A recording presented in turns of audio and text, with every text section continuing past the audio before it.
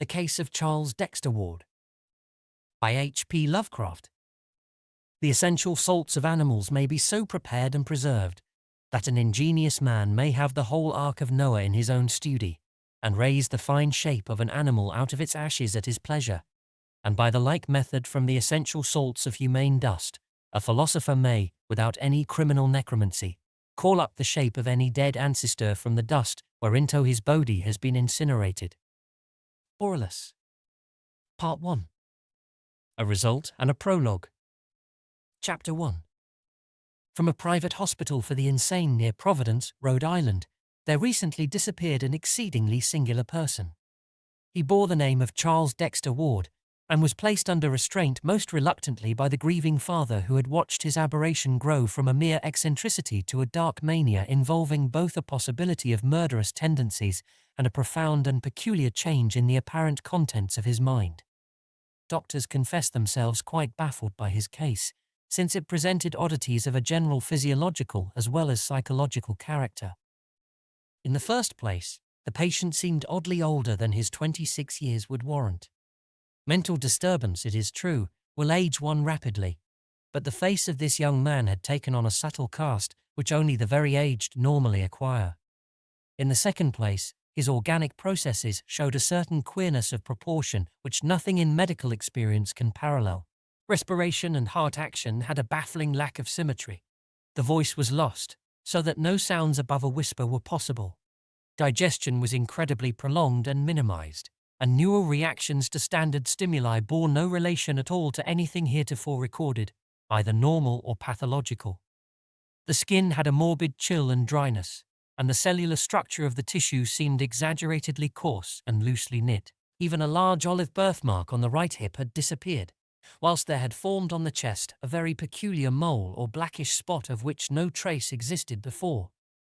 In general, all physicians agree that in Ward the processes of metabolism had become retarded to a degree beyond precedent. Psychologically, too, Charles Ward was unique. His madness held no affinity to any sort recorded in even the latest and most exhaustive of treatises, and was conjoined to a mental force which would have made him a genius or a leader had it not been twisted into strange and grotesque forms. Dr. Willett, who was Ward's family physician, affirms that the patient's gross mental capacity, as gauged by his response to matters outside the sphere of his insanity, had actually increased since the seizure. Ward, it is true, was always a scholar and an antiquarian, but even his most brilliant early work did not show the prodigious grasp and insight displayed during his last examinations by the alienists. It was indeed a difficult matter to obtain a legal commitment to the hospital, so powerful and lucid did the youth's mind seem, and only on the evidence of others, and on the strength of many abnormal gaps in his stock of information as distinguished from his intelligence, was he finally placed in confinement. To the very moment of his vanishment, he was an omnivorous reader, and as great a conversationalist as his poor voice permitted, and shrewd observers, failing to foresee his escape, freely predicted that he would not be long in gaining his discharge from custody. Only Dr. Willett, who brought Charles Ward into the world, and had watched his growth of body and mind ever since, seemed frightened at the thought of his future freedom. He had had a terrible experience and had made a terrible discovery which he dared not reveal to his skeptical colleagues. Willett, indeed, presents a minor mystery all his own in his connection with the case. He was the last to see the patient before his flight, and emerged from that final conversation in a state of mixed horror and relief which several recalled when Ward's escape became known 3 hours later. That escape itself is one of the unsolved wonders of Dr. Waite's hospital. A window open above a sheer drop of 60 feet could hardly explain it. Yet after that talk with Willett, the youth was undeniably gone. Willett himself has no public explanations to offer, though he seems strangely easier in mind than before the escape. Many, indeed, feel that he would like to say more if he thought any considerable number would believe him. He had found Ward in his room, but shortly after his departure the attendants knocked in vain. When they opened the door, the patient was not there, and all they found was the open window with a chill April breeze blowing in a cloud of fine bluish-grey dust that almost choked them. True, the dogs howled some time before, but that was while Willett was still present, and they had caught nothing and shewn no disturbance later on. Ward's father was told at once over the telephone, but he seemed more saddened than surprised. By the time Dr. Waite called in person, Dr. Willett had been talking with him, and both disavowed any knowledge or complicity in the escape. Only from certain closely confidential friends of Willett and the senior ward have any clues been gained, and even these are too wildly fantastic for general credence. The one fact which remains is that up to the present time, no trace of the missing madman has been unearthed. Charles Ward was an antiquarian from infancy, no doubt gaining his taste from the venerable town around him, and from the relics of the past which filled every corner of his parents' old mansion in Prospect Street on the crest of the hill. With the years his devotion to ancient things increased, so that history, genealogy, and the study of colonial architecture, furniture, and craftsmanship at length crowded everything else from his sphere of interests. These tastes are important to remember in considering his madness, for although they do not form its absolute nucleus, they play a prominent part in its superficial form. The gaps of information which the alienists noticed were all related to modern matters, and were invariably offset by a correspondingly excessive, though outwardly concealed knowledge of bygone matters as brought out by adroit questioning, so that one would have fancied the patient literally transferred to a former age through some obscure sort of auto-hypnosis. The odd thing was that Ward seemed no longer interested in the antiquities he knew so well. He had, it appears, lost his regard for them through sheer familiarity, and all his final efforts were obviously bent toward mastering those common facts of the modern world which had been so totally and unmistakably expunged from his brain. That this wholesale deletion had occurred, he did his best to hide, but it was clear to all who watched him that his whole program of reading and conversation was determined by a frantic wish to imbibe such knowledge of his own life and of the ordinary practical and cultural background of the 20th century as ought to have been his by virtue of his birth in 1902 and his education in the schools of our own time. Alienists are now wondering how, in view of his vitally impaired range of data, the escaped patient manages to cope with the complicated world of today. The dominant opinion being that he is lying low in some humble and unexacting position till his stock of modern information can be brought up to the normal. The beginning of Ward's madness is a matter of dispute among alienists. Dr. Lyman, the eminent Boston authority, places it in 1919 or 1920, during the boy's last year at the Moses Brown School, when he suddenly turned from the study of the past to the study of the occult, and refused to qualify for college on the ground that he had individual researches of much greater importance to make. This is certainly borne out by Ward's altered habits at the time, especially by his continual search through town records and among old burying grounds for a certain grave dug in 1771, the grave of an ancestor named Joseph Curwen, some of whose papers he professed to have found behind the panelling of a very old house in Olney Court on Stamper's Hill, which Curwen was known to have built and occupied. It is, broadly speaking, undeniable that the winter of 1919-20 saw a great change in Ward, whereby he abruptly stopped his general antiquarian pursuits and embarked on a desperate delving into occult subjects both at home and abroad, varied only by this strangely persistent search for his forefather's grave.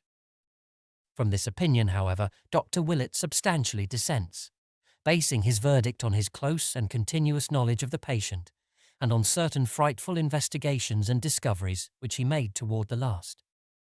Those investigations and discoveries have left their mark upon him, so that his voice trembles when he tells them, and his hand trembles when he tries to write of them. Willett admits that the change of 1919-20 would ordinarily appear to mark the beginning of a progressive decadence which culminated in the horrible and uncanny alienation of 1928, but believes from personal observation that a finer distinction must be made. Granting freely that the boy was always ill-balanced temperamentally and prone to be unduly susceptible and enthusiastic in his responses to phenomena around him, he refuses to concede that the early alteration marked the actual passage from sanity to madness, crediting instead Ward's own statement that he had discovered or rediscovered something whose effect on human thought was likely to be marvelous and profound.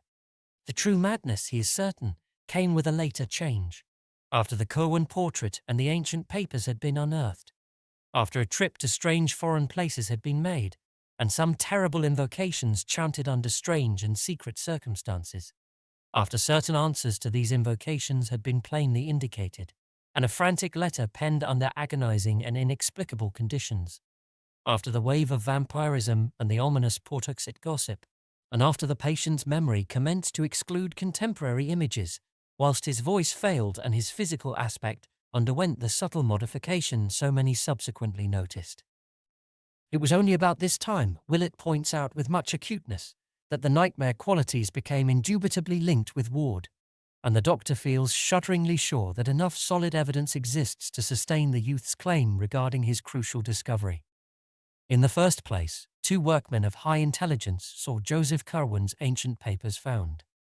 Secondly, the boy once showed Dr. Willett those papers and a page of the Curwen diary, and each of the documents had every appearance of genuineness. The hole where Ward claimed to have found them was long a visible reality, and Willett had a very convincing final glimpse of them in surroundings which can scarcely be believed and can never perhaps be proved. Then there were the mysteries and coincidences of the Orne and Hutchinson letters, and the problem of the Curwen penmanship, and of what the detectives brought to light about Dr. Allen. These things, and the terrible message in medieval minuscules found in Willett's pocket when he gained consciousness after his shocking experience. And most conclusive of all, there are the two hideous results which the doctor obtained from a certain pair of formulae during his final investigations. Results which virtually proved the authenticity of the papers, and of their monstrous implications at the same time that those papers were born forever from human knowledge. Part 1. A result and a prologue. Chapter 2. One must look back at Charles Ward's earlier life as at something belonging as much to the past as the antiquities he loved so keenly. In the autumn of 1918, and with a considerable show of zest in the military training of the period, he had begun his junior year at the Moses Brown School, which lies very near his home. The old main building, erected in 1819, had always charmed his youthful antiquarian sense, and the spacious park in which the academy is set appealed to his sharp eye for landscape.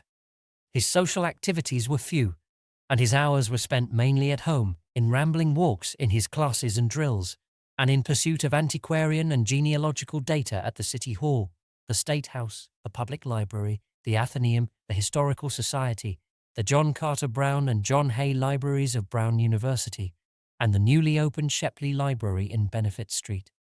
One may picture him yet as he was in those days, tall, slim, and blond, with studious eyes and a slight stoop, dressed somewhat carelessly, and giving a dominant impression of harmless awkwardness rather than attractiveness.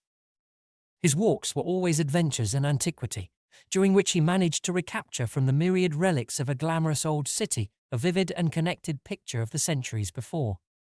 His home was a great Georgian mansion atop the well-nigh precipitous hill that rises just east of the river, and from the rear windows of its rambling wings he could look dizzily out over all the clustered spires, domes, roofs, and skyscraper summits of the lower town to the purple hills of the countryside beyond.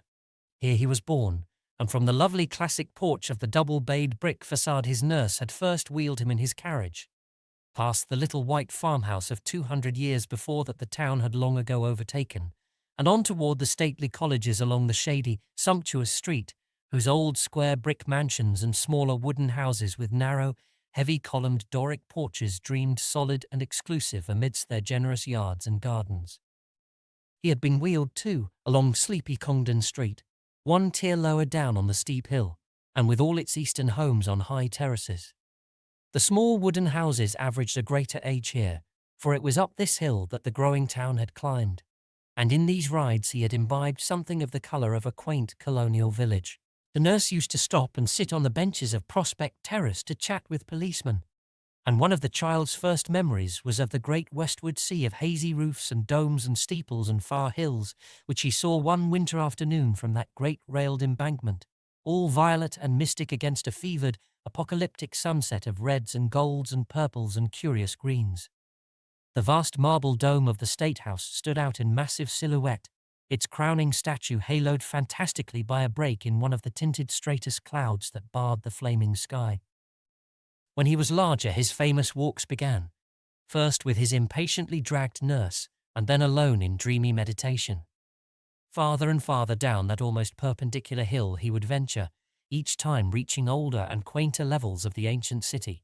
He would hesitate gingerly down vertical Jenks Street with its bank walls and colonial gables to the shady Benefit Street corner, where before him was a wooden antique with an Ionic pilastered pair of doorways, and beside him a prehistoric gambrel roofer with a bit of primal farmyard remaining, and the great Judge Durfee house with its fallen vestiges of Georgian grandeur. It was getting to be a slum here, but the Titan elms cast a restoring shadow over the place, and the boy used to stroll south past the long lines of the pre-revolutionary homes with their great central chimneys and classic portals. On the eastern side, they were set high over basements with railed double flights of stone steps, and the young Charles could picture them as they were when the street was new, and red heels and periwigs set off the painted pediments whose signs of wear were now becoming so visible. Westward the hill dropped almost as steeply as above, down to the old town street that the founders had laid out at the river's edge in 1636.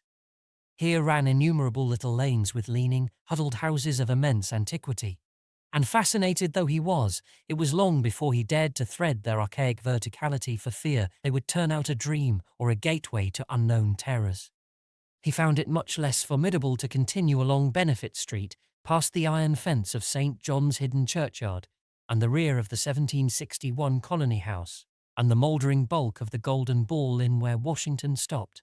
At Meeting Street, the successive Jail Lane and King Street of other periods, he would look upward to the east and see the arched flight of steps to which the highway had to resort in climbing the slope, and downward to the west, glimpsing the old brick colonial schoolhouse that smiles across the road at the ancient sign of Shakespeare's Head, where the Providence Gazette and Country Journal was printed before the Revolution. Then came the exquisite First Baptist Church of 1775, luxurious with its matchless Gibbs steeple, and the Georgian roofs and cupolas hovering by. Here and to the southward the neighbourhood became better, flowering at last into a marvellous group of early mansions.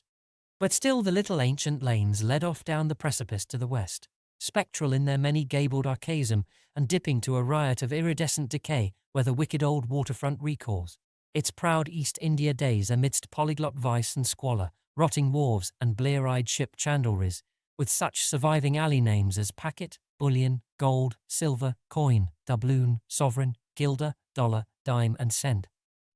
Sometimes, as he grew taller and more adventurous, young Ward would venture down into this maelstrom of tottering houses, broken transoms, tumbling steps, twisted balustrades, swarthy faces and nameless odours, winding from South Main to South Water, searching out the docks where the bay and sound steamers still touched, and returning northward at this lower level past the steep-roofed 1816 warehouses and the broad square at the Great Bridge, where the 1773 market house still stands firm on its ancient arches. In that square, he would pause to drink in the bewildering beauty of the old town as it rises on its eastward bluff, decked with its two Georgian spires and crowned by the vast new Christian Science dome as London is crowned by St. Paul's.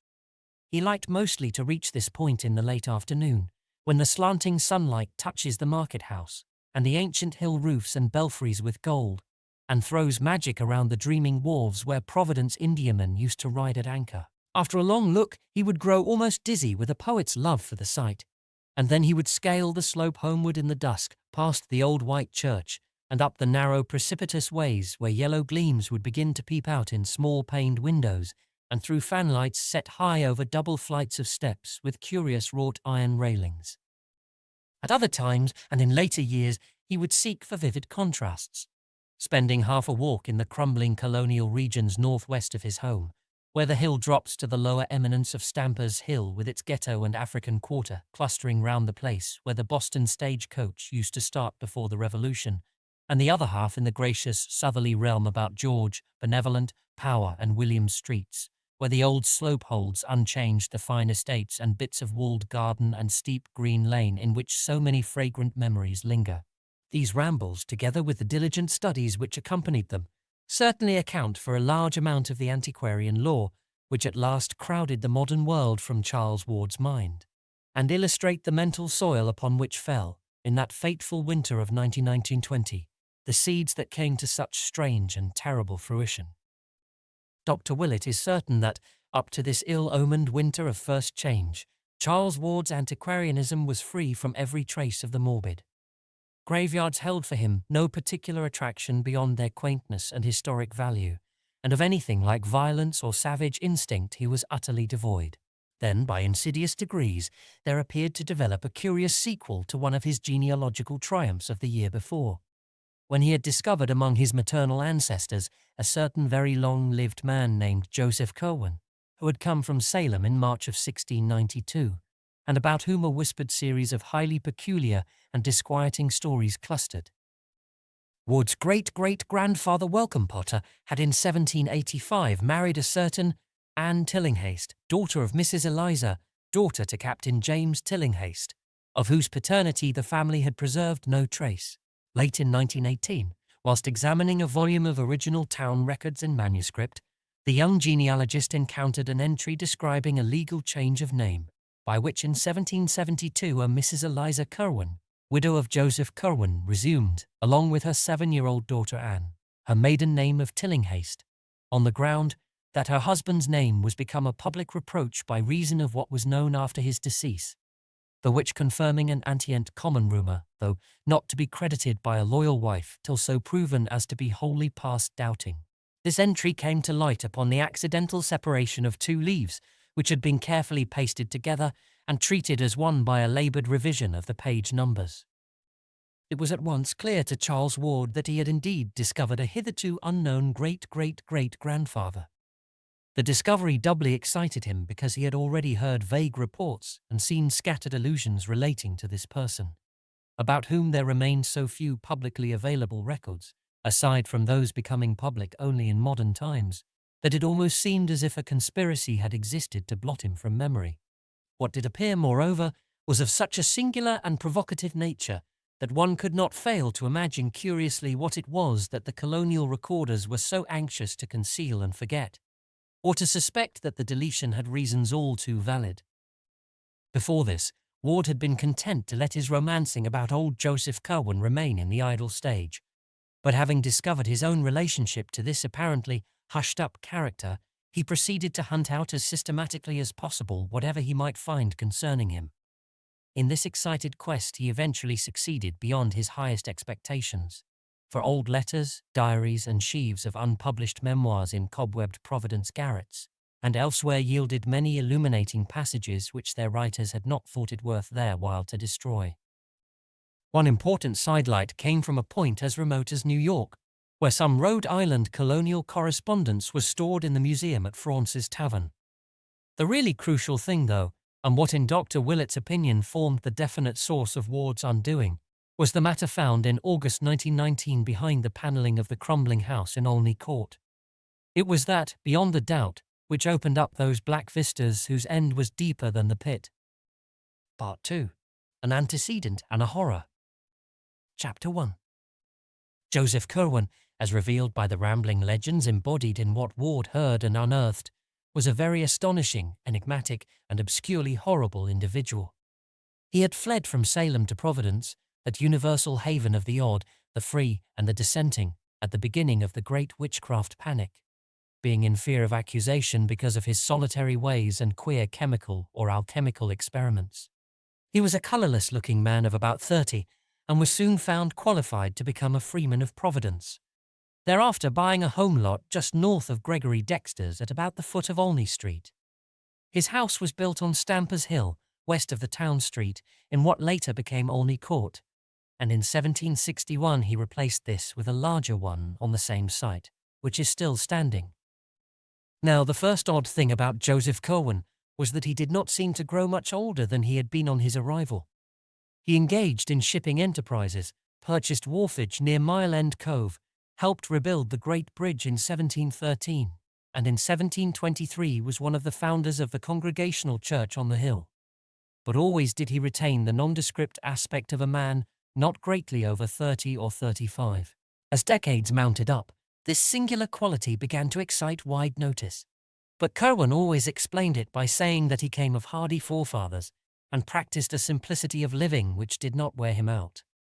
How such simplicity could be reconciled with the inexplicable comings and goings of the secretive merchant, and with the queer gleaming of his windows at all hours of night, was not very clear to the townsfolk, and they were prone to assign other reasons for his continued youth and longevity. It was held, for the most part, that Curwen's incessant mixings and boilings of chemicals had much to do with his condition. Gossip spoke of the strange substances he brought from London and the Indies on his ships or purchased in Newport, Boston, and New York. And when old Dr. Jabez Bowen came from Rehoboth and opened his apothecary shop across the Great Bridge at the sign of the Unicorn and Mortar, there was ceaseless talk of the drugs, acids, and metals that the taciturn recluse incessantly bought or ordered from him. Acting on the assumption that Curwen possessed a wondrous and secret medical skill, many sufferers of various sorts applied to him for aid. But though he appeared to encourage their belief in a non-committal way, and always gave them odd-coloured potions in response to their requests, it was observed that his ministrations to others seldom proved of benefit. At length, when over 50 years had passed since the stranger's advent, and without producing more than 5 years' apparent change in his face and physique, the people began to whisper more darkly, and to meet more than halfway that desire for isolation which he had always shewn. Private letters and diaries of the period revealed, too, a multitude of other reasons why Joseph Curwen was marvelled at, feared, and finally shunned like a plague. His passion for graveyards, in which he was glimpsed at all hours and under all conditions, was notorious, though no one had witnessed any deed on his part which could actually be termed ghoulish. On the Pawtuxet Road he had a farm, at which he generally lived during the summer, and to which he would frequently be seen riding at various odd times of the day or night.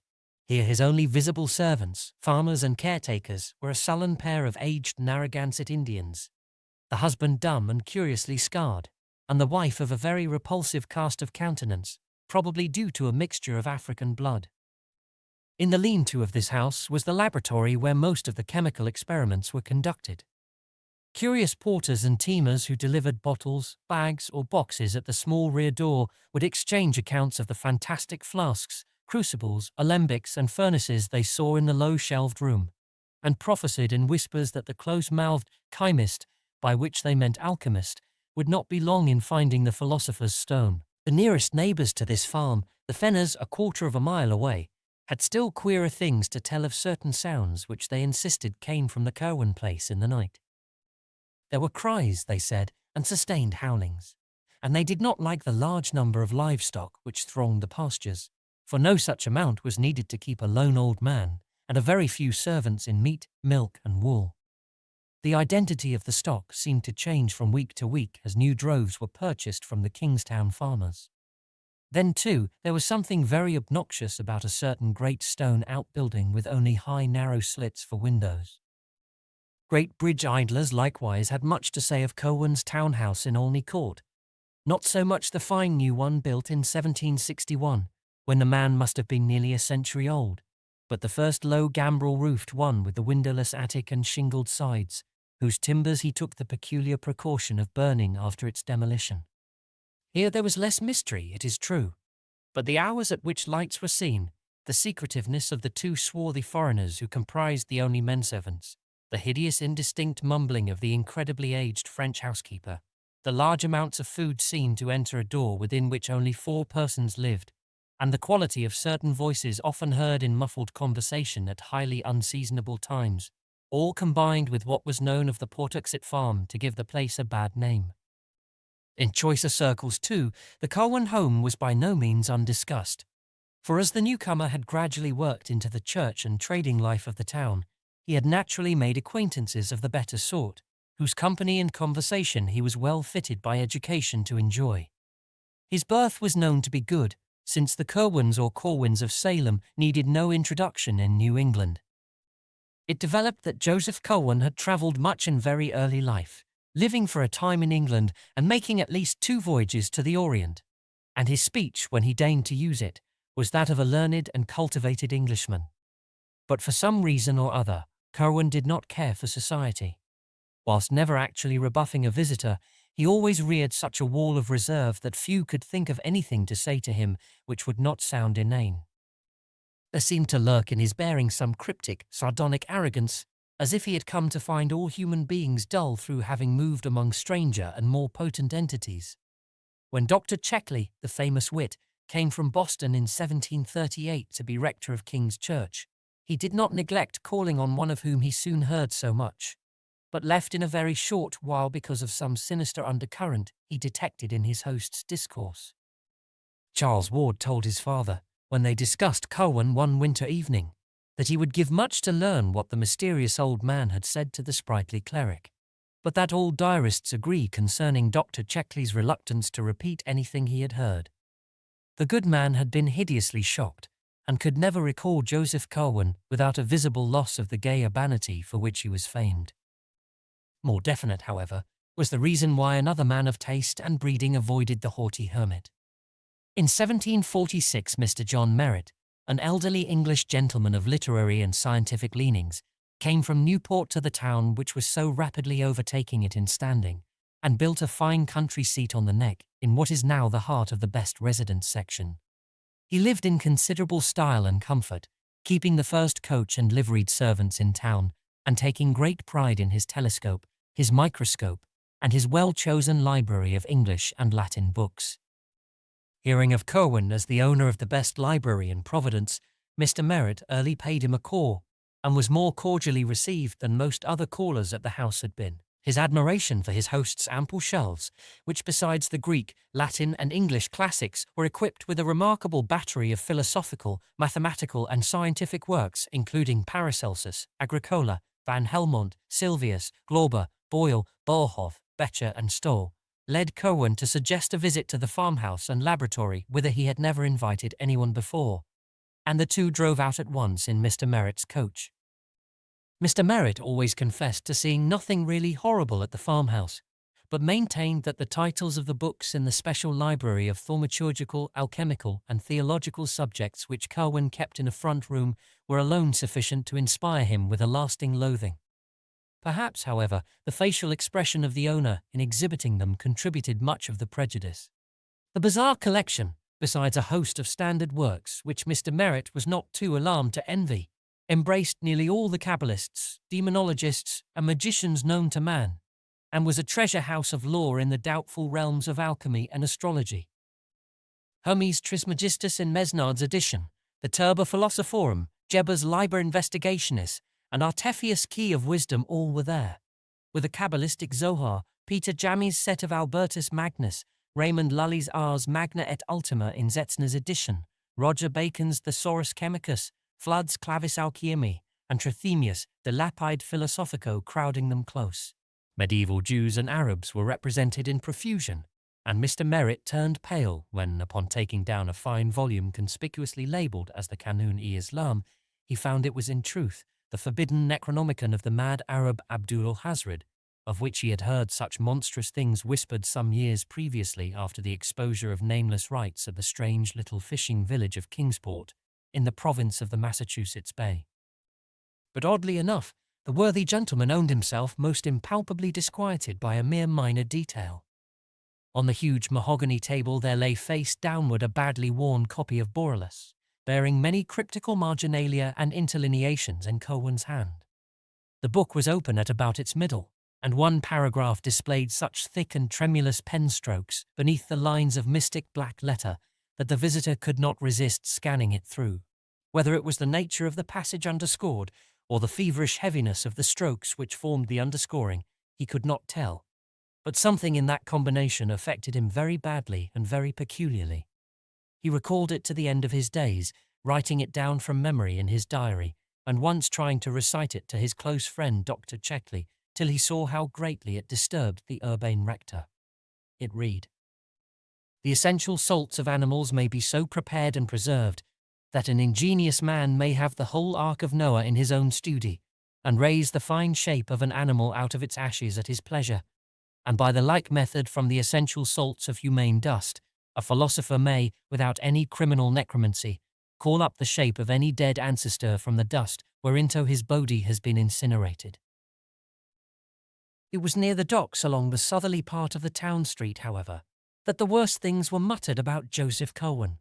Sailors are superstitious folk, and the seasoned salts who manned the infinite rum, slave, and molasses sloops, the rakish privateers, and the great brigs of the Browns, Crawfords, and Tillinghastes, all made strange furtive signs of protection when they saw the slim, deceptively young-looking figure with its yellow hair and slight stoop entering the Curwen warehouse in Doubloon Street, or talking with captains and supercargoes on the long quay where the Curwen ships rode restlessly.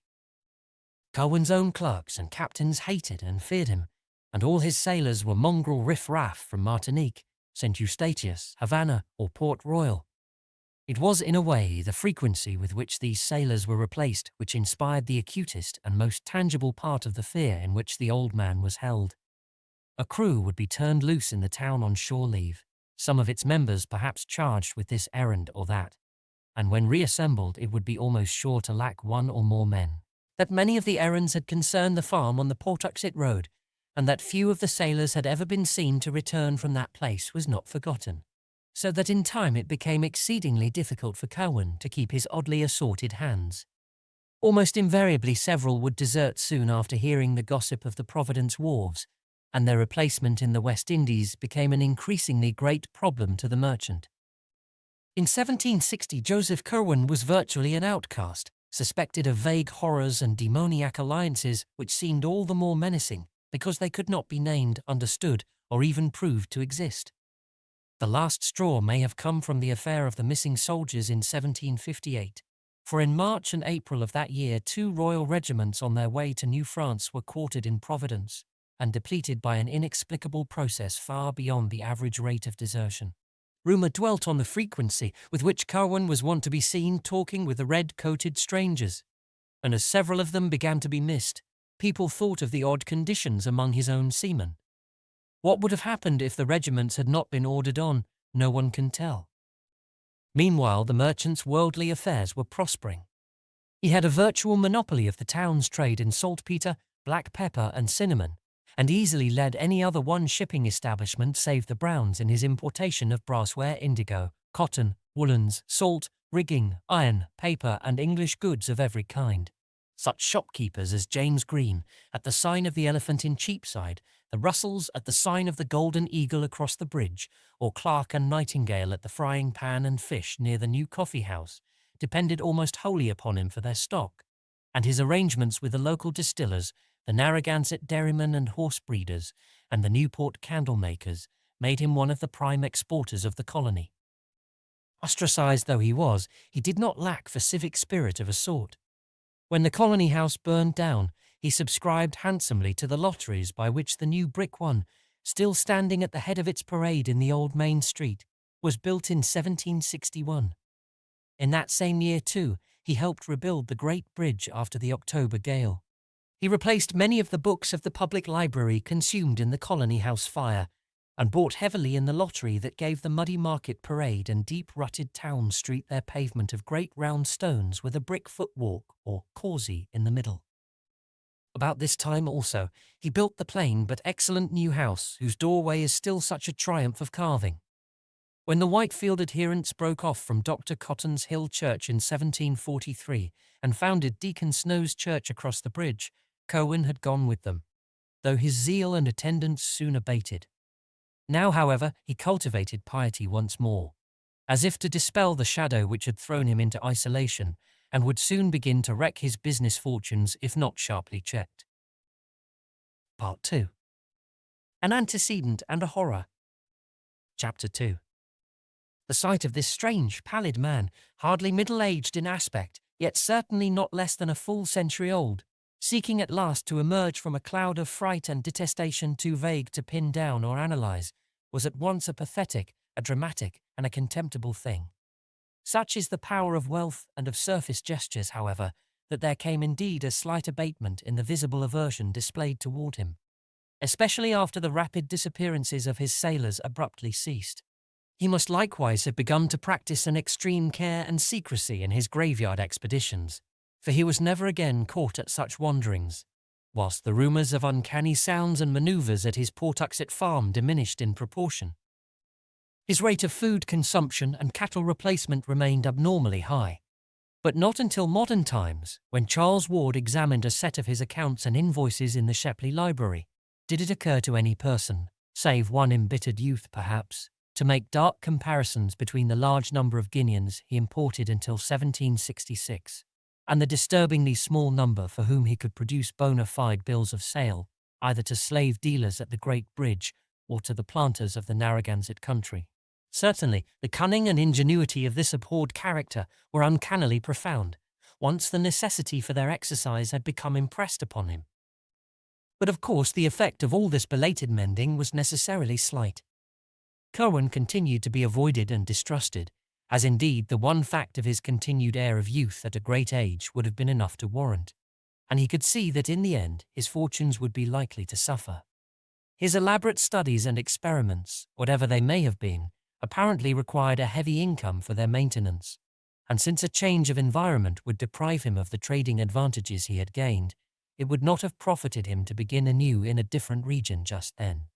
Judgment demanded that he patch up his relations with the townsfolk of Providence so that his presence might no longer be a signal for hushed conversation, transparent excuses of errands elsewhere, and a general atmosphere of constraint and uneasiness.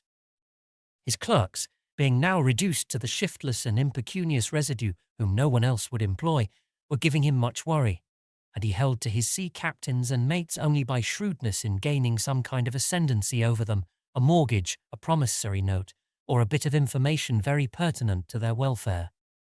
In many cases, diarists have recorded with some awe, Curwen showed almost the power of a wizard in unearthing family secrets for questionable use. During the final 5 years of his life, it seemed as though only direct talks with the long dead could possibly have furnished some of the data which he had so glibly at his tongue's end. About this time, the crafty scholar hit upon a last desperate expedient to regain his footing in the community. Hitherto a complete hermit, he now determined to contract an advantageous marriage, securing as a bride some lady whose unquestioned position would make all ostracism of his home impossible. It may be that he also had deeper reasons for wishing an alliance, reasons so far outside the known cosmic sphere that only papers found a century and a half after his death caused anyone to suspect them, but of this nothing certain can ever be learned. Naturally, he was aware of the horror and indignation with which any ordinary courtship of his would be received. Hence he looked about for some likely candidate upon whose parents he might exert a suitable pressure. Such candidates, he found, were not at all easy to discover, since he had very particular requirements in the way of beauty, accomplishments, and social security. At length his survey narrowed down to the household of one of his best and oldest ship captains, a widower of high birth and unblemished standing named Duty Tillinghaste, whose only daughter Eliza seemed dowered with every conceivable advantage save prospects as an heiress. Captain Tillinghaste was completely under the domination of Curwen, and consented, after a terrible interview in his cupolaed house on Powers Lane Hill, to sanction the blasphemous alliance. Eliza Tillinghaste was at that time 18 years of age, and had been reared as gently as the reduced circumstances of her father permitted. She had attended Stephen Jackson's school opposite the courthouse parade, and had been diligently instructed by her mother, before the latter's death of smallpox in 1757, in all the arts and refinements of domestic life. A sampler of hers, worked in 1753 at the age of 9, may still be found in the rooms of the Rhode Island Historical Society. After her mother's death, she had kept the house, aided only by one old African woman. Her arguments with her father concerning the proposed Curwen marriage must have been painful indeed, but of these we have no record.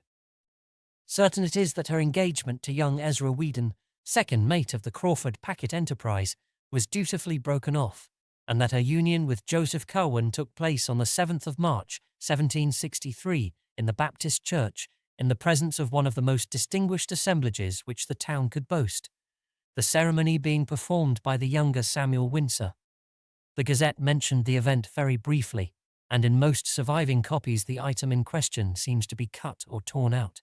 Ward found a single intact copy after much search in the archives of a private collector of note, observing with amusement the meaningless urbanity of the language.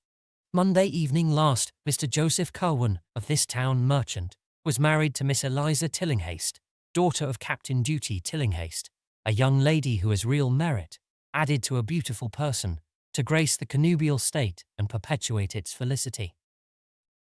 The collection of Durfee Arnold letters, discovered by Charles Ward shortly before his first reputed madness in the private collection of Melville F. Peters, Esquire, of George Street, and covering this and a somewhat antecedent period, throws vivid light on the outrage done to public sentiment by this ill-assorted match. The social influence of the Tillinghastes, however, was not to be denied, and once more Joseph Curwen found his house frequented by persons whom he could never otherwise have induced to cross his threshold. His acceptance was by no means complete, and his bride was socially the sufferer through her forced venture. But at all events, the wall of utter ostracism was somewhat worn down. In his treatment of his wife, the strange bridegroom astonished both her and the community by displaying an extreme graciousness and consideration. The new house in Olney Court was now wholly free from disturbing manifestations, and although Curwen was much absent at the Pawtuxet farm, which his wife never visited, he seemed more like a normal citizen than at any other time in his long years of residence. Only one person remained in open enmity with him, this being the youthful ship's officer whose engagement to Eliza Tillinghast had been so abruptly broken. Ezra Whedon had frankly vowed vengeance, and though of a quiet and ordinarily mild disposition, was now gaining a hate-bred, dogged purpose which boded no good to the usurping husband. On the 7th of May, 1765, Curwen's only child, Anne, was born, and was christened by the Reverend John Graves of King's Church, of which both husband and wife had become communicants shortly after their marriage, in order to compromise between their respective congregational and Baptist affiliations. The record of this birth, as well as that of the marriage 2 years before, was stricken from most copies of the church and town annals where it ought to appear, and Charles Ward located both with the greatest difficulty after his discovery of the widow's change of name had apprised him of his own relationship and engendered the feverish interest which culminated in his madness. The birth entry, indeed, was found very curiously through correspondence with the heirs of the loyalist Dr. Graves, who had taken with him a duplicate set of records when he left his pastorate at the outbreak of the Revolution.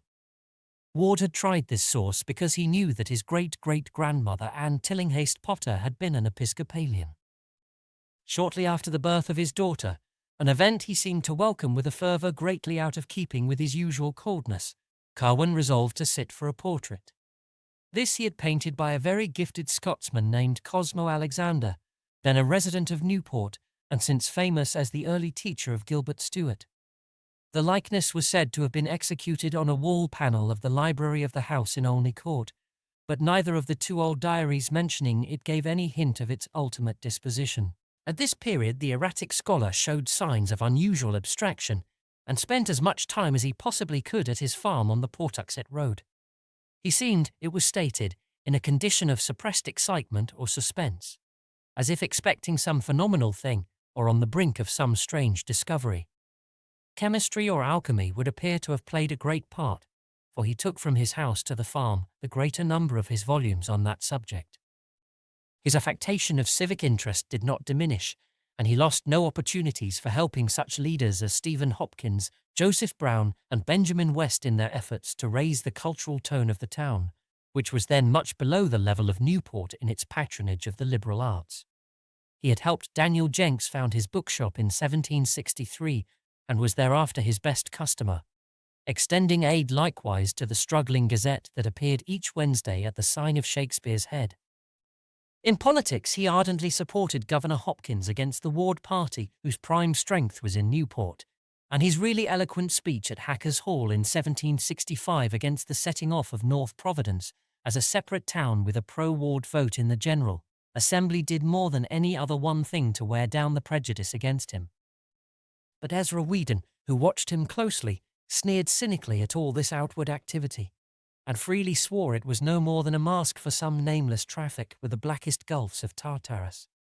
The revengeful youth began a systematic study of the man and his doings whenever he was in port, spending hours at night by the wharves with a dory in readiness when he saw lights in the Curwen warehouses, and following the small boat which would sometimes steal quietly off and down the bay.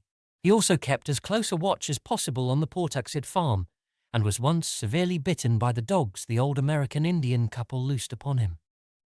Part 2. An Antecedent and a Horror. Chapter 3. In 1766 came the final change in Joseph Curwen. It was very sudden, and gained wide notice amongst the curious townsfolk, for the air of suspense and expectancy dropped like an old cloak, giving instant place to an ill-concealed exultation of perfect triumph. Curwen seemed to have difficulty in restraining himself from public harangues on what he had found or learned or made, but apparently the need of secrecy was greater than the longing to share his rejoicing, for no explanation was ever offered by him. It was after this transition, which appears to have come early in July, that the sinister scholar began to astonish people by his possession of information which only their long-dead ancestors would seem to be able to impart. But Curwen's feverish secret activities by no means ceased with this change. On the contrary, they tended rather to increase, so that more and more of his shipping business was handled by the captains whom he now bound to him by ties of fear as potent as those of bankruptcy had been. He altogether abandoned the slave trade, alleging that its profits were constantly decreasing. Every possible moment was spent at the Pawtuxet farm, though there were rumours now and then of his presence in places which, though not actually near graveyards, were yet so situated in relation to graveyards that thoughtful people wondered just how thorough the old merchant's change of habits really was. Ezra Whedon, though his periods of espionage were necessarily brief and intermittent on account of his sea voyaging, had a vindictive persistence which the bulk of the practical townsfolk and farmers lacked, and subjected Curwen's affairs to a scrutiny such as they had never had before. Many of the odd manoeuvres of the strange merchant's vessels had been taken for granted on account of the unrest of the times, when every colonist seemed determined to resist the provisions of the Sugar Act, which hampered a prominent traffic. Smuggling and evasion were the rule in Narragansett Bay, and nocturnal landings of illicit cargoes were continuous commonplaces. But Whedon, night after night following the lighters or small sloops, which he saw steal off from the Curwen warehouses at the town street docks, soon felt assured that it was not merely His Majesty's armed ships which the sinister skulker was anxious to avoid. Prior to the change in 1766, these boats had for the most part contained chained Africans who were carried down and across the bay and landed at an obscure point on the shore just north of Pawtuxet, being afterward driven up the bluff and across country to the Curwen farm, where they were locked in that enormous stone outbuilding which had only high narrow slits for windows. After that change, however, the whole program was altered. Importation of slaves ceased at once, and for a time Curwen abandoned his midnight sailings. Then, about the spring of 1767, a new policy appeared. Once more the lighters grew wont to put out from the black silent docks, and this time they would go down the bay some distance, perhaps as far as Namquit Point, where they would meet and receive cargo from strange ships of considerable size and widely varied appearance. Curwen's sailors would then deposit this cargo at the usual point on the shore and transport it overland to the farm, locking it in the same cryptical stone building which had formerly received the Africans. The cargo consisted almost wholly of boxes and cases, of which a large proportion were oblong and heavy and disturbingly suggestive of coffins. Whedon always watched the farm with unremitting assiduity, visiting it each night for long periods, and seldom letting a week go by without a sight, except when the ground bore a footprint revealing snow. Even then he would often walk as close as possible in the travelled road, or on the ice of the neighbouring river to see what tracks others might have left. Finding his own vigils interrupted by nautical duties, he hired a tavern companion named Eleazar Smith to continue the survey during his absences, and between them the two could have set in motion some extraordinary rumours. That they did not do so was only because they knew the effect of publicity would be to warn their quarry and make further progress impossible. Instead, they wished to learn something definite before taking any action. What they did learn must have been startling indeed, and Charles Ward spoke many times to his parents of his regret at Whedon's later burning of his notebooks. All that can be told of their discoveries is what Eleazar Smith jotted down in a none too coherent diary, and what other diarists and letter writers have timidly repeated from the statements which they finally made, and according to which the farm was only the outer shell of some vast and revolting menace, of a scope and depth too profound and intangible for more than shadowy comprehension. It is gathered that Whedon and Smith became early convinced that a great series of tunnels and catacombs, inhabited by a very sizable staff of persons besides the old native and his wife, underlay the farm. The house was an old peaked relic of the middle 17th century with enormous stacked chimney and diamond-paned lattice windows, the laboratory being in a lean-to toward the north, where the roof came nearly to the ground. This building stood clear of any other, yet judging by the different voices heard at odd times within, it must have been accessible through secret passages beneath. These voices before 1766 were mere mumblings and African whisperings and frenzied screams, coupled with curious chants or invocations.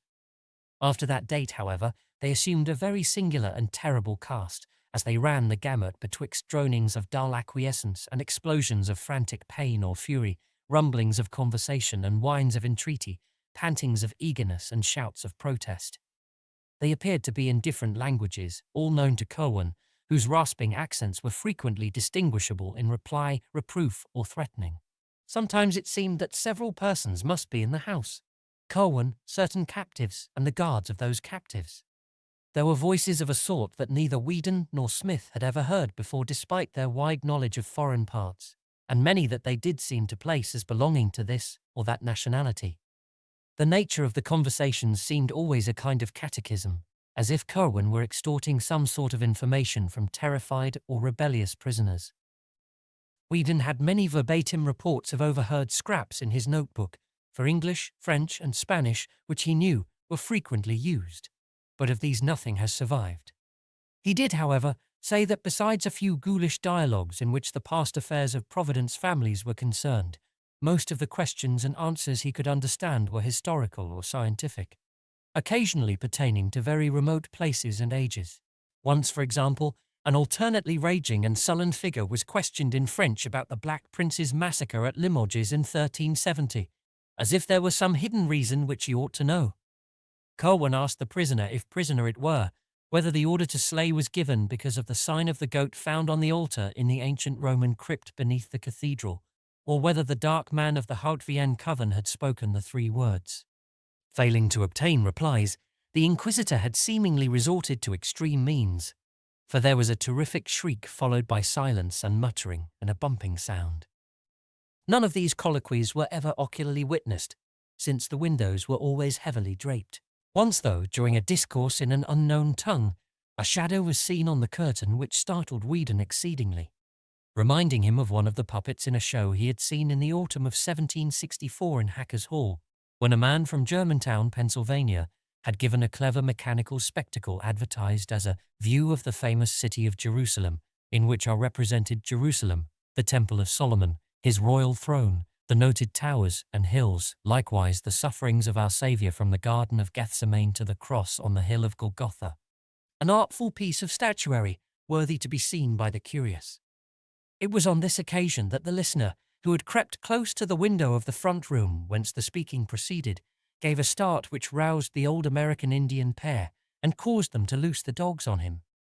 After that, no more conversations were ever heard in the house, and Whedon and Smith concluded that Curwen had transferred his field of action to regions below.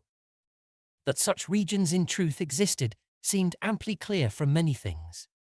Faint cries and groans unmistakably came up now and then from what appeared to be the solid earth in places far from any structure, whilst hidden in the bushes along the river bank in the rear, where the high ground sloped steeply down to the valley of the Pawtuxet, there was found an arched oaken door in a frame of heavy masonry, which was obviously an entrance to caverns within the hill. When or how these catacombs could have been constructed, Whedon was unable to say, but he frequently pointed out how easily the place might have been reached by bands of unseen workmen from the river. Joseph Curwen put his mongrel seamen to diverse uses indeed. During the heavy spring rains of 1769, the 2 watchers kept a sharp eye on the steep river bank to see if any subterranean secrets might be washed to light, and were rewarded by the sight of a profusion of both human and animal bones in places where deep gullies had been worn in the banks.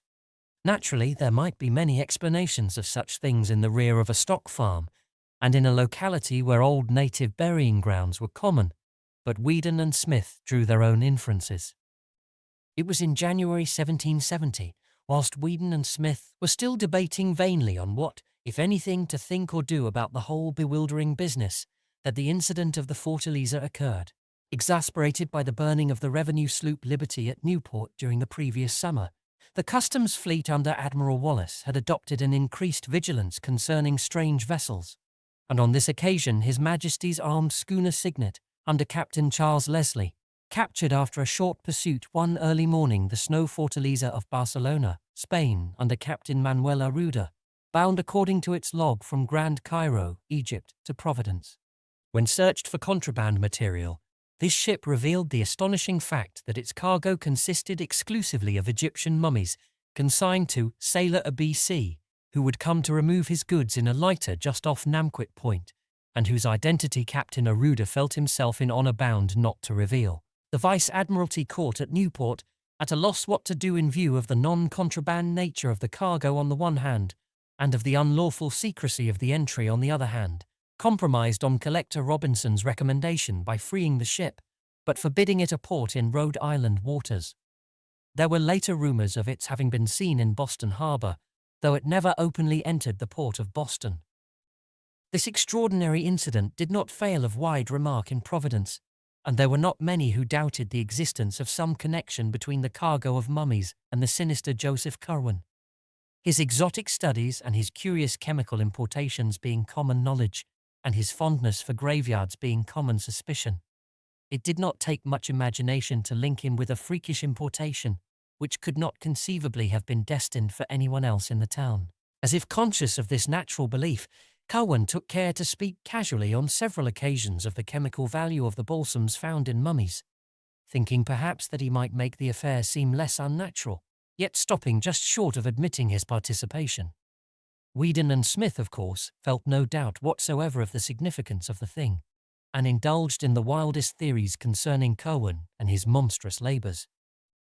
The following spring, like that of the year before, had heavy rains, and the watchers kept careful track of the river bank behind the Curwen farm.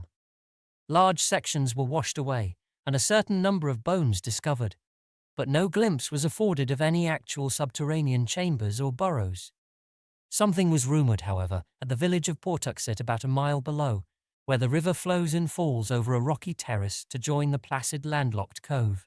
There, where quaint old cottages climbed the hill from the rustic bridge, and fishing smacks lay anchored at their sleepy docks, a vague report went round of things that were floating down the river and flashing into sight for a minute as they went over the falls. Of course, the Pawtuxet is a long river which winds through many settled regions abounding in graveyards, and of course the spring rains had been very heavy. But the fisherfolk about the bridge did not like the wild way that one of the things stared as it shot down to the still water below, or the way that another half cried out, although its condition had greatly departed from that of objects which normally cry out. That rumour sent Smith, for Whedon was just then at sea, in haste to the river bank behind the farm, where surely enough there remained the evidences of an extensive cave-in.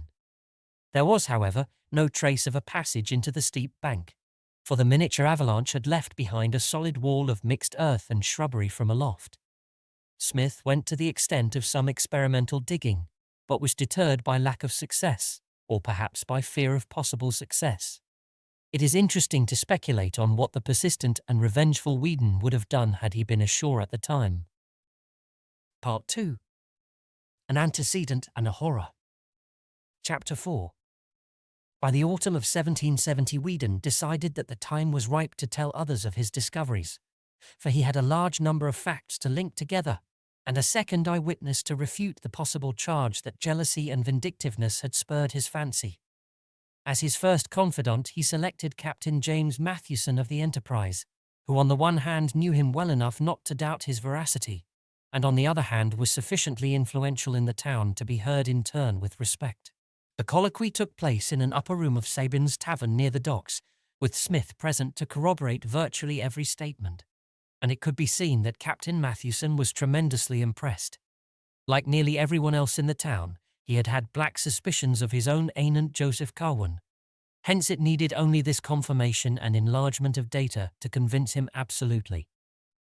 At the end of the conference he was very grave, and enjoined strict silence upon the two younger men. He would, he said, transmit the information separately to some 10 or so of the most learned and prominent citizens of Providence, ascertaining their views and following whatever advice they might have to offer. Secrecy would probably be essential in any case, for this was no matter that the town constables or militia could cope with. And above all else, the excitable crowd must be kept in ignorance, lest there be enacted in these already troublous times a repetition of that frightful Salem panic of less than a century before which had first brought Curwen hither. The right persons to tell, he believed, would be Dr. Benjamin West, whose pamphlet on the late transit of Venus proved him a scholar and keen thinker, Reverend James Manning, president of the college which had just moved up from Warren, and was temporarily housed in the new King Street schoolhouse, awaiting the completion of its building on the hill above Presbyterian Lane. Ex-Governor Stephen Hopkins, who had been a member of the Philosophical Society at Newport, and was a man of very broad perceptions. John Carter, publisher of the Gazette. All four of the Brown brothers, John, Joseph, Nicholas, and Moses, who formed the recognized local magnates, and of whom Joseph was an amateur scientist of parts. Old Dr. Jabez Bowen, whose erudition was considerable, and who had much first-hand knowledge of Curwen's odd purchases, and Captain Abraham Whipple, a privateersman of phenomenal boldness and energy who could be counted on to lead in any active measures needed. These men, if favourable, might eventually be brought together for collective deliberation, and with them would rest the responsibility of deciding whether or not to inform the governor of the colony, Joseph Wanton of Newport, before taking action. The mission of Captain Mathewson prospered beyond his highest expectations. For whilst he found one or two of the chosen confidants somewhat sceptical of the possible ghastly side of Weedon's tale, there was not one who did not think it necessary to take some sort of secret and coordinated action. Curwen, it was clear, formed a vague potential menace to the welfare of the town and colony, and must be eliminated at any cost. Late in December 1770, a group of eminent townsmen met at the home of Stephen Hopkins and debated tentative measures. Weedon's notes, which he had given to Captain Mathewson, were carefully read, and he and Smith were summoned to give testimony anent details.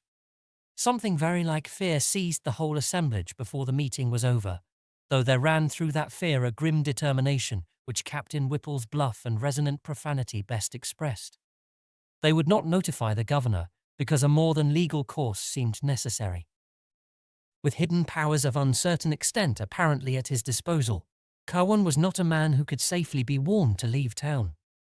Nameless reprisals might ensue, and even if the sinister creature complied, the removal would be no more than the shifting of an unclean burden to another place. The times were lawless, and men who had flouted the king's revenue forces for years were not the ones to balk at sterner things when duty impelled. Curwen must be surprised at his Portuxet farm by a large raiding party of seasoned privateersmen and given one decisive chance to explain himself. If he proved a madman, amusing himself with shrieks and imaginary conversations in different voices, he would be properly confined. If something graver appeared, and if the underground horrors indeed turned out to be real, he and all with him must die. It could be done quietly, and even the widow and her father need not be told how it came about. While these serious steps were under discussion, there occurred in the town an incident so terrible and inexplicable that for a time little else was mentioned for miles around.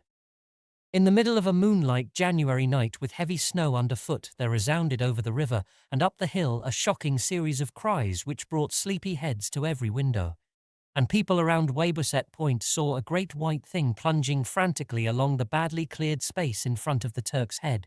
There was a baying of dogs in the distance, but this subsided as soon as the clamour of the awakened town became audible. Parties of men with lanterns and muskets hurried out to see what was happening, but nothing rewarded their search.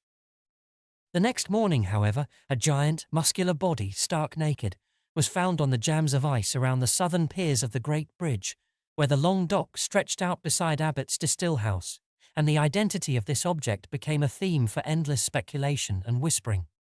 It was not so much the younger as the older folk who whispered, for only in the patriarchs did that rigid face with horror-bulging eyes strike any chord of memory. They, shaking as they did so, exchanged furtive murmurs of wonder and fear. For in those stiff, hideous features lay a resemblance so marvellous as to be almost an identity, and that identity was with a man who had died full 50 years before. Ezra Weedon was present at the finding, and remembering the baying of the night before, set out along Weybosset Street and across Muddy Dock Bridge, whence the sound had come. He had a curious expectancy, and was not surprised when, reaching the edge of the settled district where the street merged into the Portuxet Road, he came upon some very curious tracks in the snow.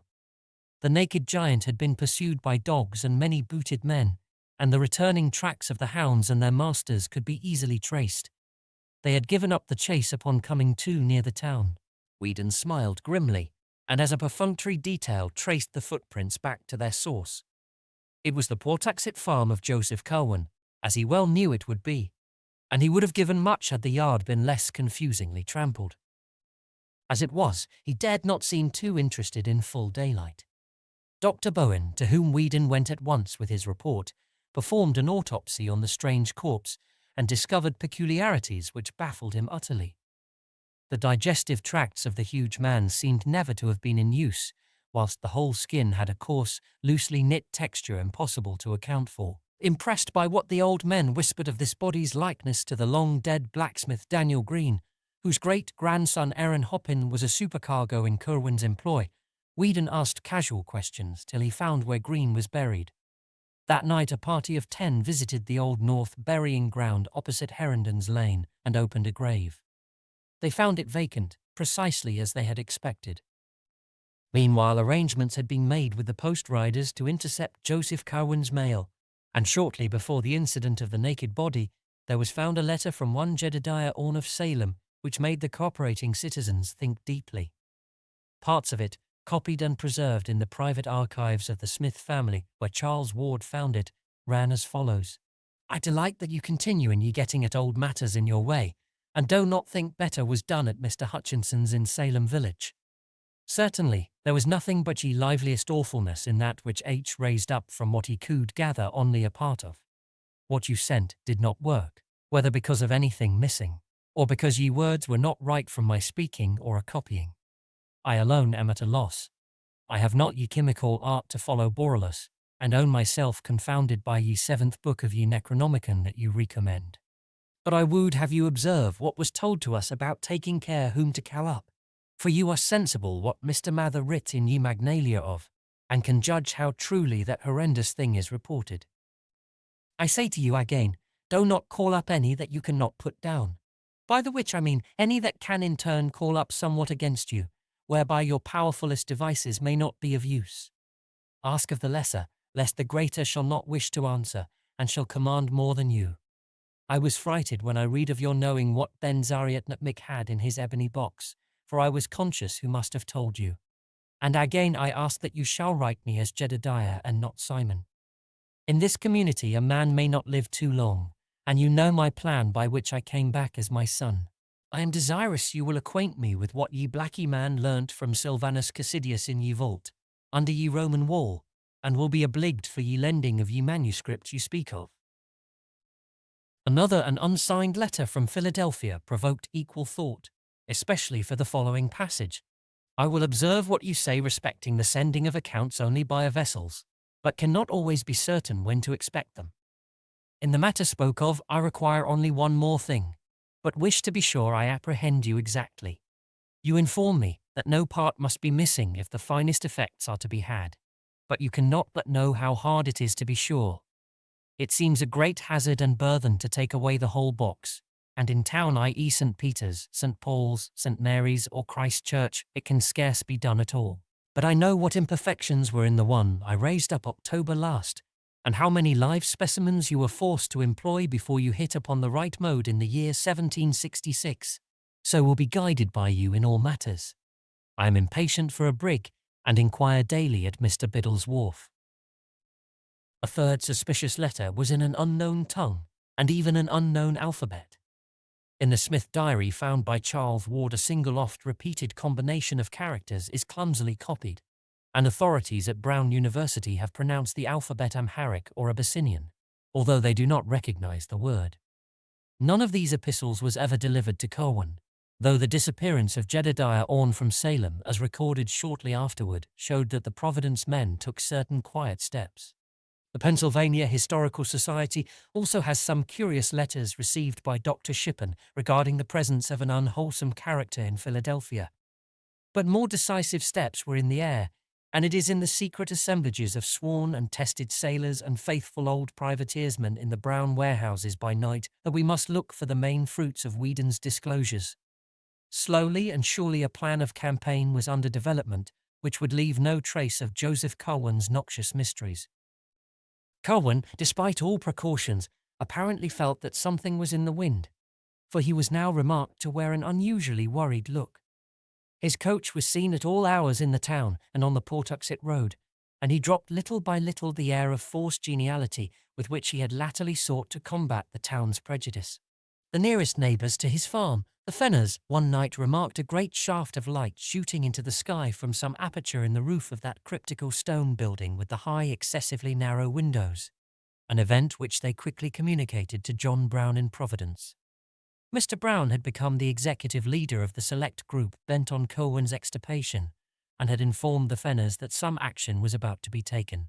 This he deemed needful because of the impossibility of their not witnessing the final raid, and he explained his course by saying that Curwen was known to be a spy of the customs officers at Newport, against whom the hand of every Providence shipper, merchant and farmer was openly or clandestinely raised. Whether the ruse was wholly believed by neighbours who had seen so many queer things is not certain, but at any rate the Fenners were willing to connect any evil with a man of such queer ways. To them Mr. Brown had entrusted the duty of watching the Curwen farmhouse, and of regularly reporting every incident which took place there. Part 2. An Antecedent and a Horror. Chapter 5. The probability that Curwen was on guard and attempting unusual things, as suggested by the odd shaft of light, precipitated at last the action so carefully devised by the band of serious citizens. According to the Smith diary, a company of about 100 men met at 10 p.m. on Friday, April 12, 1771, in the great room of Thurston's Tavern at the sign of the Golden Lion on Weybosset Point across the bridge. Of the guiding group of prominent men, in addition to the leader John Brown, there were present Dr. Bowen, with his case of surgical instruments, President Manning without the great periwig, the largest in the colonies for which he was noted, Governor Hopkins, wrapped in his dark cloak and accompanied by his seafaring brother Essex, whom he had initiated at the last moment with the permission of the rest, John Carter, Captain Mathewson, and Captain Whipple, who was to lead the actual raiding party. These chiefs conferred apart in a rear chamber, after which Captain Whipple emerged to the great room and gave the gathered seamen their last oaths and instructions. Eleazar Smith was with the leaders as they sat in the rear apartment awaiting the arrival of Ezra Whedon, whose duty was to keep track of Curwen and report the departure of his coach for the farm. About 10:30 a heavy rumble was heard on the great bridge, followed by the sound of a coach in the street outside, and at that hour there was no need of waiting for Whedon in order to know that the doomed man had set out for his last night of unhallowed wizardry. A moment later, as the receding coach clattered faintly over the muddy dock bridge, Whedon appeared, and the raiders fell silently into military order in the street, shouldering the firelocks, fowling pieces, or whaling harpoons which they had with them. Whedon and Smith were with the party, and of the deliberating citizens there were present for active service Captain Whipple, the leader, Captain Essex Hopkins, John Carter, President Manning, Captain Mathewson, and Dr. Bowen, together with Moses Brown, who had come up at the 11th hour, though absent from the preliminary session in the tavern. All these freemen and their 100 sailors began the long march without delay, grim and a trifle apprehensive as they left the muddy dock behind and mounted the gentle rise of Broad Street toward the Pawtuxet Road. Just beyond Elder Snow's church, some of the men turned back to take a parting look at Providence lying outspread under the early spring stars. Steeples and gables rose dark and shapely, and salt breezes swept up gently from the cove north of the bridge. Vega was climbing above the great hill across the water, whose crest of trees was broken by the roof line of the unfinished college edifice. At the foot of that hill, and along the narrow mounting lanes of its side, the old town dreamed. Old Providence, for whose safety and sanity so monstrous and colossal a blasphemy was about to be wiped out. An hour and a quarter later the raiders arrived, as previously agreed, at the Fenner farmhouse, where they heard a final report on their intended victim. He had reached his farm over half an hour before, and the strange light had soon afterwards shot once into the sky, but there were no lights in any visible windows. This was always the case of late.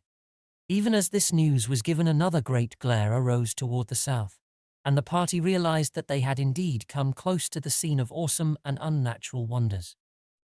Captain Whipple now ordered his force to separate into 3 divisions, one of 20 men under Eleazar Smith to strike across to the shore and guard the landing place against possible reinforcements for Curwen, until summoned by a messenger for desperate service.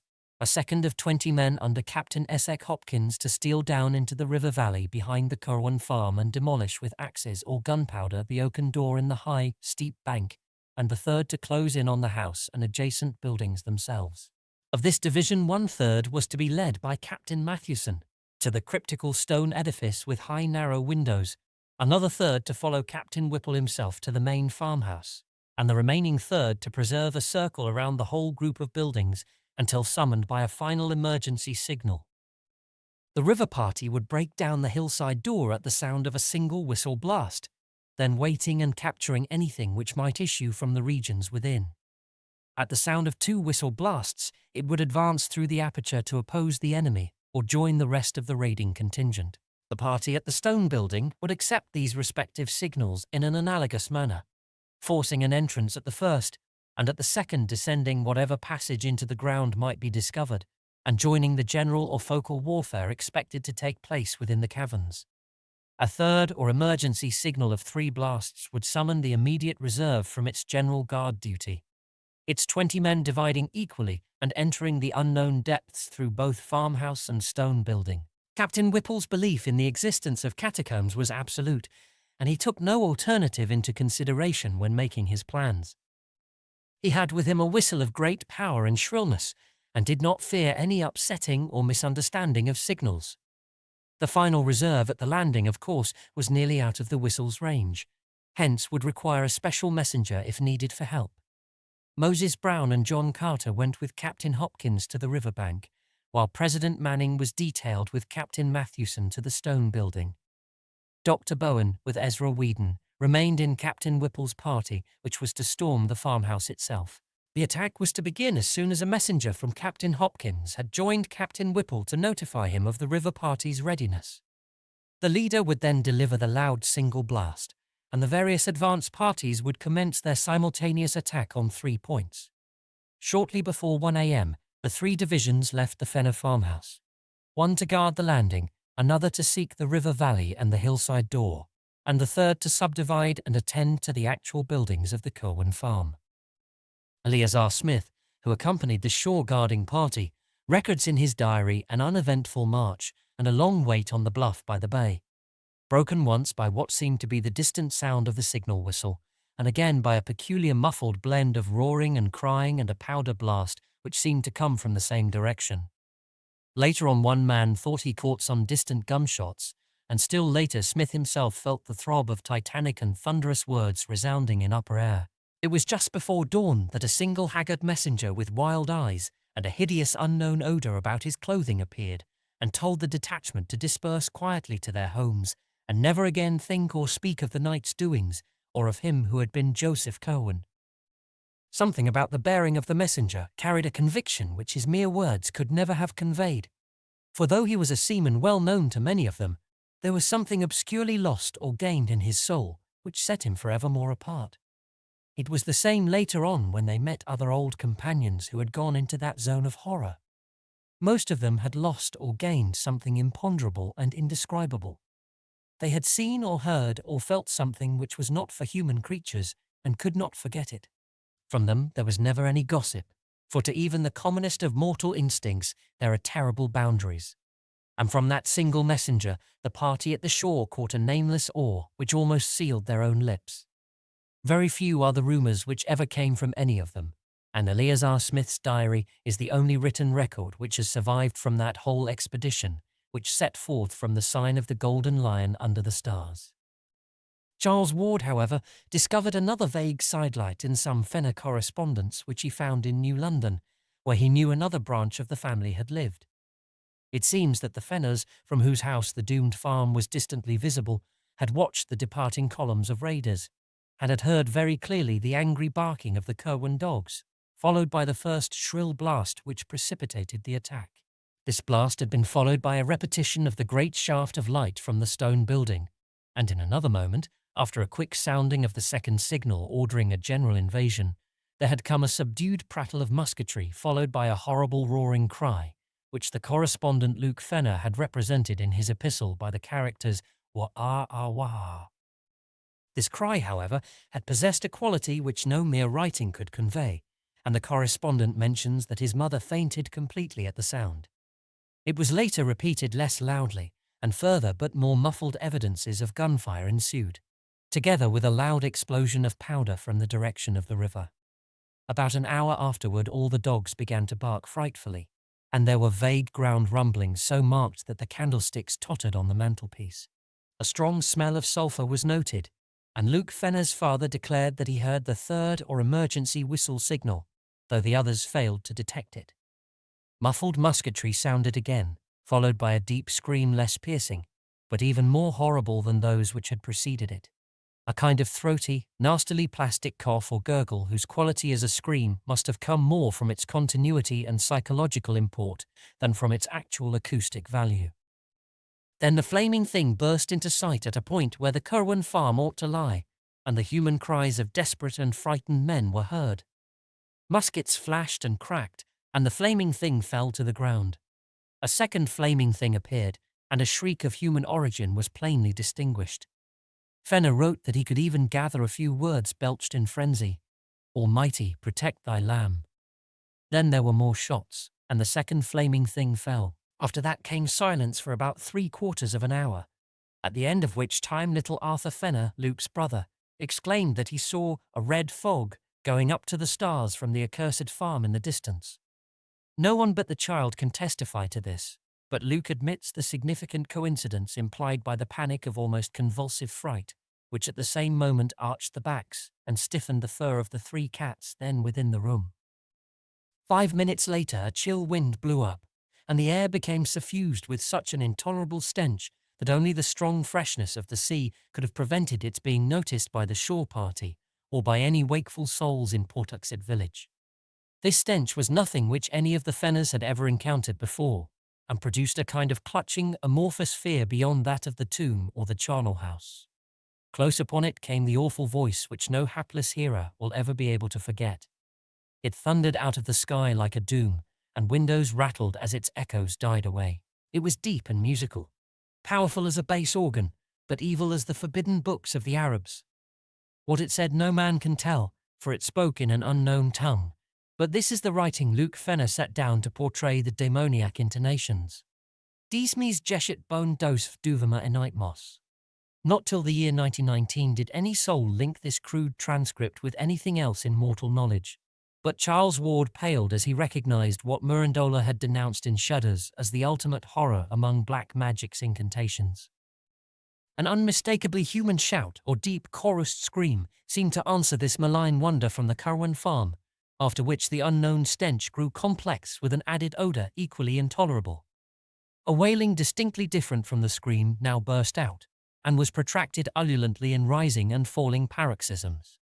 At times it became almost articulate, though no auditor could trace any definite words, and at one point it seemed to verge toward the confines of diabolic and hysterical laughter.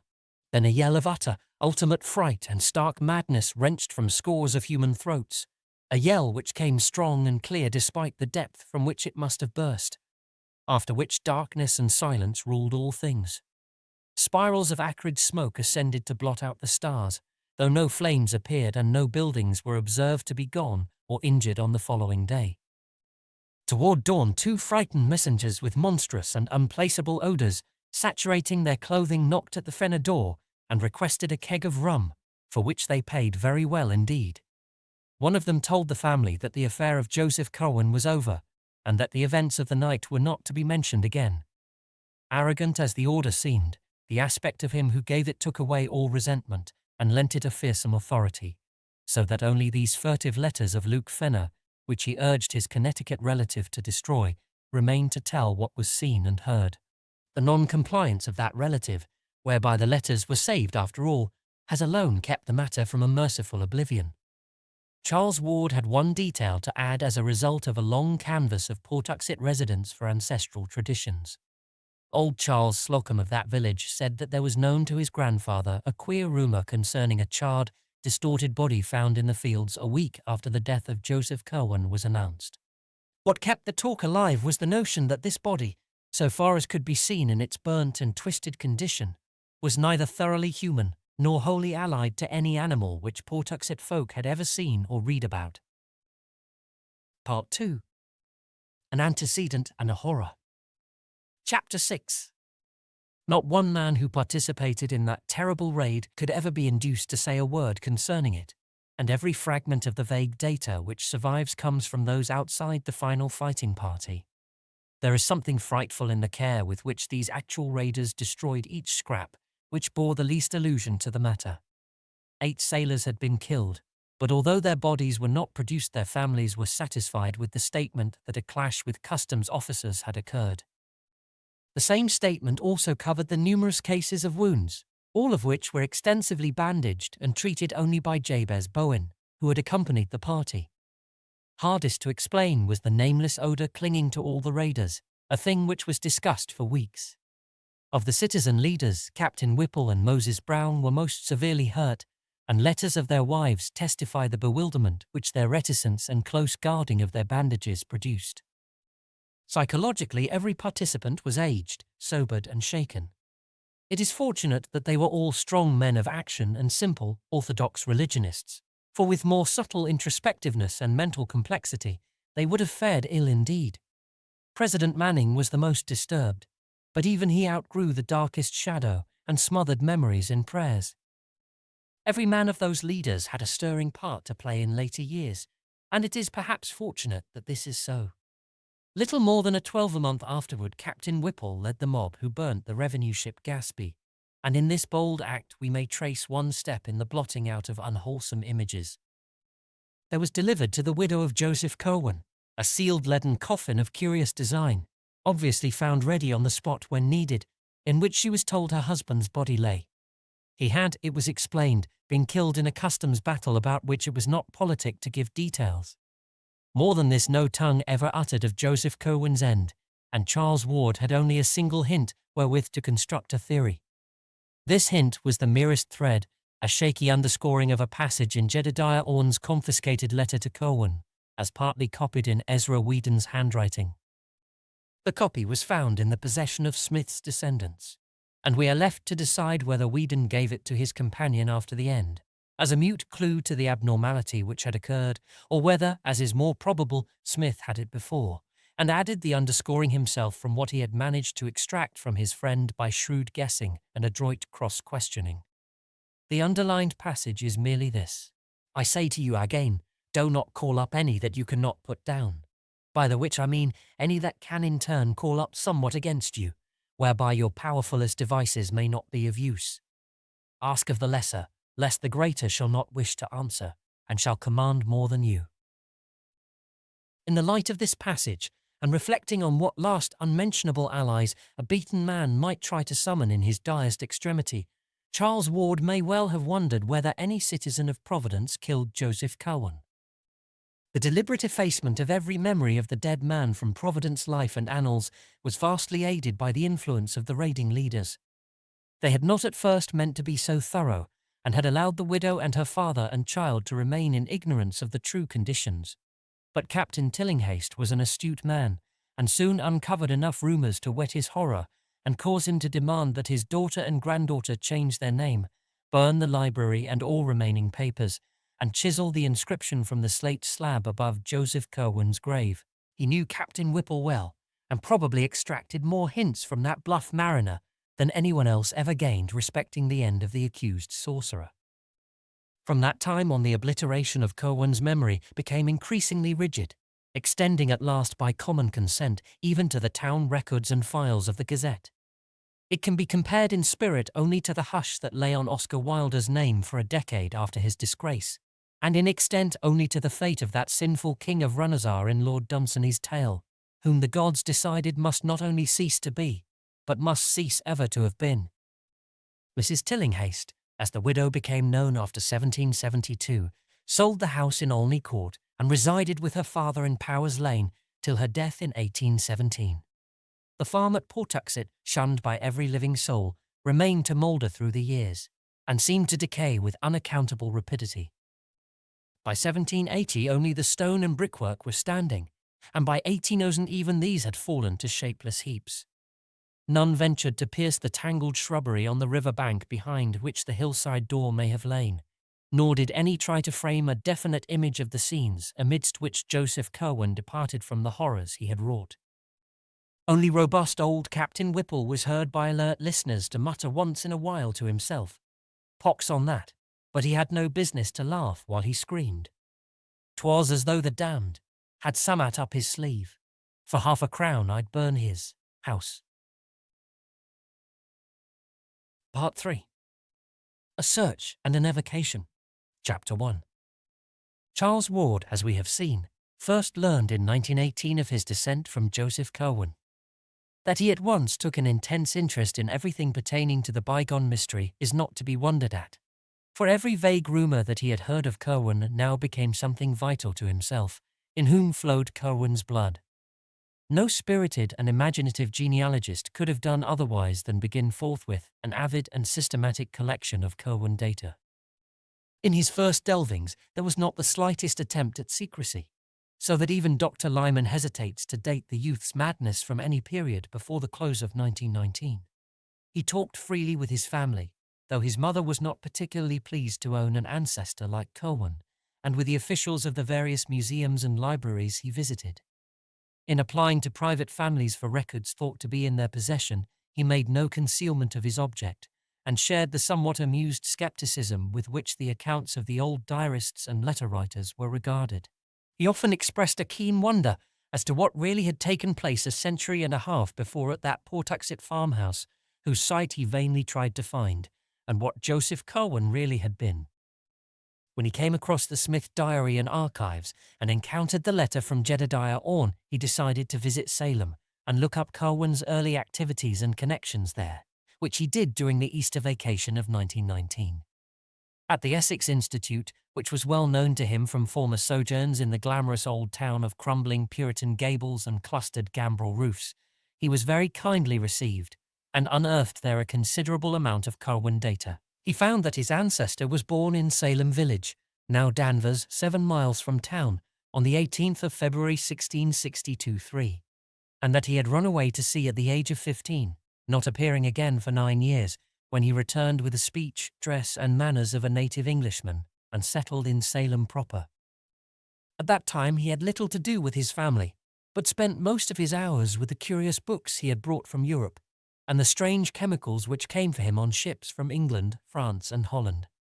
Certain trips of his into the country were the objects of much local inquisitiveness, and were whisperingly associated with vague rumours of fires on the hills at night.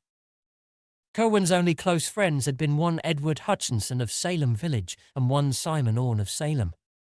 With these men he was often seen in conference about the common, and visits among them were by no means infrequent. Hutchinson had a house well out toward the woods, and it was not altogether liked by sensitive people because of the sounds heard there at night. He was said to entertain strange visitors, and the lights seen from his windows were not always of the same colour. The knowledge he displayed concerning long-dead persons and long-forgotten events was considered distinctly unwholesome, and he disappeared about the time the witchcraft panic began, never to be heard from again. At that time Joseph Curwen also departed, but his settlement in Providence was soon learned of. Simon Orne lived in Salem until 1720, when his failure to grow visibly old began to excite attention. He thereafter disappeared, though 30 years later his precise counterpart and self-styled son turned up to claim his property. The claim was allowed on the strength of documents in Simon Orne's known hand, and Jedediah Orne continued to dwell in Salem till 1771. When certain letters from Providence citizens to the Reverend Thomas Barnard and others brought about his quiet removal to parts unknown. Certain documents by and about all of these strange characters were available at the Essex Institute, the courthouse, and the Registry of Deeds, and included both harmless commonplaces such as land titles and bills of sale, and furtive fragments of a more provocative nature.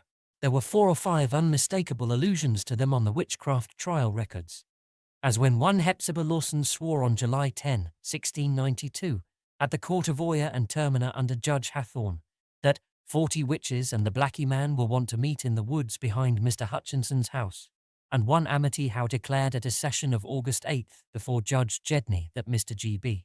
revered George Burroughs on that night, put ye divil his mark upon Bridget S., Jonathan A., Simon O., Deliverance W., Joseph C., Susan P., Mehitable C., and Deborah B. Then there was a catalogue of Hutchinson's uncanny library as found after his disappearance, and an unfinished manuscript in his handwriting, couched in a cipher none could read. Ward had a photostatic copy of this manuscript made and began to work casually on the cipher as soon as it was delivered to him. After the following August, his labours on the cipher became intense and feverish, and there is reason to believe from his speech and conduct that he hit upon the key before October or November. He never stated, though, whether or not he had succeeded. But of the greatest immediate interest was the Orne material. It took Ward only a short time to prove from identity of penmanship, a thing he had already considered established from the text of the letter to Curwen, namely that Simon Orne and his supposed son were one and the same person. As Orne had said to his correspondent, it was hardly safe to live too long in Salem, hence he resorted to a 30-year sojourn abroad and did not return to claim his lands except as a representative of a new generation. Orne had apparently been careful to destroy most of his correspondence, but the citizens who took action in 1771 found and preserved a few letters and papers which excited their wonder.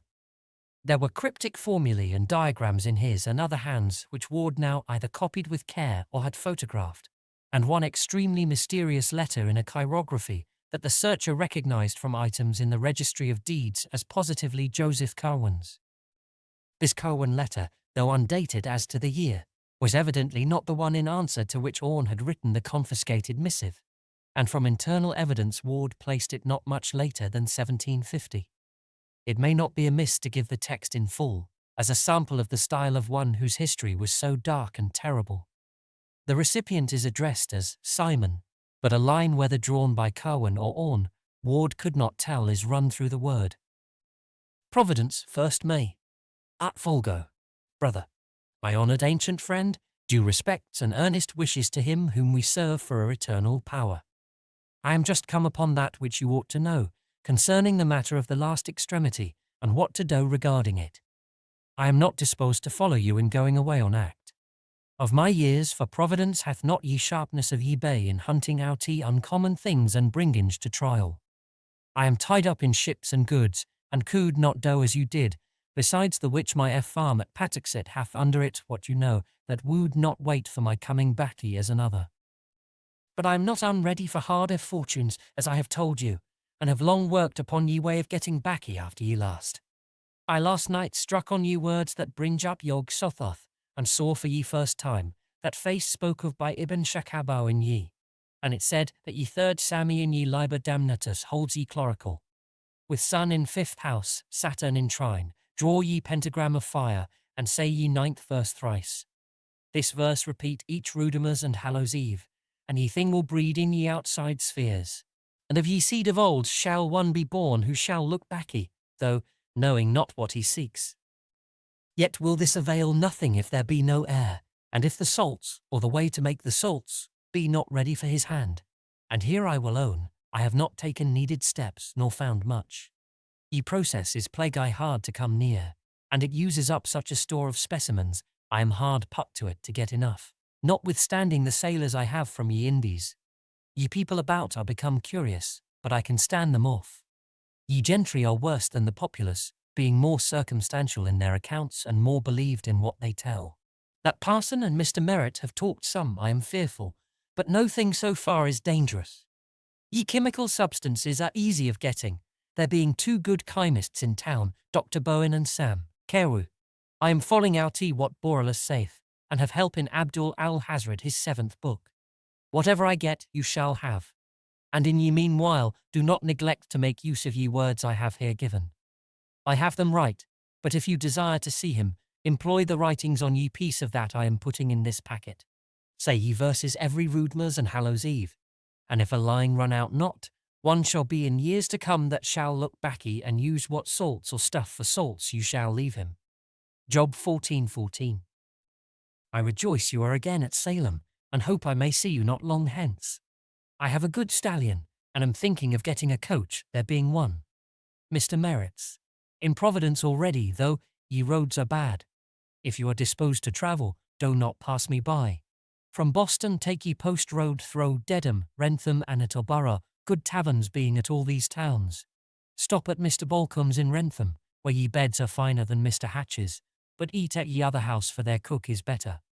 Turn into Prue by Pawtucket Falls, and ye rode past Mr. Sales's tavern.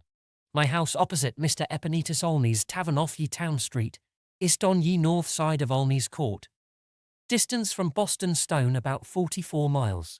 Sir, I am a old and true friend and servant in Olmarzen Metriton. Josephus C. To Mr. Simon Orne, Williams Lane in Salem.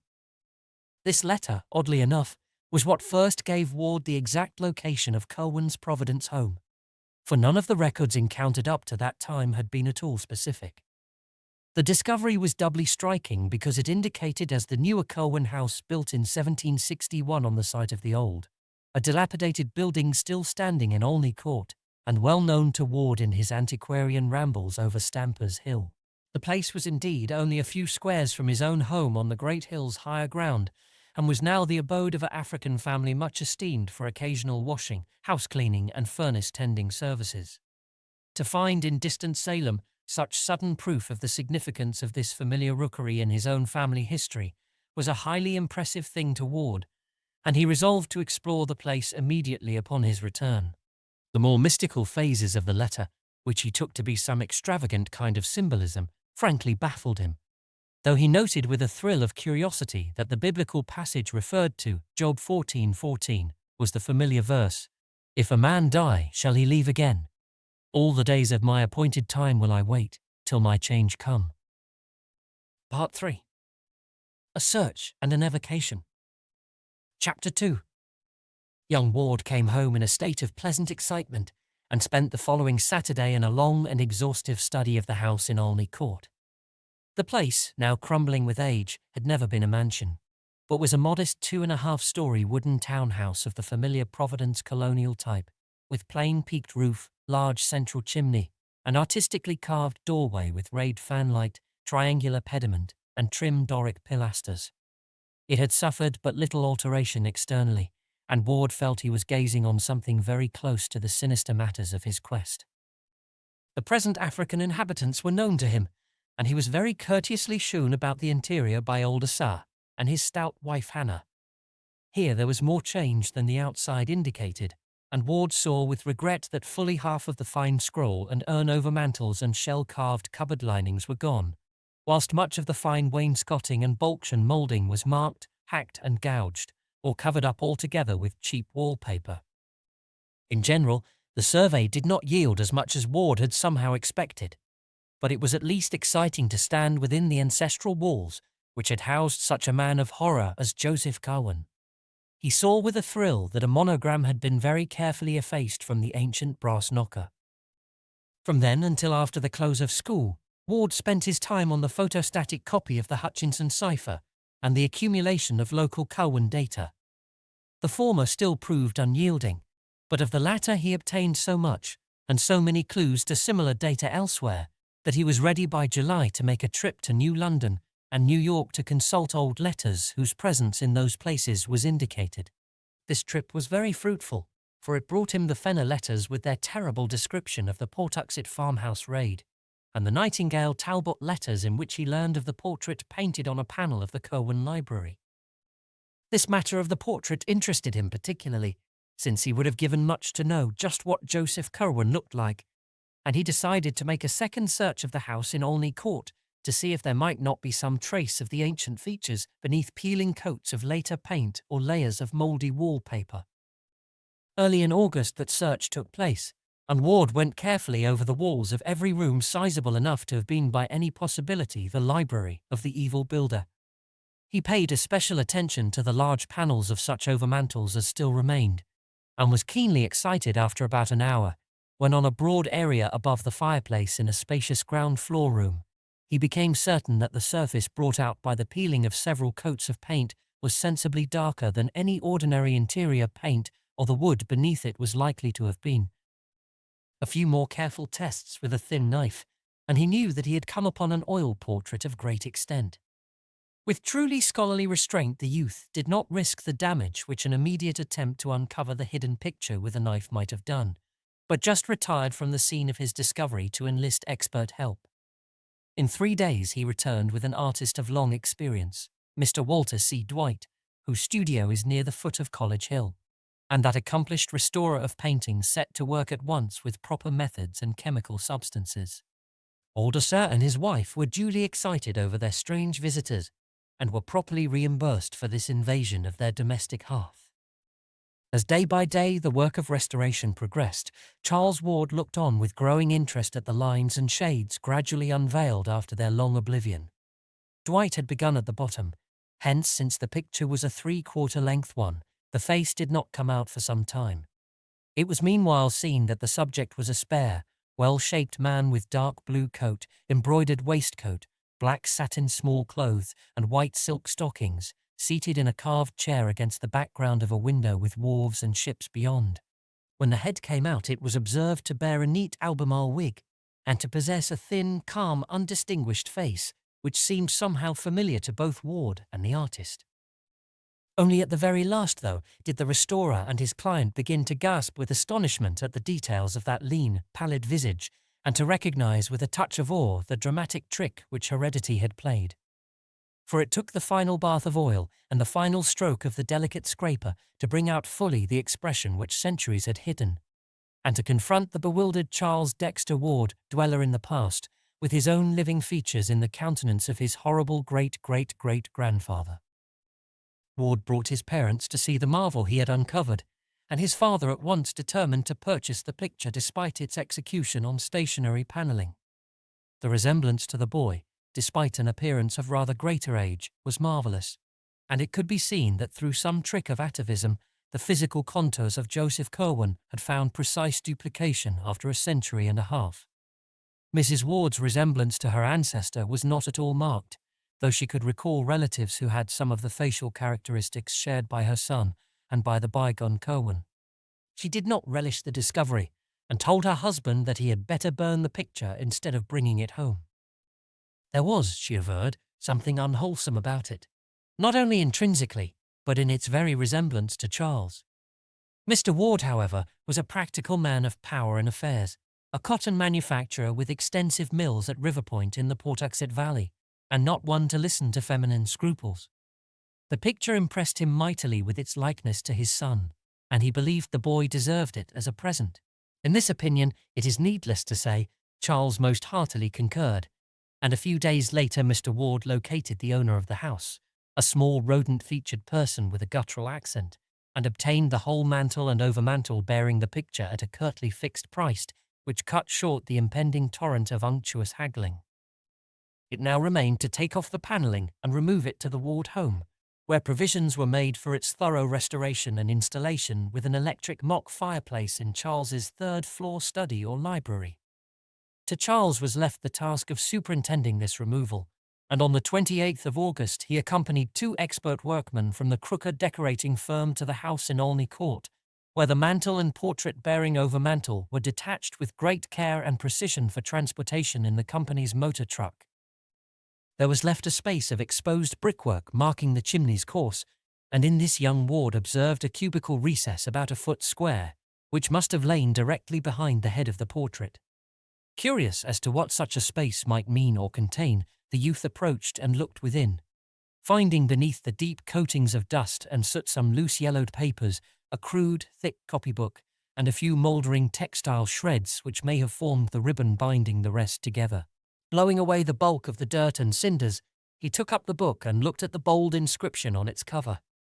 It was in a hand which he had learned to recognize at the Essex Institute, and proclaimed the volume as the Journal and Notes of Jos Curwen, Gent, of Providence Plantations, late of Salem. Excited beyond measure by his discovery, Ward showed the book to the 2 curious workmen beside him. Their testimony is absolute as to the nature and genuineness of the finding, and Dr. Willett relies on them to help establish his theory that the youth was not mad when he began his major eccentricities. All the other papers were likewise in Curwen's handwriting, and one of them seemed especially portentous because of its inscription: "To him who shall come after, and how he may get beyond time and ye spheres." Another was in a cipher, the same, Ward hoped, as the Hutchinson cipher which had hitherto baffled him. A third, and here the searcher rejoiced, seemed to be a key to the cipher, whilst the 4th and 5th were addressed respectively to Edward Hutchinson, Armiger, and Jedediah Orne Esquire, or their heir or heirs, or those representing them. The 6th and last was inscribed, Joseph Curwen, his life and travels between ye years 1678 and 1687, of whither he voyaged, where he stayed, whom he saw, and what he learned. Part 3. A Search and an Evocation. Chapter 3.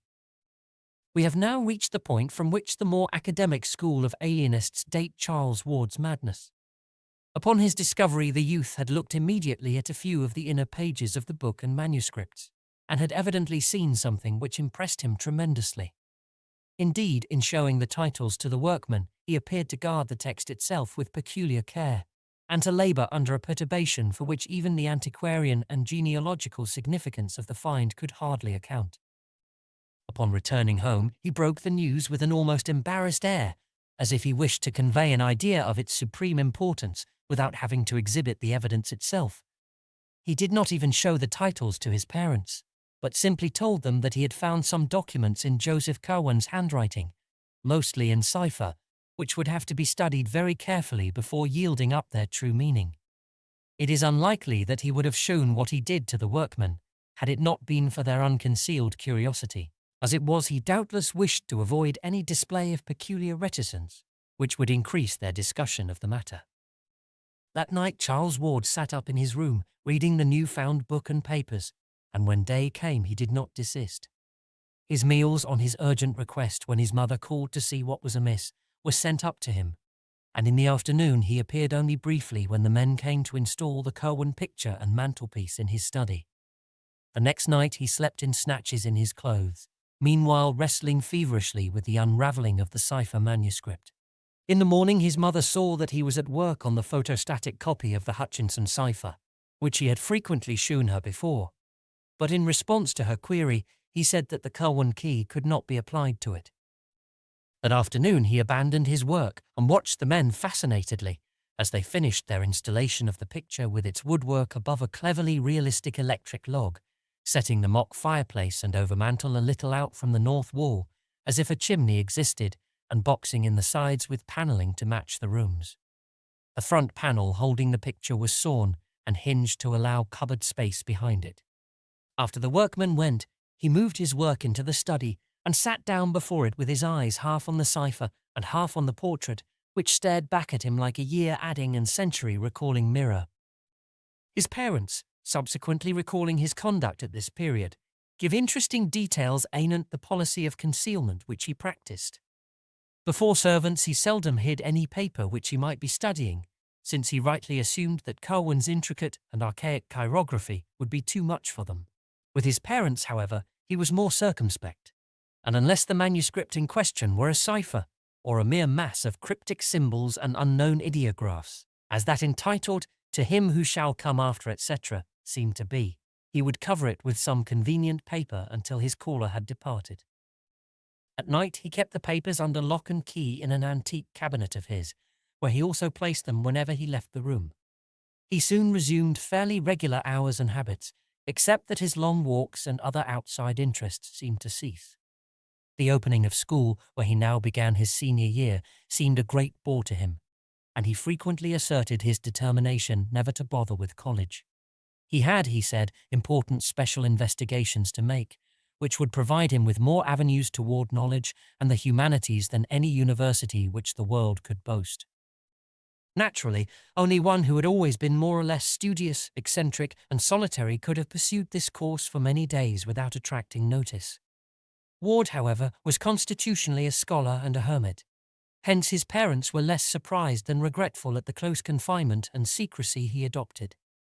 At the same time, both his father and mother thought it odd that he would show them no scrap of his treasure trove, nor give any connected account of such data as he had deciphered. This reticence he explained away as due to a wish to wait until he might announce some connected revelation. But as the weeks passed without further disclosures, there began to grow up between the youth and his family a kind of constraint, intensified in his mother's case by her manifest disapproval of all Curwen delvings. During October, Ward began visiting the libraries again, but no longer for the antiquarian matter of his former days. Witchcraft and magic, occultism and demonology were what he sought now, and when Providence sources proved unfruitful, he would take the train for Boston and tap the wealth of the Great Library in Copley Square, the Widener Library at Harvard, or the Zion Research Library in Brookline, where certain rare works on biblical subjects are available. He bought extensively and fitted up a whole additional set of shelves in his study for newly acquired works on uncanny subjects. While during the Christmas holidays he made a round of out-of-town trips, including one to Salem to consult certain records at the Essex Institute. About the middle of January 1920, there entered wards bearing an element of triumph which he did not explain, and he was no more found at work upon the Hutchinson cipher.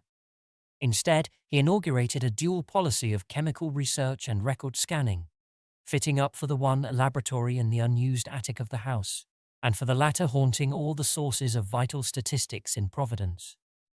Local dealers in drugs and scientific supplies, later questioned, gave astonishingly queer and meaningless catalogues of the substances and instruments he purchased, but clerks at the State House, the City Hall, and the various libraries agree as to the definite object of his second interest. He was searching intensely and feverishly for the grave of Joseph Curwen, from whose slate slab an older generation had so wisely blotted the name. Little by little there grew upon the Ward family the conviction that something was wrong. Charles had had freaks and changes of minor interests before, but this growing secrecy and absorption in strange pursuits was unlike even him. His schoolwork was the merest pretense, and although he failed in no test, it could be seen that the old application had all vanished. He had other concernments now, and when not in his new laboratory with a score of obsolete alchemical books, could be found either poring over old burial records downtown or glued to his volumes of occult lore in his study, where the startlingly, one almost fancied increasingly, similar features of Joseph Curwen stared blandly at him from the great overmantel on the north wall. Late in March, Ward added to his archive, searching a ghoulish series of rambles about the various ancient cemeteries of the city. The cause appeared later, when it was learned from City Hall clerks that he had probably found an important clue. His quest had suddenly shifted from the grave of Joseph Curwen to that of one Naphtali Field, and this shift was explained when, upon going over the files that he had been over, the investigators actually found a fragmentary record of Curwen's burial which had escaped the general obliteration, and which stated that the curious leaden coffin had been interred 10 feet south and 5 feet west of Naphtali Field's grave in Ye. The lack of a specified burying ground in the surviving entry greatly complicated the search, and Naphtali Field's grave seemed as elusive as that of Curwen. But here no systematic effacement had existed, and one might reasonably be expected to stumble on the stone itself, even if its record had perished. Hence the rambles from which St. John's, the former King's churchyard, and the ancient congregational burying ground in the midst of Swan Point Cemetery were excluded, since other statistics had shown that the only Naphtali Field, albeit 1729, whose grave could have been meant had been a Baptist. Part 3. A Search and an Evocation. Chapter 4. It was toward May when Dr. Willett, at the request of the senior ward, and fortified with all the Curwen data which the family had gleaned from Charles in his non-secretive days, talked with the young man. The interview was of little value or conclusiveness, for Willett felt at every moment that Charles was thoroughly master of himself and in touch with matters of real importance, but it at least forced the secretive youth to offer some rational explanation of his recent demeanour. Of a pallid, impassive type, not easily showing embarrassment, Ward seemed quite ready to discuss his pursuits, though not to reveal their object. He stated that the papers of his ancestor had contained some remarkable secrets of early scientific knowledge, for the most part in cipher, of an apparent scope comparable only to the discoveries of Friar Bacon, and perhaps surpassing even those. They were, however, meaningless except when correlated with a body of learning now wholly obsolete, so that their immediate presentation to a world equipped only with modern science would rob them of all impressiveness and dramatic significance. To take their vivid place in the history of human thought, they must first be correlated by one familiar with the background out of which they evolved, and to this task of correlation Ward was now devoting himself. He was seeking to acquire as fast as possible those neglected arts of old which a true interpreter of the Curwen data must possess, and hoped in time to make a full announcement and presentation of the utmost interest to mankind and to the world of thought. Not even Einstein, he declared, could more profoundly revolutionize the current conception of things. As to his graveyard search, whose object he freely admitted, but the details of whose progress he did not relate, he said he had reason to think that Joseph Curwen's mutilated headstone bore certain mystic symbols, carved from directions in his will and ignorantly spared by those who had effaced the name, which were absolutely essential to the final solution of his cryptic system. Curwen, he believed, had wished to guard his secret with care, and had consequently distributed the data in an exceedingly curious fashion. When Dr. Willett asked to see the mystic documents, Ward displayed much reluctance and tried to put him off with such things as photostatic copies of the Hutchinson cipher and Orne formulae and diagrams, but finally showed him the exteriors of some of the real Curwen finds, the journal and notes, the cipher, title and cipher also, and the formula-filled message, "To him who shall come after," and let him glance inside such as were in obscure characters. He also opened the diary at a page carefully selected for its innocuousness and gave Willett a glimpse of Curwen's connected handwriting in English. The doctor noted very closely the crabbed and complicated letters and the general aura of the 17th century, which clung round both penmanship and style despite the writer's survival into the 18th century, and became quickly certain that the document was genuine. The text itself was relatively trivial, and Willett recalled only a fragment. Wednesday, 16 October 1754. My sloop the Wakeful this day put in from London with 20 new men picked up in ye Indies, Spaniards from Martinico and 2 Dutch men from Suriname. Ye Dutch men are like to desert from having heard somewhat ill of these ventures, but I will see to ye inducing of them to stay. For Mr. Knight Dexter of ye Boy and book 120 pieces camblets, 100 pieces assorted Campbelltines, 20 pieces blue duffels, 100 pieces shalloons, 50 pieces calamancos, 300 pieces each, shensoy and hummums for Mr. Green at ye Elephant 50-gallon kittles, 20 warming pans, 15 bake kittles, 10 pre-smokum tongues. For Mr. Perigo 1 set of awls, for Mr. Nightingale 50 reams prime foolscap. Said ye Sabroth thrice last night, but none appeared. I must hear more from Mr. H. in Transylvania, though it is hard reaching him and exceeding strange. He cannot give me the use of what he hath so well as these 100 years. Simon hath not writ these 5 weeks, but I expect soon heag from him. When upon reaching this point Dr. Willett turned the leaf, he was quickly checked by Ward, who almost snatched the book from his grasp. All that the doctor had a chance to see on the newly opened page was a brief pair of sentences, but these, strangely enough, lingered tenaciously in his memory. They ran, "Ye verse from Liber Damnatus being spoke 5th Rood Masses and 4th Hallows Eves, I am hopeful ye thing is breeding outside ye spheres. It will draw one who is to come, if I can make sure he shall be, and he shall think on past things and look back thro' all ye years, against ye which I must have ready ye salts or that to make 'em with." Willett saw no more, but somehow this small glimpse gave a new and vague terror to the painted features of Joseph Curwen, which stared blandly down from the overmantel. Ever after that he entertained the odd fancy, which his medical skill of course assured him was only a fancy, that the eyes of the portrait had a sort of wish, if not an actual tendency, to follow young Charles Ward as he moved about the room. He stopped before leaving to study the picture closely, marvelling at its resemblance to Charles and memorizing every minute detail of the cryptical, colourless face, even down to a slight scar or pit in the smooth brow above the right eye. Cosmo Alexander, he decided, was a painter worthy of the Scotland that produced Raeburn, and a teacher worthy of his illustrious pupil Gilbert Stuart. Assured by the doctor that Charles's mental health was in no danger, but that on the other hand he was engaged in researches which might prove of real importance, the Wards were more lenient than they might otherwise have been when during the following June, the youth made positive his refusal to attend college. He had, he declared, studies of much more vital importance to pursue, and intimated a wish to go abroad the following year in order to avail himself of certain sources of data not existing in America.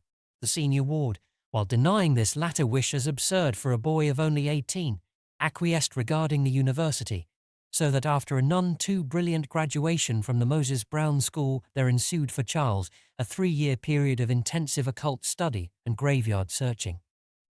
He became recognized as an eccentric and dropped even more completely from the sight of his family's friends than he had been before. keeping close to his work and only occasionally making trips to other cities to consult obscure records. Once he went south to talk with a strange old mixed race who dwelt in a swamp and about whom a newspaper had printed a curious article. Again, he sought a small village in the Adirondacks whence reports of certain odd ceremonial practices had come. But still his parents forbade him the trip to the old world which he desired.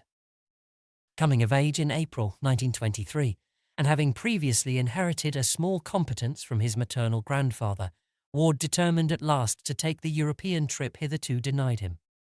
Of his proposed itinerary, he would say nothing save that the needs of his studies would carry him to many places, but he promised to write his parents fully and faithfully.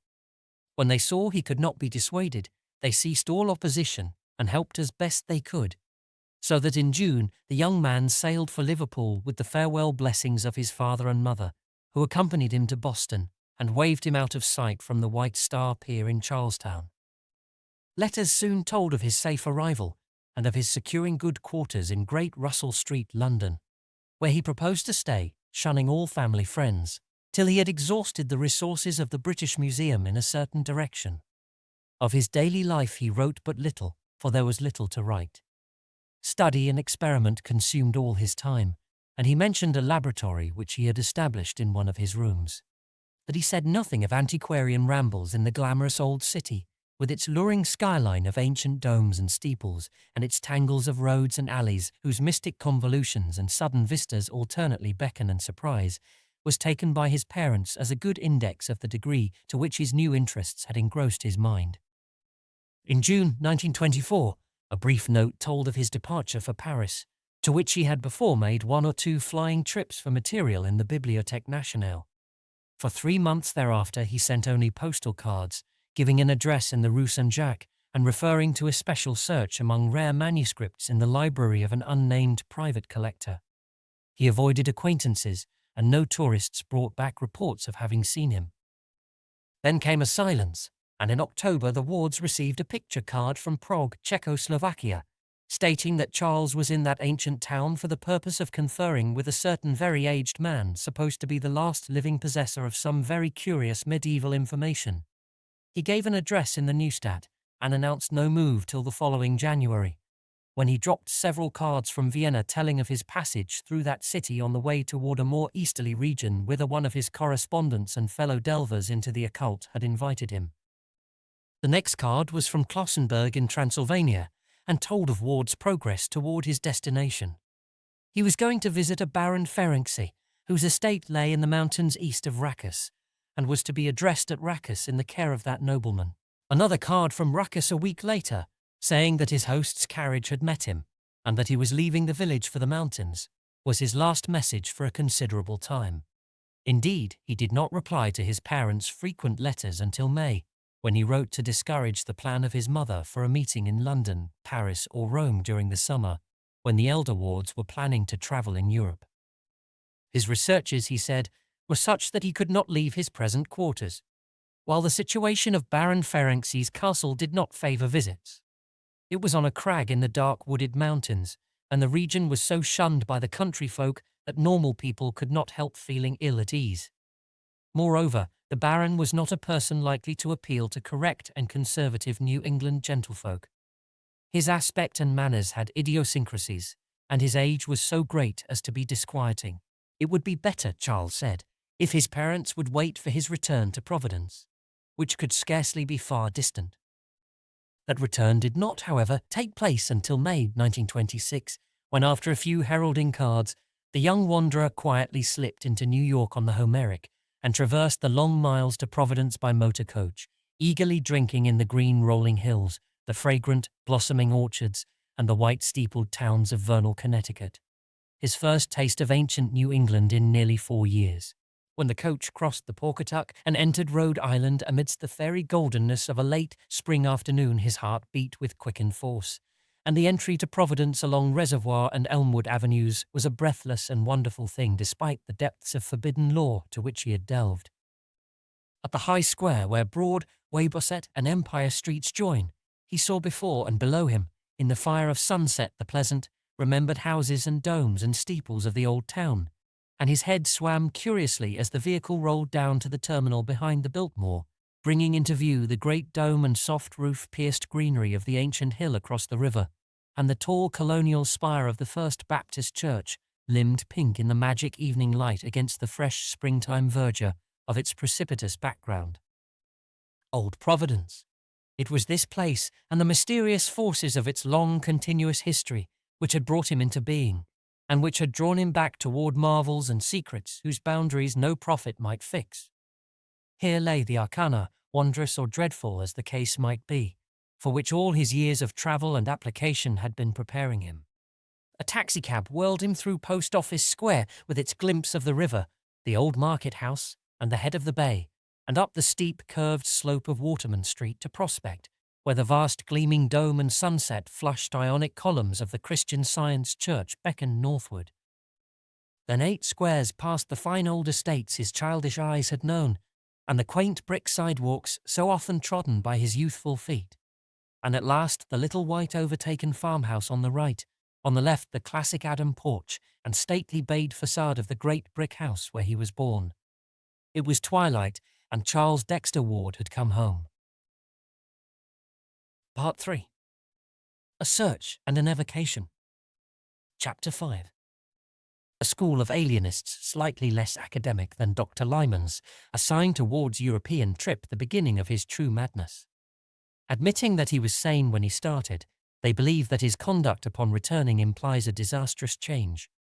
But even to this claim Dr. Willett refuses to accede. There was, he insists, something later, and the queernesses of the youth at this stage he attributes to the practice of rituals learned abroad, odd enough things to be sure, but by no means implying mental aberration on the part of their celebrant. Ward himself, though visibly aged and hardened, was still normal in his general reactions, and in several talks with Willett displayed a balance which no madman, even an incipient one, could feign continuously for long. What elicited the notion of insanity at this period were the sounds heard at all hours from Ward's attic laboratory, in which he kept himself most of the time. There were chantings and repetitions and thunderous declamations in uncanny rhythms, and although these sounds were always in Ward's own voice, there was something in the quality of that voice, and in the accents of the formulae it pronounced, which could not but chill the blood of every hearer. It was noticed that Nig, the venerable and beloved black cat of the household, bristled and arched his back perceptibly when certain of the tones were heard. The odours occasionally wafted from the laboratory were likewise exceedingly strange. Sometimes they were very noxious, but more often they were aromatic, with a haunting, elusive quality which seemed to have the power of inducing fantastic images. People who smelled them had a tendency to glimpse momentary mirages of enormous vistas, with strange hills or endless avenues of sphinxes and hippogriffs stretching off into infinite distance. Ward did not resume his old-time rambles, but applied himself diligently to the strange books he had brought home, and to equally strange delvings within his quarters, explaining that European sources had greatly enlarged the possibilities of his work, and promising great revelations in the years to come. His older aspect increased to a startling degree his resemblance to the Curwen portrait in his library, and Dr. Willett would often pause by the latter after a call, marvelling at the virtual identity, and reflecting that only the small pit above the picture's right eye now remained to differentiate the long-dead wizard from the living youth. These calls of Willett's, undertaken at the request of the senior Wards, were curious affairs. Ward at no time repulsed the doctor, but the latter saw that he could never reach the young man's inner psychology. Frequently he noted peculiar things about little wax images of grotesque design on the shelves or tables, and the half-erased remnants of circles, triangles, and pentagrams in chalk or charcoal on the cleared central space of the large room. And always in the night those rhythms and incantations thundered, till it became very difficult to keep servants or suppress furtive talk of Charles's madness. In January 1927, a peculiar incident occurred. One night about midnight, as Charles was chanting a ritual, whose weird cadence echoed unpleasantly through the house below, there came a sudden gust of chill wind from the bay, and a faint, obscure trembling of the earth, which everyone in the neighborhood noted. At the same time, the cat exhibited phenomenal traces of fright, while dogs bayed for as much as a mile around. This was the prelude to a sharp thunderstorm, anomalous for the season, which brought with it such a crash that Mr. and Mrs. Ward believed the house had been struck. They rushed upstairs to see what damage had been done, but Charles met them at the door to the attic, pale, resolute and portentous, with an almost fearsome combination of triumph and seriousness on his face. He assured them that the house had not really been struck, and that the storm would soon be over. They paused, and looking through a window saw that he was indeed right, for the lightning flashed farther and farther off, whilst the trees ceased to bend in the strange frigid gust from the water. The thunder sank to a sort of dull mumbling chuckle and finally died away. Stars came out, and the stamp of triumph on Charles Ward's face crystallized into a very singular expression. For 2 months or more after this incident, Ward was less confined than usual to his laboratory. He exhibited a curious interest in the weather and made odd inquiries about the date of the spring thawing of the ground. One night late in March, he left the house after midnight and did not return till almost morning, when his mother, being wakeful, heard a rumbling motor draw up to the carriage entrance. Muffled oaths could be distinguished, and Mrs. Ward, rising and going to the window, saw 4 dark figures removing a long, heavy box from a truck at Charles's direction and carrying it within by the side door. She heard laboured breathing and ponderous footfalls on the stairs, and finally a dull thumping in the attic, after which the footfalls descended again, and the 4 men reappeared outside and drove off in their truck. The next day Charles resumed his strict attic seclusion, drawing down the dark shades of his laboratory windows and appearing to be working on some metal substance. He would open the door to no one, and steadfastly refused all proffered food. About noon, a wrenching sound followed by a terrible cry and a fall were heard, but when Mrs. Ward rapped at the door, her son at length answered faintly and told her that nothing had gone amiss. The hideous and indescribable stench now welling out was absolutely harmless and unfortunately necessary. Solitude was the one prime essential, and he would appear later for dinner. That afternoon, after the conclusion of some odd hissing sounds which came from behind the locked portal, he did finally appear, wearing an extremely haggard aspect and forbidding anyone to enter the laboratory upon any pretext. This indeed proved the beginning of a new policy of secrecy, for never afterward was any other person permitted to visit either the mysterious garret workroom or the adjacent storeroom which he cleaned out, furnished roughly, and added to his inviolably private domain as a sleeping apartment. Here he lived, with books brought up from his library beneath, till the time he purchased the Pawtuxet bungalow and moved to it all his scientific effects. In the evening Charles secured the paper before the rest of the family and damaged part of it through an apparent accident. Later on, Dr. Willett, having fixed the date from statements by various members of the household, looked up an intact copy at the journal office and found that in the destroyed section the following small item had occurred. Nocturnal diggers surprised in North Burial Ground.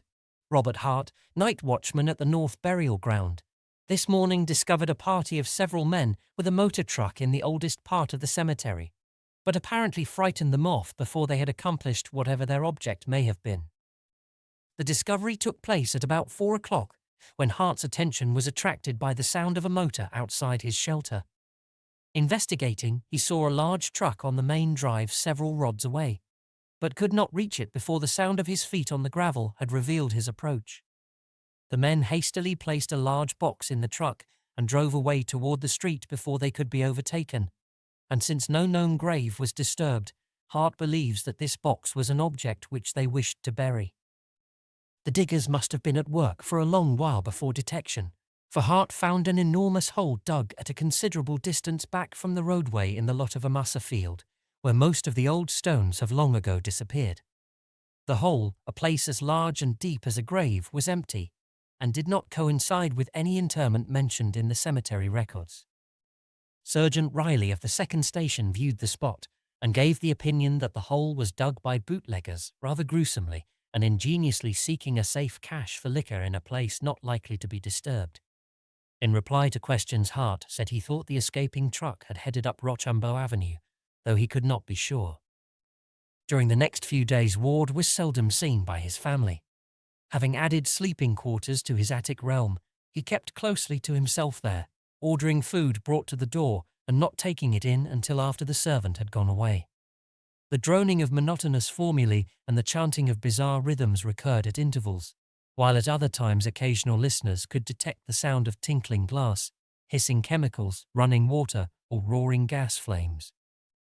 Odours of the most unplaceable quality, wholly unlike any before noted, hung at times around the door, and the air of tension observable in the young recluse, whenever he did venture briefly forth, was such as to excite the keenest speculation. Once he made a hasty trip to the Athenaeum for a book he required, and again he hired a messenger to fetch him a highly obscure volume from Boston. Suspense was written portentously over the whole situation, and both the family and Dr. Willett confessed themselves wholly at a loss what to do or think about it. Part 3. A Search and an Evocation. Chapter 6. Then on the 15th of April, a strange development occurred. While nothing appeared to grow different in kind, there was certainly a very terrible difference in degree, and Dr. Willett somehow attaches great significance to the change. The day was Good Friday, a circumstance of which the servants made much, but which others quite naturally dismiss as an irrelevant coincidence. Late in the afternoon, young Ward began repeating a certain formula in a singularly loud voice, at the same time burning some substance so pungent that its fumes escaped over the entire house. The formula was so plainly audible in the hall, outside the locked door, that Mrs. Ward could not help memorizing it as she waited and listened anxiously, and later on she was able to write it down at Dr. Willett's request. It ran as follows, and experts have told Dr. Willett that its very close analogue can be found in the mystic writings of Eliphas Levi, that cryptic soul who crept through a crack in the forbidden door and glimpsed the frightful vistas of the void beyond. Per Adonai Elohim, Adonai Jehovah, Adonai Sabaoth, Metrata non aglamathan, verbum Pythonicum mysterium salamandri, conventus silvorum antronomorum, demonia celi gad, ulmalzan gibber Jehoshua, Ivam Zariatletmek veni veni veni. This had been going on for 2 hours without change or intermission, when over all the neighbourhood a pandemoniac howling of dogs set in. The extent of this howling can be judged from the space it received in the papers the next day, but to those in the Ward household it was overshadowed by the odour which instantly followed it. A hideous, all-pervasive odour which none of them had ever smelt before or have ever smelt since. In the midst of this mephitic flood, there came a very perceptible flash like that of lightning, which would have been blinding and impressive, but for the daylight around.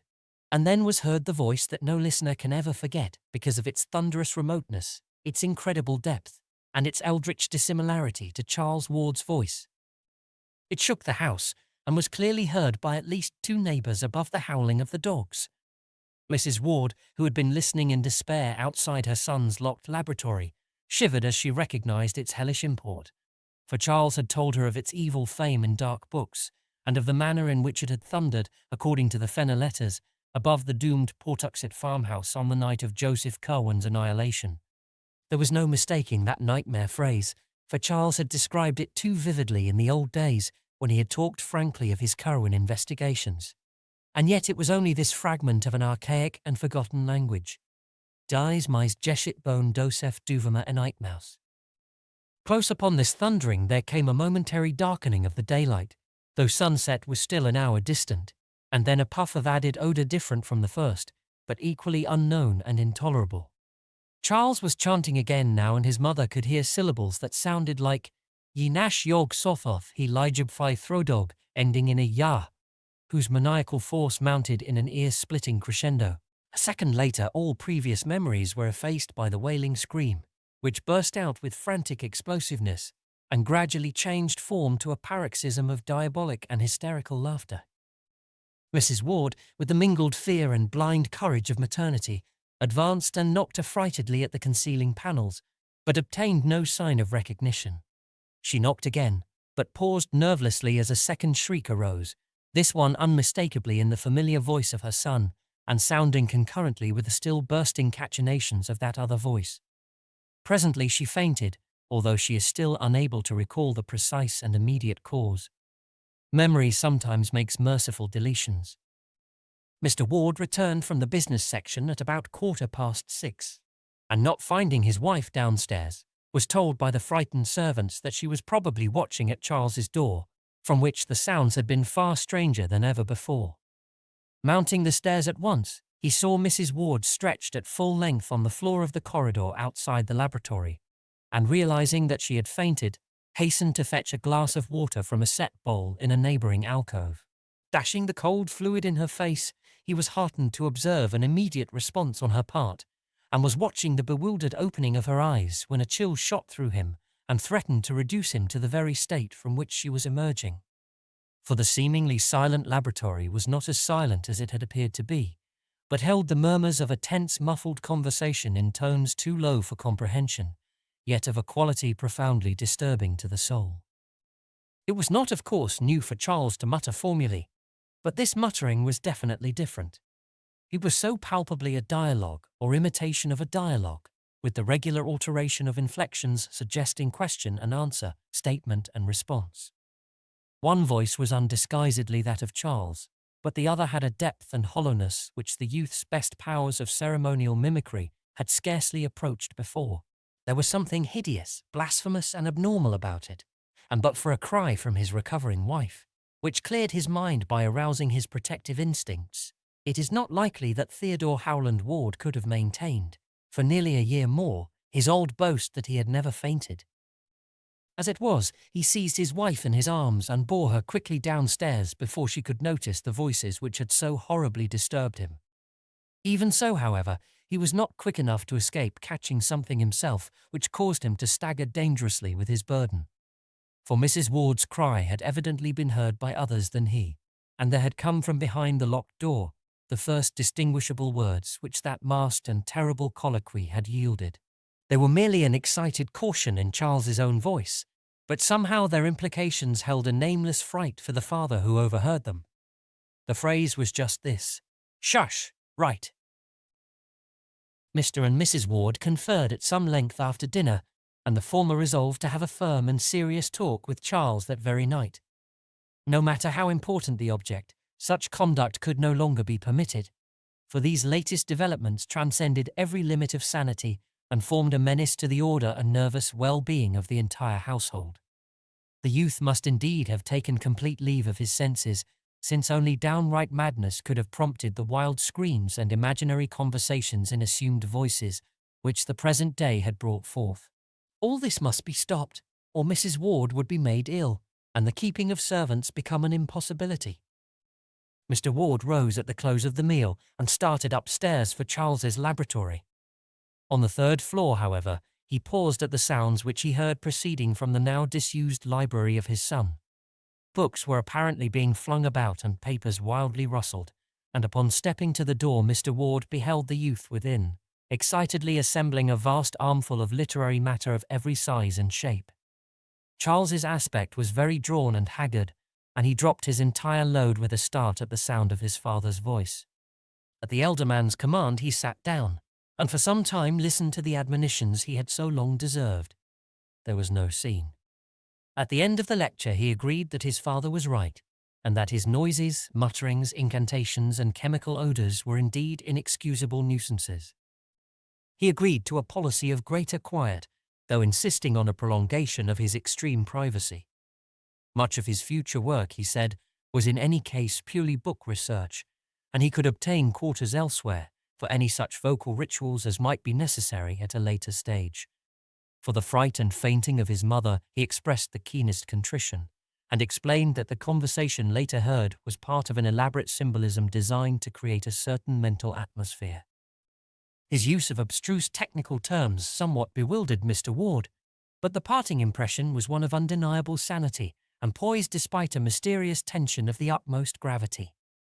The interview was really quite inconclusive, and as Charles picked up his armful and left the room, Mr. Ward hardly knew what to make of the entire business. It was as mysterious as the death of poor old Nig, whose stiffening form had been found an hour before in the basement, with staring eyes and fear-distorted mouth.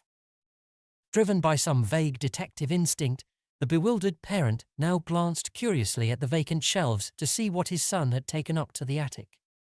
The youth's library was plainly and rigidly classified, so that one might tell at a glance the books, or at least the kind of books which had been withdrawn. On this occasion Mr. Ward was astonished to find that nothing of the occult or the antiquarian, beyond what had been previously removed, was missing. These new withdrawals were all modern items: histories, scientific treatises, geographies, manuals of literature, philosophic works, and certain contemporary newspapers and magazines. It was a very curious shift from Charles Ward's recent run of reading, and the father paused in a growing vortex of perplexity and an engulfing sense of strangeness. The strangeness was a very poignant sensation, and almost clawed at his chest as he strove to see just what was wrong around him. Something was indeed wrong, and tangibly as well as spiritually so.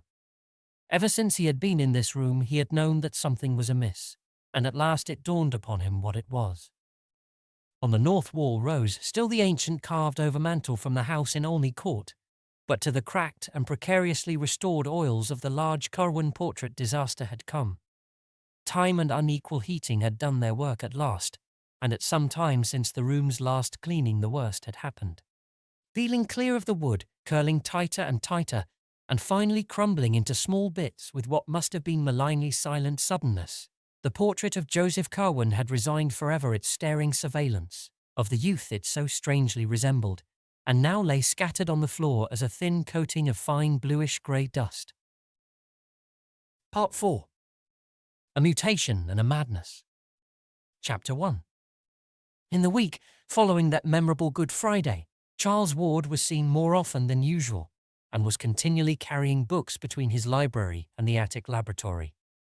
His actions were quiet and rational, but he had a furtive, hunted look which his mother did not like, and developed an incredibly ravenous appetite, as gauged by his demands upon the cook. Dr. Willett had been told of those Friday noises and happenings, and on the following Tuesday had a long conversation with the youth in the library where the picture stared no more. The interview was, as always, inconclusive, but Willett is still ready to swear that the youth was sane and himself at the time. He held out promises of an early revelation, and spoke of the need of securing a laboratory elsewhere. At the loss of the portrait he grieved singularly little, considering his first enthusiasm over it, but seemed to find something of positive humour in its sudden crumbling. About the second week, Charles began to be absent from the house for long periods, and one day when good old Hannah came to help with the spring cleaning, she mentioned his frequent visits to the old house in Olney Court, where he would come with a large valise and perform curious delvings in the cellar. He was always very liberal to her and to old Assar, but seemed more worried than he used to be, which grieved her very much, since she had watched him grow up from birth. Another report of his doings came from Pawtuxet, where some friends of the family saw him at a distance a surprising number of times. He seemed to haunt the resort and canoe house of Rhodes on the Pawtuxet, and subsequent inquiries by Dr. Willett at that place brought out the fact that his purpose was always to secure access to the rather hedged-in river bank, along which he would walk toward the north, usually not reappearing for a very long while. Late in May came a momentary revival of ritualistic sounds in the attic laboratory, which brought a stern reproof from Mr. Ward and a somewhat distracted promise of amendment from Charles. It occurred one morning, and seemed to form a resumption of the imaginary conversation noted on that turbulent Good Friday. The youth was arguing or remonstrating hotly with himself, for there suddenly burst forth a perfectly distinguishable series of clashing shouts in differentiated tones like alternate demands and denials, which caused Mrs. Ward to run upstairs and listen at the door. She could hear no more than a fragment whose only plain words were, "Must have it read for 3 months," and upon her knocking all sounds ceased at once. When Charles was later questioned by his father, he said that there were certain conflicts of spheres of consciousness which only great skill could avoid, but which he would try to transfer to other realms. About the middle of June, a queer nocturnal incident occurred. In the early evening there had been some noise and thumping in the laboratory upstairs, and Mr. Ward was on the point of investigating when it suddenly quieted down. That midnight, after the family had retired, the butler was night-locking the front door when, according to his statement, Charles appeared somewhat blunderingly and uncertainly at the foot of the stairs with a large suitcase and made signs that he wished egress. The youth spoke no word, but the worthy Yorkshireman caught one sight of his fevered eyes and trembled causelessly. He opened the door and young Ward went out, but in the morning he presented his resignation to Mrs. Ward. There was, he said, something unholy in the glance Charles had fixed on him. It was no way for a young gentleman to look at an honest person, and he could not possibly stay another night. Mrs. Ward allowed the man to depart, but she did not value his statement highly. To fancy Charles in a savage state that night was quite ridiculous, for as long as she had remained awake, she had heard faint sounds from the laboratory above. Sounds as if of sobbing and pacing, and of a sighing which told only of despair's profoundest depths. Mrs. Ward had grown used to listening for sounds in the night, for the mystery of her son was fast driving all else from her mind. The next evening, much as on another evening nearly 3 months before, Charles Ward seized the newspaper very early and accidentally lost the main section. The matter was not recalled till later, when Dr. Willett began checking up loose ends and searching out missing links here and there. In the journal office he found the section which Charles had lost, and marked 2 items as of possible significance. They were as follows. More cemetery delving. It was this morning discovered by Robert Hart, night watchman at the North Burial Ground, that ghouls were again at work in the ancient portion of the cemetery. The grave of Ezra Whedon, who was born in 1740 and died in 1824, according to his uprooted and savagely splintered slate headstone, was found excavated and rifled, the work being evidently done with a spade stolen from an adjacent tool shed. Whatever the contents may have been after more than a century of burial, all was gone except a few slivers of decayed wood. There were no wheel tracks, but the police have measured a single set of footprints which they found in the vicinity, and which indicate the boots of a man of refinement. Hart is inclined to link this incident with the digging discovered last March, when a party in a motor truck were frightened away after making a deep excavation. But Sergeant Riley of the 2nd Station discounts this theory and points to vital differences in the 2 cases. In March, the digging had been in a spot where no grave was known, but this time a well-marked and cared-for grave had been rifled with every evidence of deliberate purpose, and with a conscious malignity expressed in the splintering of the slab, which had been intact up to the day before. Members of the Whedon family, notified of the happening, expressed their astonishment and regret, and were wholly unable to think of any enemy who would care to violate the grave of their ancestor. Hazard Whedon of 598 Angel Street recalls a family legend according to which Ezra Whedon was involved in some very peculiar circumstances, not dishonorable to himself, shortly before the Revolution, but of any modern feud or mystery he is frankly ignorant. Inspector Cunningham has been assigned to the case and hopes to uncover some valuable clues in the near future. Dogs noisy in Pawtuxet. Residents of Pawtuxet were aroused about 3 a.m. today by a phenomenal baying of dogs which seemed to center near the river just north of Rhodes on the Pawtuxet. The volume and quality of the howling were unusually odd, according to most who heard it, and Fred Lemdin, night watchman at Rhodes, declares it was mixed with something very like the shrieks of a man in mortal terror and agony. A sharp and very brief thunderstorm, which seemed to strike somewhere near the bank of the river, put an end to the disturbance. Strange and unpleasant odours, probably from the oil tanks along the bay, are popularly linked with this incident, and may have had their share in exciting the dogs.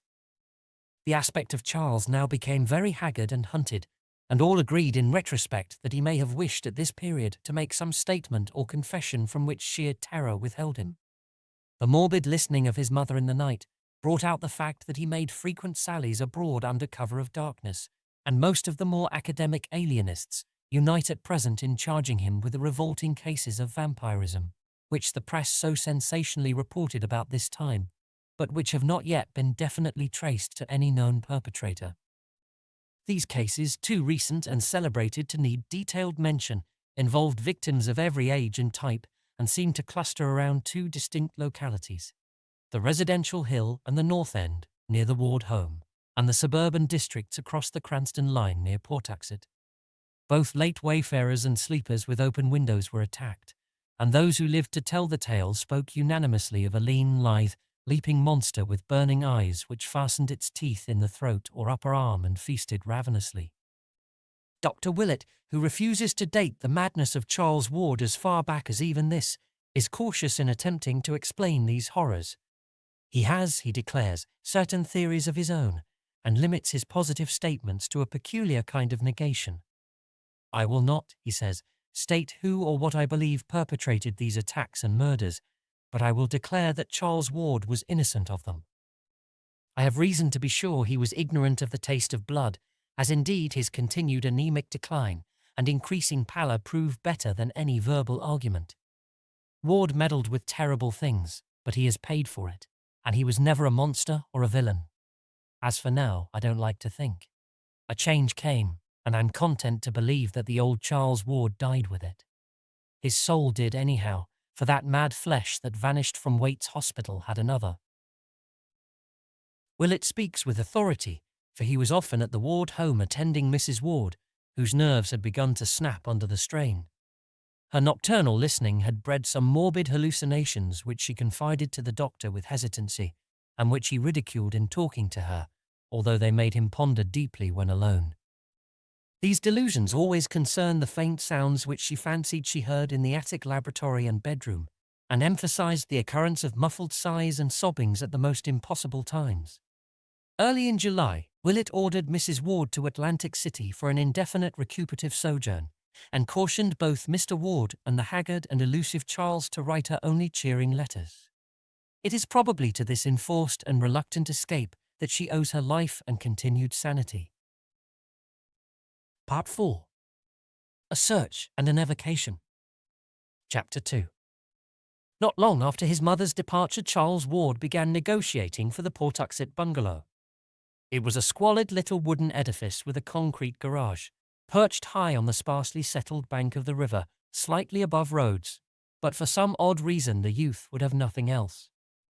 He gave the real estate agencies no peace till one of them secured it for him, at an exorbitant price from a somewhat reluctant owner, and as soon as it was vacant he took possession under cover of darkness, transporting in a great closed van the entire contents of his attic laboratory, including the books both weird and modern which he had borrowed from his study.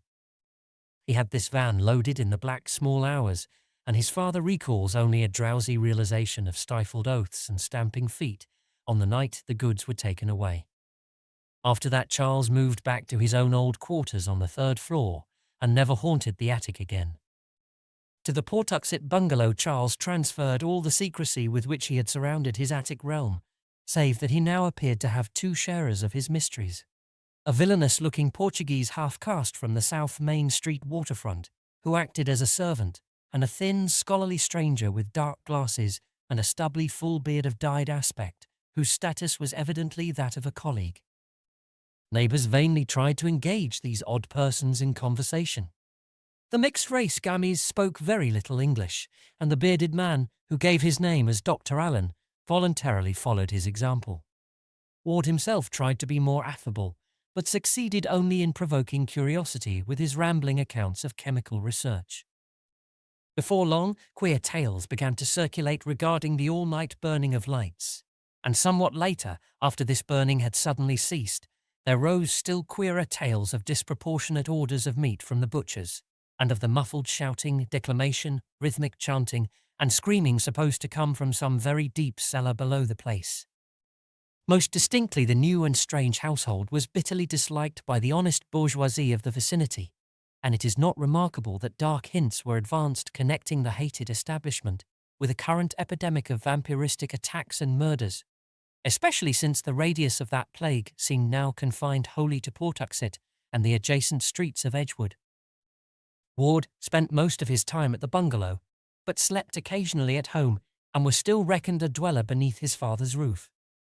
Twice he was absent from the city on week-long trips, whose destinations have not yet been discovered. He grew steadily paler and more emaciated even than before, and lacked some of his former assurance when repeating to Dr. Willett his old story of vital research and future revelations. Willett often waylaid him at his father's house, for the elder Ward was deeply worried and perplexed, and wished his son to get as much sound oversight as could be managed in the case of so secretive and independent an adult. The doctor still insists that the youth was sane even as late as this, and deduces many a conversation to prove his point. About September the vampirism declined, but in the following January Ward almost became involved in serious trouble. For some time the nocturnal arrival and departure of motor trucks at the Pawtuxet bungalow had been commented upon, and at this juncture an unforeseen hitch exposed the nature of at least one item of their contents. In a lonely spot near Hope Valley had occurred one of the frequent sordid waylayings of trucks by hijackers in quest of liquor shipments. But this time the robbers had been destined to receive the greater shock, for the long cases they seized proved upon opening to contain some exceedingly gruesome things. So gruesome, in fact, that the matter could not be kept quiet amongst the denizens of the underworld. The thieves had hastily buried what they discovered, but when the state police got wind of the matter, a careful search was made. A recently arrested vagrant, under promise of immunity from prosecution on any additional charge, at last consented to guide a party of troopers to the spot, and there was found in that hasty cache a very hideous and shameful thing. It would not be well for the national, or even the international, sense of decorum if the public were ever to know what was uncovered by that awestruck party. There was no mistaking it, even by these far from studious officers, and telegrams to Washington ensued with feverish rapidity. The cases were addressed to Charles Ward at his Pawtuxet bungalow, and state and federal officials at once paid him a very forceful and serious call. They found him pallid and worried with his two odd companions, and received from him what seemed to be a valid explanation and evidence of innocence. He had needed certain anatomical specimens as part of a program of research whose depth and genuineness anyone who had known him in the last decade could prove, and had ordered the required kind and number from agencies which he had thought as reasonably legitimate as such things can be. Of the identity of the specimens he had known absolutely nothing, and was properly shocked when the inspectors hinted at the monstrous effect on public sentiment and national dignity which a knowledge of the matter would produce. In this statement he was firmly sustained by his bearded colleague Dr. Allen, whose oddly hollow voice carried even more conviction than his own nervous tones, so that in the end the officials took no action, but carefully set down the New York name and address which Ward gave them as a basis for a search which came to nothing. It is only fair to add that the specimens were quickly and quietly restored to their proper places, and that the general public will never know of their blasphemous disturbance. On February 9, 1928, Dr. Willett received a letter from Charles Ward, which he considers of extraordinary importance, and about which he has frequently quarrelled with Dr. Lyman. Lyman believes that this note contains positive proof of a well-developed case of dementia praecox, but Willett on the other hand regards it as the last perfectly sane utterance of the hapless youth. He calls especial attention to the normal character of the penmanship, which, though showing traces of shattered nerves, is nevertheless distinctly Ward's own. The text in full is as follows: 100 Prospect Street, Providence, Rhode Island, February 8, 1928. Dear Dr. Willett, I feel that at last the time has come for me to make the disclosures which I have so long promised you, and for which you have pressed me so often. The patience you have shown in waiting, and the confidence you have shown in my mind and integrity, are things I shall never cease to appreciate. And now that I am ready to speak, I must own with humiliation that no triumph such as I dreamed of can ever be mine. Instead of triumph I have found terror, and my talk with you will not be a boast of victory, but a plea for help and advice in saving both myself and the world from a horror beyond all human conception or calculation. You recall what those Fenner letters said of the old raiding party at Pawtuxet. That must all be done again, and quickly. Upon us depends more than can be put into words, all civilization, all natural law, perhaps even the fate of the solar system and the universe. I have brought to light a monstrous abnormality, but I did it for the sake of knowledge. Now, for the sake of all life and nature, you must help me thrust it back into the dark again. I have left that Pawtuxet place forever, and we must extirpate everything existing there, alive or dead. I shall not go there again, and you must not believe it if you ever hear that I am there. I will tell you why I say this when I see you. I have come home for good, and wish you would call on me at the very first moment that you can spare 5 or 6 hours continuously to hear what I have to say. It will take that long, and believe me when I tell you that you never had a more genuine professional duty than this. My life and reason are the very least things which hang in the balance. I dare not tell my father, for he could not grasp the whole thing. But I have told him of my danger, and he has 4 men from a detective agency watching the house. I don't know how much good they can do, for they have against them forces which even you could scarcely envisage or acknowledge. So come quickly if you wish to see me alive, and hear how you may help to save the cosmos from stark hell. Any time will do. I shall not be out of the house. Don't telephone ahead, for there is no telling who or what may try to intercept you. And let us pray to whatever gods there be that nothing may prevent this meeting. In utmost gravity and desperation, Charles Dexter Ward. P.S. Shoot Dr. Allen on sight and dissolve his body in acid. Don't burn it. Dr. Willett received this note about 10:30 a.m. and immediately arranged to spare the whole late afternoon and evening for the momentous talk, letting it extend on into the night as long as might be necessary. He planned to arrive about 4 o'clock, and through all the intervening hours was so engulfed in every sort of wild speculation that most of his tasks were very mechanically performed. Maniacal as the letter would have sounded to a stranger, Willett had seen too much of Charles Ward's oddities to dismiss it as sheer raving. That something very subtle, ancient and horrible was hovering about he felt quite sure, and the reference to Dr. Allen could almost be comprehended in view of what Pawtuxet gossip said of Ward's enigmatical colleague. Willett had never seen the man, but had heard much of his aspect and bearing, and could not but wonder what sort of eyes those much-discussed dark glasses might conceal. Promptly at 4 Dr. Willett presented himself at the Ward residence, but found to his annoyance that Charles had not adhered to his determination to remain indoors. The guards were there, but said that the young man seemed to have lost part of his timidity.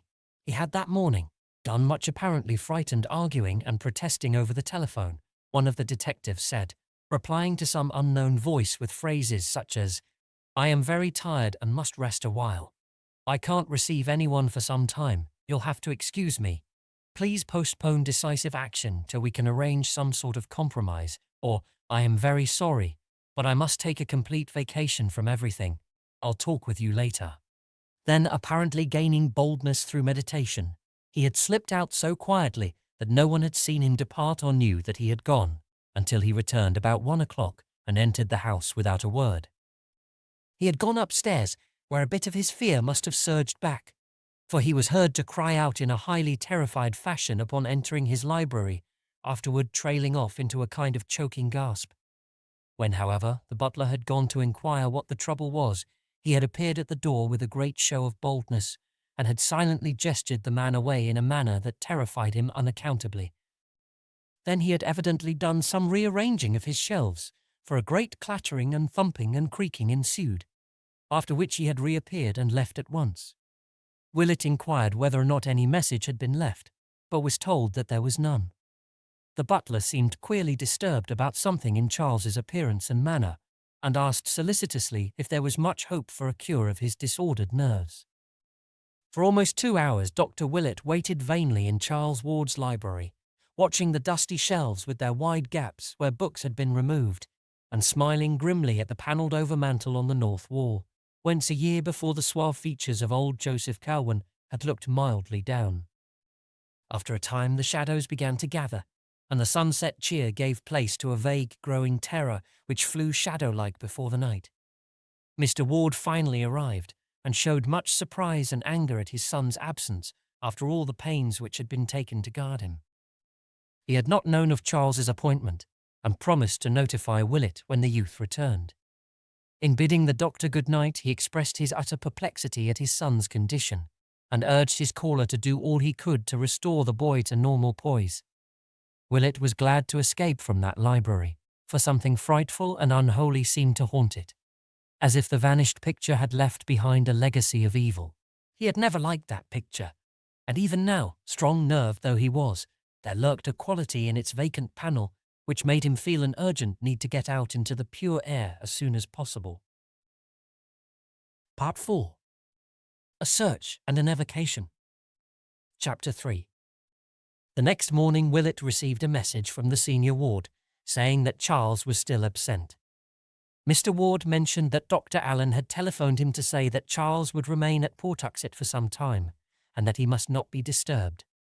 This was necessary because Allen himself was suddenly called away for an indefinite period, leaving the researchers in need of Charles's constant oversight. Charles sent his best wishes and regretted any bother his abrupt change of plans might have caused. In listening to this message, Mr. Ward heard Dr. Allen's voice for the first time, and it seemed to excite some vague and elusive memory which could not be actually placed, but which was disturbing to the point of fearfulness. Faced by these baffling and contradictory reports, Dr. Willett was frankly at a loss what to do. The frantic earnestness of Charles's note was not to be denied, yet what could one think of its writer's immediate violation of his own expressed policy? Young Ward had written that his delvings had become blasphemous and menacing, that they and his bearded colleague must be extirpated at any cost, and that he himself would never return to their final scene. Yet according to latest advices he had forgotten all this and was back in the thick of the mystery. Common sense bade one leave the youth alone with his freakishness, yet some deeper instinct would not permit the impression of that frenzied letter to subside. Willett read it over again, and could not make its essence sound as empty and insane as both its bombastic verbiage and its lack of fulfillment would seem to imply.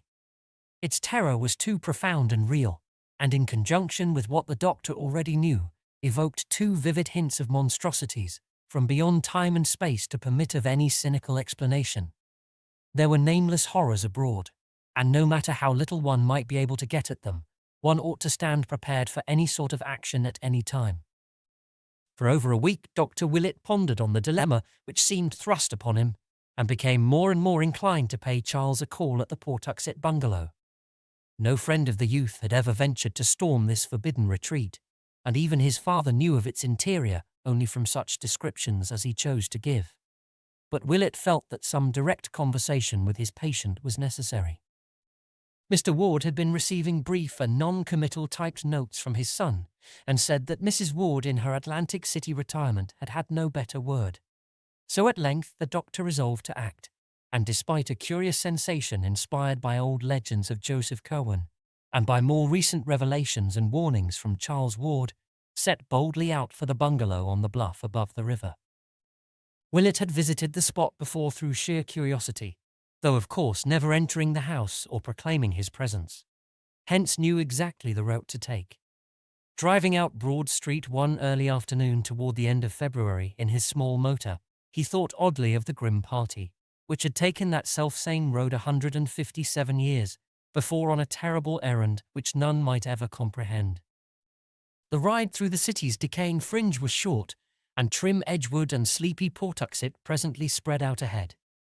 Willett turned to the right down Lockwood Street and drove his car as far along that rural road as he could, then alighted and walked north to where the bluff towered above the lovely bends of the river and the sweep of misty downlands beyond. Houses were still few here, and there was no mistaking the isolated bungalow with its concrete garage on a high point of land at his left. Stepping briskly up the neglected gravel walk, he rapped at the door with a firm hand, and spoke without a tremor to the evil Portuguese who opened it to the width of a crack. He must, he said, see Charles Ward at once on vitally important business. No excuse would be accepted, and a repulse would mean only a full report of the matter to the elder Ward. The mixed race still hesitated, and pushed against the door when Willett attempted to open it. But the doctor merely raised his voice and renewed his demands. Then there came from the dark interior a husky whisper which somehow chilled the hearer through, and through though he did not know why he feared it. "Let him in, Tony," it said. "We may as well talk now as ever." But disturbing as was the whisper, the greater fear was that which immediately followed. The floor creaked and the speaker hove in sight, and the owner of those strange and resonant tones was seen to be no other than Charles Dexter Ward. The minuteness with which Dr. Willett recalled and recorded his conversation of that afternoon is due to the importance he assigns to this particular period. For at last he concedes a vital change in Charles Dexter Ward's mentality and believes that the youth now spoke from a brain hopelessly alien to the brain whose growth he had watched for 26 years. Controversy with Dr. Lyman has compelled him to be very specific, and he definitely dates the madness of Charles Ward from the time the typewritten notes began to reach his parents. Those notes are not in Ward's normal style, not even in the style of that last frantic letter to Willett. Instead, they are strange and archaic, as if the snapping of the writer's mind had released a flood of tendencies and impressions, picked up unconsciously through boyhood antiquarianism. There is an obvious effort to be modern, but the spirit and occasionally the language are those of the past. The past, too, was evident in Ward's every tone and gesture as he received the doctor in that shadowy bungalow. He bowed, motioned Willett to a seat, and began to speak abruptly in that strange whisper which he sought to explain at the very outset. "I am grown physical," he began, "from this cursed river air. You must excuse my speech. I suppose you are come from my father to see what ails me, and I hope you will say nothing to alarm him." Willett was studying these scraping tones with extreme care, but studying even more closely the face of the speaker. Something, he felt, was wrong, and he thought of what the family had told him about the fright of that Yorkshire butler one night. He wished it were not so dark, but did not request that any blind be opened. Instead, he merely asked Ward why he had so belied the frantic note of little more than a week before. "I was coming to that," the host replied. "You must know I am in a very bad state of nerves, and do and say queer things I cannot account for. As I have told you often, I am on the edge of great matters, and the bigness of them has a way of making me light-headed. Any man might well be frighted of what I have found, but I am not to be put off for long. I was a dunce to have that guard and stick at home, for having gone this far, my place is here. I am not well spoke of by my prying neighbours, and perhaps I was led by weakness to believe myself what they say of me. There is no evil to any in what I do, so long as I do it rightly. Have the goodness to wait 6 months, and I'll show you what will pay your patience well. You may as well know I have a way of learning old matters from things surer than books, and I'll leave you to judge the importance of what I can give to history, philosophy, and the arts by reason of the doors I have access to.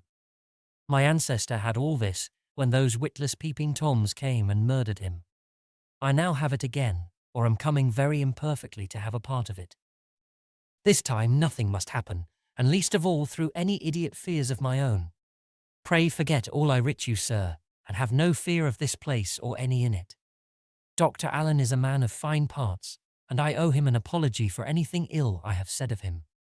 I wish I had no need to spare him, but there were things he had to do elsewhere.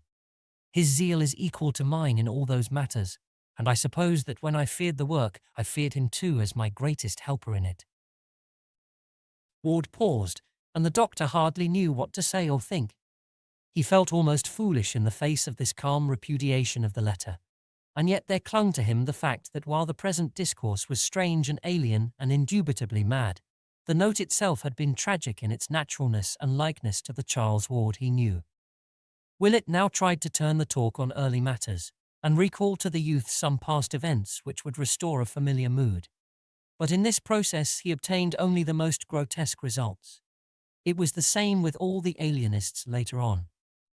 Important sections of Charles Ward's store of mental images, mainly those touching modern times and his own personal life, had been unaccountably expunged, whilst all the massed antiquarianism of his youth had welled up from some profound subconsciousness to engulf the contemporary and the individual. The youth's intimate knowledge of elder things was abnormal and unholy, and he tried his best to hide it. When Willett would mention some favourite object of his boyhood archaistic studies, he often shed by pure accident such a light as no normal mortal could conceivably be expected to possess, and the doctor shuddered as the glib allusion glided by. It was not wholesome to know so much about the way the fat sheriff's wig fell off as he leaned over, at the play in Mr. Douglas' Histrionic Academy in King Street, on the 11th of February 1762, which fell on a Thursday, or about how the actors cut the text of Steele's Conscious Lovers so badly that one was almost glad the Baptist-ridden legislature closed the theatre a fortnight later. That Thomas Sabin's Boston coach was damned uncomfortable, old letters may well have told. But what healthy antiquarian could recall how the creaking of Epinetus Olney's new signboard, the gaudy crown he set up after he took to calling his tavern the Crown Coffee House, was exactly like the first few notes of the new jazz piece all the radios in Pawtuxet were playing? Ward, however, would not be quizzed long in this vein. Modern and personal topics he waved aside quite summarily, whilst regarding antique affairs he soon showed the plainest boredom. What he wished clearly enough was only to satisfy his visitor enough to make him depart without the intention of returning. To this end he offered to show Willett the entire house, and at once proceeded to lead the doctor through every room from cellar to attic. Willett looked sharply, but noted that the visible books were far too few and trivial ever to have filled the wide gaps on Ward's shelves at home, and that the meagre so-called laboratory was the flimsiest sort of a blind. Clearly there were a library and a laboratory elsewhere, but just where, it was impossible to say. Essentially defeated in his quest for something he could not name, Willett returned to town before evening and told the senior ward everything which had occurred. They agreed that the youth must be definitely out of his mind, but decided that nothing drastic need be done just then. Above all, Mrs. Ward must be kept in as complete an ignorance as her son's own strange typed notes would permit. Mr. Ward now determined to call in person upon his son, making it wholly a surprise visit. Dr. Willett took him in his car one evening, guiding him to within sight of the bungalow and waiting patiently for his return. The session was a long one, and the father emerged in a very saddened and perplexed state. His reception had developed much like Willett's, save that Charles had been an excessively long time in appearing, after the visitor had forced his way into the hall and sent the Portuguese away with an imperative demand. And in the bearing of the altered son, there was no trace of filial affection. The lights had been dim, yet even so the youth had complained that they dazzled him outrageously. He had not spoken out loud at all, averring that his throat was in very poor condition. But in his hoarse whisper there was a quality so vaguely disturbing that Mr. Ward could not banish it from his mind. Now definitely leagued together to do all they could toward the youth's mental salvation, Mr. Ward and Dr. Willett set about collecting every scrap of data which the case might afford.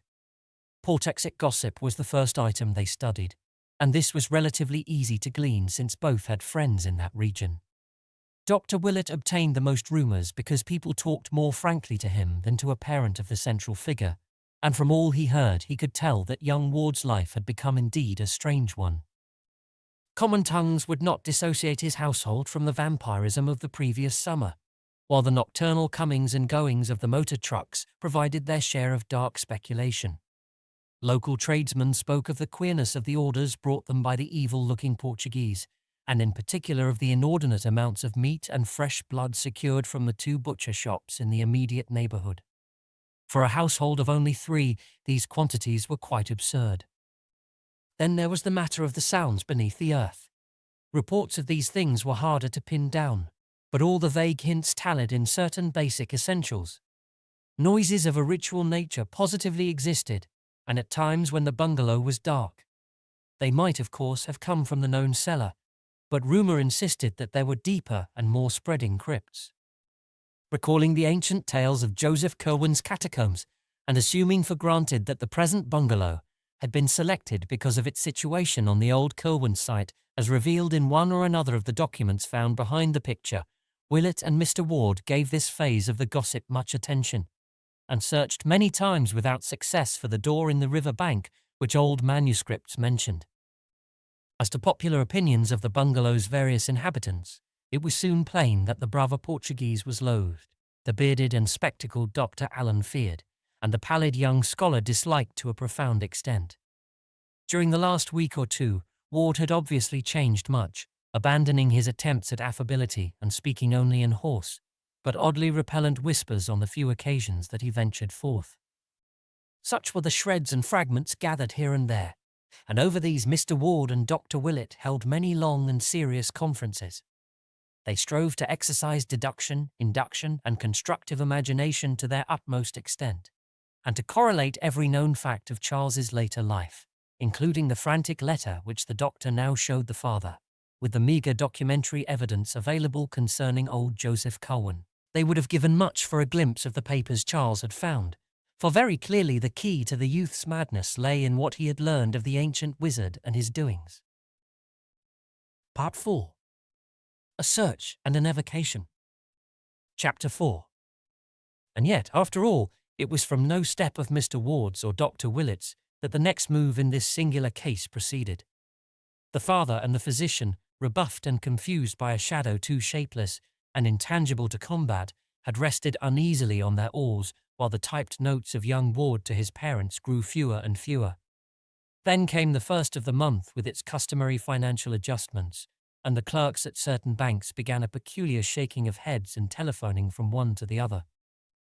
Officials who knew Charles Ward by sight went down to the bungalow to ask why every check of his appearing at this juncture was a clumsy forgery, and were reassured less than they ought to have been, when the youth hoarsely explained that his hand had lately been so much affected by a nervous shock as to make normal writing impossible. He could, he said, form no written characters at all, except with great difficulty, and could prove it by the fact that he had been forced to type all his recent letters, even those to his father and mother, who would bear out the assertion. What made the investigators pause in confusion was not this circumstance alone, for that was nothing unprecedented or fundamentally suspicious, nor even the Pawtuxet gossip, of which one or two of them had caught echoes. It was the muddled discourse of the young man which nonplussed them, implying as it did a virtually total loss of memory concerning important monetary matters, which he had had at his fingertips only a month or two before. Something was wrong, for despite the apparent coherence and rationality of his speech, there could be no normal reason for this ill-concealed blankness on vital points. Moreover, although none of these men knew Ward well, they could not help observing the change in his language and manner. They had heard he was an antiquarian, but even the most hopeless antiquarians do not make daily use of obsolete phraseology and gestures. Altogether, this combination of hoarseness, palsied hands, bad memory, and altered speech and bearing must represent some disturbance or malady of genuine gravity, which no doubt formed the basis of the prevailing odd rumours. And after their departure, the party of officials decided that a talk with the senior Ward was imperative. So on the 6th of March 1928, there was a long and serious conference in Mr. Ward's office, after which the utterly bewildered father summoned Dr. Willett in a kind of helpless resignation. Willett looked over the strained and awkward signatures of the checks and compared them in his mind with the penmanship of that last frantic note. Certainly, the change was radical and profound, and yet there was something damnably familiar about the new writing. It had crabbed and archaic tendencies of a very curious sort, and seemed to result from a type of stroke utterly different from that which the youth had always used. It was strange, but where had he seen it before? On the whole, it was obvious that Charles was insane. Of that there could be no doubt, and since it appeared unlikely that he could handle his property or continue to deal with the outside world much longer, something must quickly be done toward his oversight and possible cure. It was then that the alienists were called in, Doctors Peck and Waite of Providence and Dr. Lyman of Boston, to whom Mr. Ward and Dr. Willett gave the most exhaustive possible history of the case, and who conferred at length in the now unused library of their young patient, examining what books and papers of his were left in order to gain some further notion of his habitual mental cast. After scanning this material and examining the ominous note to Willett, they all agreed that Charles Ward's studies had been enough to unseat, or at least to warp any ordinary intellect, and wished most heartily that they could see his more intimate volumes and documents. But this latter they knew they could do, if at all, only after a scene at the bungalow itself.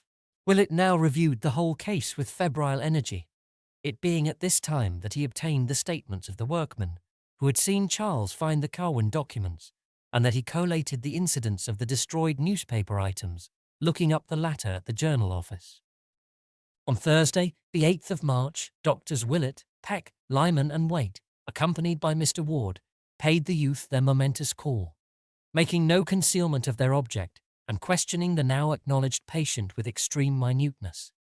Charles, though he was inordinately long in answering the summons, and was still redolent of strange and noxious laboratory odours, when he did finally make his agitated appearance, proved a far from recalcitrant subject, and admitted freely that his memory and balance had suffered somewhat from close application to abstruse studies. He offered no resistance when his removal to other quarters was insisted upon, and seemed, indeed, to display a high degree of intelligence as apart from mere memory. His conduct would have sent his interviewers away in bafflement, had not the persistently archaic trend of his speech and unmistakable replacement of modern by ancient ideas in his consciousness marked him out as one definitely removed from the normal. Of his work, he would say no more to the group of doctors than he had formerly said to his family and to Dr. Willett, and his frantic note of the previous month he dismissed as mere nerves and hysteria. He insisted that this shadowy bungalow possessed no library or laboratory beyond the visible ones, and waxed abstruse in explaining the absence from the house of such odours as now saturated all his clothing. Neighbourhood gossip he attributed to nothing more than the cheap inventiveness of baffled curiosity. Of the whereabouts of Dr. Allen, he said he did not feel at liberty to speak definitely, but assured his inquisitors that the bearded and spectacled man would return when needed. In paying off the stolid brother, who resisted all questioning by the visitors, and in closing the bungalow which still seemed to hold such nighted secrets, Ward showed no sign of nervousness save a barely noticed tendency to pause as though listening for something very faint. He was apparently animated by a calmly philosophic resignation, as if his removal were the merest transient incident, which would cause the least trouble if facilitated and disposed of once and for all. It was clear that he trusted to his obviously unimpaired keenness of absolute mentality to overcome all the embarrassments into which his twisted memory, his lost voice and handwriting, and his secretive and eccentric behavior had led him. His mother, it was agreed, was not to be told of the change, his father supplying typed notes in his name. Ward was taken to the restfully and picturesquely situated private hospital, maintained by Dr. Waite on Connecticut Island in the Bay, and subjected to the closest scrutiny and questioning by all the physicians connected with the case. It was then that the physical oddities were noticed: the slackened metabolism, the altered skin, and the disproportionate neural reactions. Dr. Willett was the most perturbed of the various examiners, for he had attended Ward all his life and could appreciate with terrible keenness the extent of his physical disorganization. Even the familiar olive mark on his hip was gone, while on his chest was a great black mole or cicatrice which had never been there before, and which made Willett wonder whether the youth had ever submitted to any of the witch markings reputed to be inflicted at certain unwholesome nocturnal meetings in wild and lonely places. The doctor could not keep his mind off a certain transcribed witch trial record from Salem, which Charles had shewn him in the old non-secretive days, and which read: Mr. G.B. on that night put ye divil his mark upon Bridget S., Jonathan A., Simon O., Deliverance W., Joseph C., Susan P., Mehitable C., and Deborah B. Ward's face, too, troubled him horribly, till at length he suddenly discovered why he was horrified.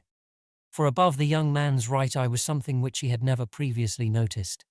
A small scar or pit precisely like that in the crumbled painting of old Joseph Curwen, and perhaps attesting some hideous ritualistic inoculation to which both had submitted at a certain stage of their occult careers. While Ward himself was puzzling all the doctors at the hospital, a very strict watch was kept on all mail addressed either to him or to Dr. Allen, which Mr. Ward had ordered delivered at the family home. Willett had predicted that very little would be found, since any communications of a vital nature would probably have been exchanged by messenger. But in the latter part of March there did come a letter from Prague for Dr. Allen, which gave both the doctor and the father deep thought. It was in a very crabbed and archaic hand, and though clearly not the effort of a foreigner, showed almost as singular a departure from modern English as the speech of young Ward himself. It read: Kleinstrasse 11, Altstadt, Prague, 11th February 1928. Brother-in-law and Metroton. I this day received a mention of what came up from the salts I sent you. It was wrong, and means clearly that ye headstones had been changed when Barnabas got me the specimen. It is often so, as you must be sensible of from the thing you got from ye King's Chapel ground in 1769, and what H got from Old Burying Point in 1690 that was like to end him. I got such a thing in Egypt 75 years gone, from the which came that scar ye boys saw on me here in 1924. As I told you long ago, do not call up that which you cannot put down, either from dead salts or out of ye spheres beyond. Have ye words for laying at all times ready, and stop not to be sure when there is any doubt of whom you have. Stones are all changed now in 9 grounds out of 10. You are never sure till you question. I this day heard from H, who has had trouble with the soldiers. He is like to be sorry Transylvania is passed from Hungary to Romania, and would change his seat if the castle weren't so full of what we know. But of this he hath doubtless writ you. In my next sending there will be somewhat from a hill tomb from ye east that will delight you greatly. Meanwhile forget not I am desirous of B.F., if you can possibly get him for me. You know G. and Falada better than I. Have him up first if you will, but do not use him so hard he will be difficult, for I must speak to him in ye end. Yog Sothoth Neblodzin, Simon O., to Mr. J.C. in Providence. Mr. Ward and Dr. Willett paused in utter chaos before this apparent bit of unrelieved insanity. Only by degrees did they absorb what it seemed to imply. So the absent Dr. Allen, and not Charles Ward, had come to be the leading spirit at Pawtuxet. That must explain the wild reference and denunciation in the youth's last frantic letter. And what of this addressing of the bearded and spectacled stranger as Mr. J.C.? There was no escaping the inference, but there are limits to possible monstrosity. Who was Simon O? The old man Ward had visited in Prague 4 years previously. Perhaps, but in the centuries behind there had been another Simon O, Simon Orne, alias Jedediah of Salem, who vanished in 1771, and whose peculiar handwriting Dr. Willett now unmistakably recognized from the photostatic copies of the Orne formulae, which Charles had once shewn him. What horrors and mysteries, what contradictions and contraventions of nature, had come back after a century and a half to harass old Providence with her clustered spires and domes. The father and the old physician, virtually at a loss what to do or think, went to see Charles at the hospital and questioned him as delicately as they could about Dr. Allen, about the Prague visit, and about what he had learned of Simon or Jedediah Orne of Salem. To all these inquiries the youth was politely non-committal, merely barking in his hoarse whisper that he had found Dr. Allen to have a remarkable spiritual rapport with certain souls from the past, and that any correspondent the bearded man might have in Prague would probably be similarly gifted. When they left, Mr. Ward and Dr. Willett realized to their chagrin that they had really been the ones under catechism, and that without imparting anything vital himself, the confined youth had adroitly pumped them of everything the Prague letter had contained. Doctors Peck, Waite and Lyman were not inclined to attach much importance to the strange correspondence of young Ward's companion, for they knew the tendency of kindred eccentrics and monomaniacs to band together, and believed that Charles or Allen had merely unearthed an expatriated counterpart. Perhaps one who had seen Orne's handwriting and copied it in an attempt to pose as the bygone character's reincarnation. Allen himself was perhaps a similar case, and may have persuaded the youth into accepting him as an avatar of the long-dead Curwen. Such things had been known before, and on the same basis the hard-headed doctors disposed of Willett's growing disquiet about Charles Ward's present handwriting, as studied from unpremeditated specimens obtained by various ruses. Willett thought he had placed its odd familiarity at last, and that what it vaguely resembled was the bygone penmanship of old Joseph Curwen himself. But this the other physicians regarded as a phase of imitativeness only to be expected in a mania of this sort, and refused to grant it any importance either favourable or unfavourable. Recognizing this prosaic attitude in his colleagues, Willett advised Mr. Ward to keep to himself the letter which arrived for Dr. Allen on the 2nd of April from Rackus, Transylvania, in a handwriting so intensely and fundamentally like that of the Hutchinson cipher that both father and physician paused in awe before breaking the seal. This read as follows. Castle Ferenczi, 7 March 1928. Dear C. Had a squad of 20 militia up to talk about what the country folk say. Must dig deeper and have less heard. These Romanians plague me damnably, being officious and particular where you could buy a Magyar off with a drink and food. Last month, got me ye sarcophagus of ye 5 sphinxes, from ye Acropolis where he whom I called up said it would be, and I have had 3 talks with what was therein in hummed. It will go to S.O. in Prague directly, and thence to you. It is stubborn, but you know ye way with such. You show wisdom in having less about than before, for there was no need to keep the guards in shape and eating off their heads, and it made much to be found in case of trouble, as you too well know. You can now move and work elsewhere with no killing trouble if needful, though I hope no thing will soon force you to so bothersome a course. I rejoice that you traffic not so much with those outside, for there was ever a mortal peril in it, and you are sensible what it did when you asked protection of one not disposed to give it. You excel me in getting ye formulae so another may say them with success, but Borelus fancied it would be so if just ye right words were had. Does ye boy use 'em often? I regret that he grows squeamish, as I feared he would when I had him here nigh 15 months, but I'm sensible you know how to deal with him. You can't say him down with ye formula, for that will work only upon such as ye other formula hath called up from salts. But you still have strong hands and knife and pistol, and graves are not hard to dig, nor acids loth to burn. O says you have promised him B.F., I must have him after. B goes to you soon, and may he give you what you wish of that dark thing below Memphis. Employ care in what you call up, and beware of ye boy. It will be ripe in a year's time to have up ye legions from underneath, and then there are no bounds to what shall be ours. Have confidence in what I say, for you know, and I have had these 150 years more than you to consult these matters in. Nefren Kaunai Hadoth, Edward H.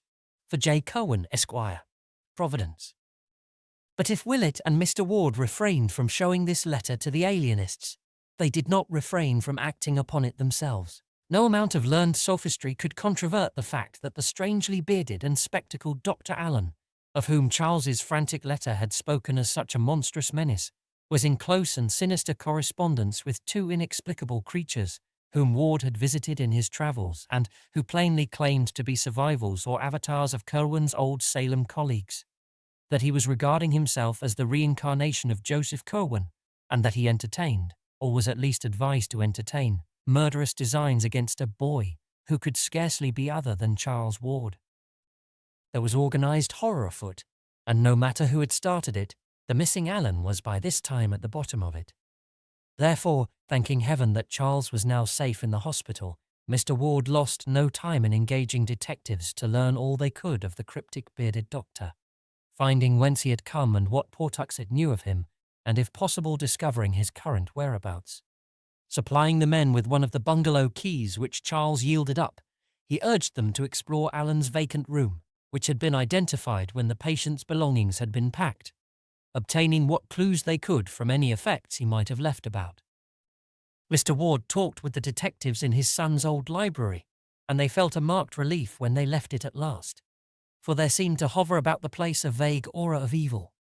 Perhaps it was what they had heard of the infamous old wizard, whose picture had once stared from the panelled over mantel, and perhaps it was something different and irrelevant. But in any case, they all half sensed an intangible miasma, which centred in that carven vestige of an older dwelling, and which at times almost rose to the intensity of a material emanation. Part 5. A Nightmare and a Cataclysm. Chapter 1. And now swiftly followed that hideous experience which has left its indelible mark of fear on the soul of Marina Spicknell Willett, and has added a decade to the visible age of one whose youth was even then far behind.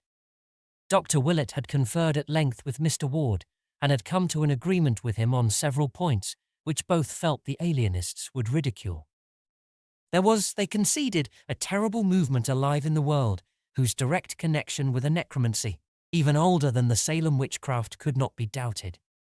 That at least 2 living men, and one other of whom they dared not think, were in absolute possession of minds or personalities which had functioned as early as 1690, or before, was likewise almost unassailably proved even in the face of all known natural laws. What these horrible creatures, and Charles Ward as well, were doing or trying to do seemed fairly clear from their letters, and from every bit of light both old and new which had filtered in upon the case. They were robbing the tombs of all the ages, including those of the world's wisest and greatest men, in the hope of recovering from the bygone ashes some vestige of the consciousness and law which had once animated and informed them. A hideous traffic was going on among these nightmare ghouls, whereby illustrious bones were bartered with the calm calculativeness of schoolboys swapping books, and from what was extorted from this century dust, there was anticipated a power and a wisdom beyond anything which the cosmos had ever seen concentrated in one man or group. They had found unholy ways to keep their brains alive, either in the same body or different bodies, and had evidently achieved a way of tapping the consciousness of the dead whom they gathered together. There had, it seems, been some truth in chimerical old perilous, when he wrote of preparing from even the most antique remains certain essential salts from which the shade of a long dead living thing might be raised up. There was a formula for evoking such a shade, and another for putting it down, and it had now been so perfected that it could be taught successfully. One must be careful about evocations, for the markers of old graves are not always accurate. Willett and Mr. Ward shivered as they passed from conclusion to conclusion. Things, presences, or voices of some sort could be drawn down from unknown places as well as from the grave, and in this process also one must be careful. Joseph Curwen had indubitably evoked many forbidden things, and as for Charles, what might one think of him? What forces outside the spheres had reached him from Joseph Curwen's day and turned his mind on forgotten things. He had been led to find certain directions, and he had used them. He had talked with the man of horror in Prague and stayed long with the creature in the mountains of Transylvania. And he must have found the grave of Joseph Curwen at last. That newspaper item and what his mother had heard in the night were too significant to overlook. Then he had summoned something, and it must have come. That mighty voice aloft on Good Friday, and those different tones in the locked attic laboratory. What were they like with their depth and hollowness? Was there not here some awful foreshadowing of the dreaded stranger Dr. Allen with his spectral bass? Yes, that was what Mr. Ward had felt with vague horror in his single talk with the man, if man it were, over the telephone. What hellish consciousness or voice, what morbid shade or presence, had come to answer Charles Ward's secret rites behind that locked door? Those voices heard in argument. Must have it read for 3 months, good God. Was not that just before the vampirism broke out? The rifling of Ezra Whedon's ancient grave, and the cries later at Pawtuxet, whose mind had planned the vengeance and rediscovered the shunned seat of elder blasphemies. And then the bungalow and the bearded stranger, and the gossip and the fear. The final madness of Charles neither father nor doctor could attempt to explain, but they did feel sure that the mind of Joseph Curwen had come to earth again and was following its ancient morbidities. Was demoniac possession in truth a possibility? Allen had something to do with it, and the detectives must find out more about one whose existence menaced the young man's life. In the meantime, since the existence of some vast crypt beneath the bungalow seemed virtually beyond dispute, some effort must be made to find it. Willett and Mr. Ward, conscious of the skeptical attitude of the alienists, resolved during their final conference to undertake a joint secret exploration of unparalleled thoroughness, and agreed to meet at the bungalow on the following morning with valises and with certain tools and accessories suited to architectural search and underground exploration. The morning of April 6th dawned clear, and both explorers were at the bungalow by 10 o'clock. Mr. Ward had the key, and an entry and cursory survey were made.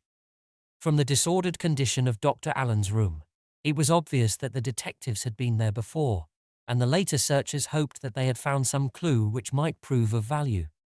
Of course, the main business lay in the cellar, so thither they descended without much delay, again making the circuit which each had vainly made before in the presence of the mad young owner. For a time everything seemed baffling, each inch of the earthen floor and stone walls having so solid and innocuous an aspect that the thought of a yawning aperture was scarcely to be entertained. Willett reflected that since the original cellar was dug without knowledge of any catacombs beneath, the beginning of the passage would represent the strictly modern delving of young Ward and his associates, where they had probed for the ancient vaults, whose rumour could have reached them by no wholesome means. The doctor tried to put himself in Charles's place to see how a delver would be likely to start, but could not gain much inspiration from this method. Then he decided on elimination as a policy, and went carefully over the whole subterranean surface, both vertical and horizontal, trying to account for every inch separately. He was soon substantially narrowed down, and at last had nothing left but the small platform before the washtubs, which he had tried once before in vain. Now experimenting in every possible way and exerting a double strength, he finally found that the top did indeed turn and slide horizontally on a corner pivot. Beneath it lay a trim concrete surface with an iron manhole, to which Mr. Ward at once rushed with excited zeal. The cover was not hard to lift, and the father had quite removed it when Willett noticed the queerness of his aspect. He was swaying and nodding dizzily, and in the gust of noxious air which swept up from the black pit beneath the doctor soon recognized ample cause. In a moment Dr. Willett had his fainting companion on the floor above and was reviving him with cold water. Mr. Ward responded feebly, but it could be seen that the mephitic blast from the crypt had in some way gravely sickened him. Wishing to take no chances, Willett hastened out to Broad Street for a taxicab and had soon dispatched the sufferer home despite his weak-voiced protests, after which he produced an electric torch, covered his nostrils with a band of sterile gauze, and descended once more to peer into the new-found depths. The foul air had now slightly abated, and Willett was able to send a beam of light down the Stygian hole. For about 10 feet he saw, it was a sheer cylindrical drop with concrete walls and an iron ladder. after which the hole appeared to strike a flight of old stone steps, which must originally have emerged to earth somewhat southwest of the present building. Part 5. A Nightmare and a Cataclysm. Chapter 2.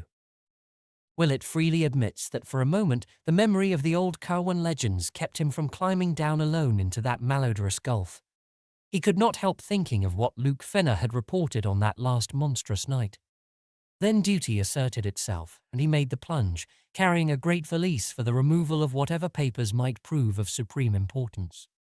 Slowly, as befitted one of his years, he descended the ladder and reached the slimy steps below. This was ancient masonry, his torch told him, and upon the dripping walls he saw the unwholesome moss of centuries. Down, down ran the steps, not spirally, but in 3 abrupt turns, and with such narrowness that 2 men could have passed only with difficulty.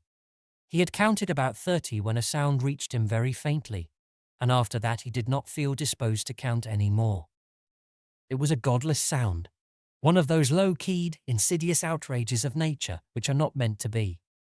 To call it a dull wail, a doom-dragged whine, or a hopeless howl of chorused anguish and stricken flesh, without mind would be to miss its most quintessential loathsomeness and soul-sickening overtones.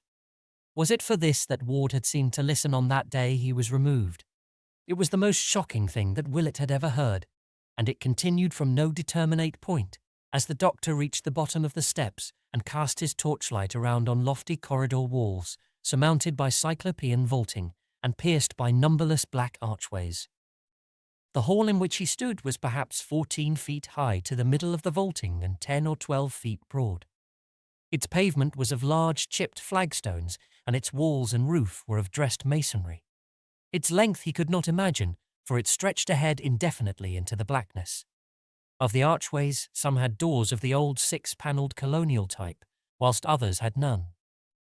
Overcoming the dread induced by the smell and the howling, Willett began to explore these archways one by one, finding beyond them rooms with groined stone ceilings, each of medium size and apparently of bizarre uses.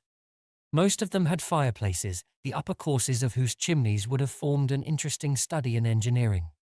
Never before or since had he seen such instruments, or suggestions of instruments, as here loomed up on every hand through the burying dust and cobwebs of a century and a half, in many cases evidently shattered as if by the ancient raiders. For many of the chambers seemed wholly untrodden by modern feet, and must have represented the earliest and most obsolete phases of Joseph Curwen's experimentation. Finally, there came a room of obvious modernity, or at least of recent occupancy. There were oil heaters, bookshelves and tables, chairs and cabinets, and a desk piled high with papers of varying antiquity and contemporaneousness. Candlesticks and oil lamps stood about in several places, and finding a match safe handy, Willett lighted such as were ready for use. In the fuller gleam it appeared that this apartment was nothing less than the latest study or library of Charles Ward. Of the books the doctor had seen many before, and a good part of the furniture had plainly come from the Prospect Street mansion. Here and there was a piece well known to Willett, and the sense of familiarity became so great that he half forgot the noisomeness and the wailing, both of which were plainer here than they had been at the foot of the steps. His first duty, as planned long ahead, was to find and seize any papers which might seem of vital importance, especially those portentous documents found by Charles so long ago behind the picture in Olney Court. As he searched, he perceived how stupendous a task the final unravelling would be, for file on file was stuffed with papers in curious hands and bearing curious designs, so that months or even years might be needed for a thorough deciphering and editing. Once he found large packets of letters with Prague and Racker's postmarks, and in writing clearly recognizable as Orne's and Hutchinson's, all of which he took with him as part of the bundle to be removed in his valise. At last, in a locked mahogany cabinet, once gracing the Ward home, Willett found the batch of old Curwen papers. Recognizing them from the reluctant glimpse Charles had granted him so many years ago. The youth had evidently kept them together very much as they had been when first he found them, since all the titles recalled by the workmen were present, except the papers addressed to Orne and Hutchinson, and the cipher with its key. Willett placed the entire lot in his valise and continued his examination of the files. Since young Ward's immediate condition was the greatest matter at stake, the closest searching was done among the most obviously recent matter, and in this abundance of contemporary manuscript, one very baffling oddity was noted. The oddity was the slight amount in Charles's normal writing, which indeed included nothing more recent than 2 months before. On the other hand, there were literally reams of symbols and formulae, historical notes and philosophical comment, in a crabbed penmanship absolutely identical with the ancient script of Joseph Curwen, though of undeniably modern dating. Plainly, a part of the latter-day program had been a sedulous imitation of the old wizard's writing, which Charles seemed to have carried to a marvellous state of perfection. Of any third hand which might have been Alan's there was not a trace. If he had indeed come to be the leader, he must have forced young Ward to act as his amanuensis. In this new material, one mystic formula, or rather pair of formulae, recurred so often that Willett had it by heart before he had half finished his quest. It consisted of 2 parallel columns, the left-hand one surmounted by the archaic symbol called dragon's head, and used in almanacs to indicate the ascending node, and the right-hand one headed by a corresponding sign of dragon's tail, or descending node. The appearance of the whole was something like this, and almost unconsciously the doctor realized that the second half was no more than the first, written syllabically backward with the exception of the final monosyllables and of the odd name Yog-Sothoth, which he had come to recognize under various spellings, from other things he had seen in connection with this horrible matter. The formulae were as follows, exactly so, as Willett is abundantly able to testify, and the first one struck an odd note of uncomfortable latent memory in his brain, which he recognized later when reviewing the events of that horrible Good Friday of the previous year. Yai enganga Yog-Sothoth he lujeb few high throdog you are. Og throd a huf jebul e Yog-Sothoth, ungong a zero. So haunting were these formulae, and so frequently did he come upon them, that before the doctor knew it, he was repeating them under his breath. Eventually, however, he felt he had secured all the papers he could digest to advantage for the present, hence resolved to examine no more, till he could bring the sceptical alienists en masse for an ampler and more systematic raid. He had still to find the hidden laboratory, so leaving his valise in the lighted room, he emerged again into the black noisome corridor, whose vaulting echoed ceaselessly with that dull and hideous whine. The next few rooms he tried were all abandoned, or filled only with crumbling boxes and ominous-looking leaden coffins, but impressed him deeply with the magnitude of Joseph Curwen's original operations. He thought of the slaves and seamen who had disappeared, of the graves which had been violated in every part of the world, and of what that final raiding party must have seen, and then he decided it was better not to think any more.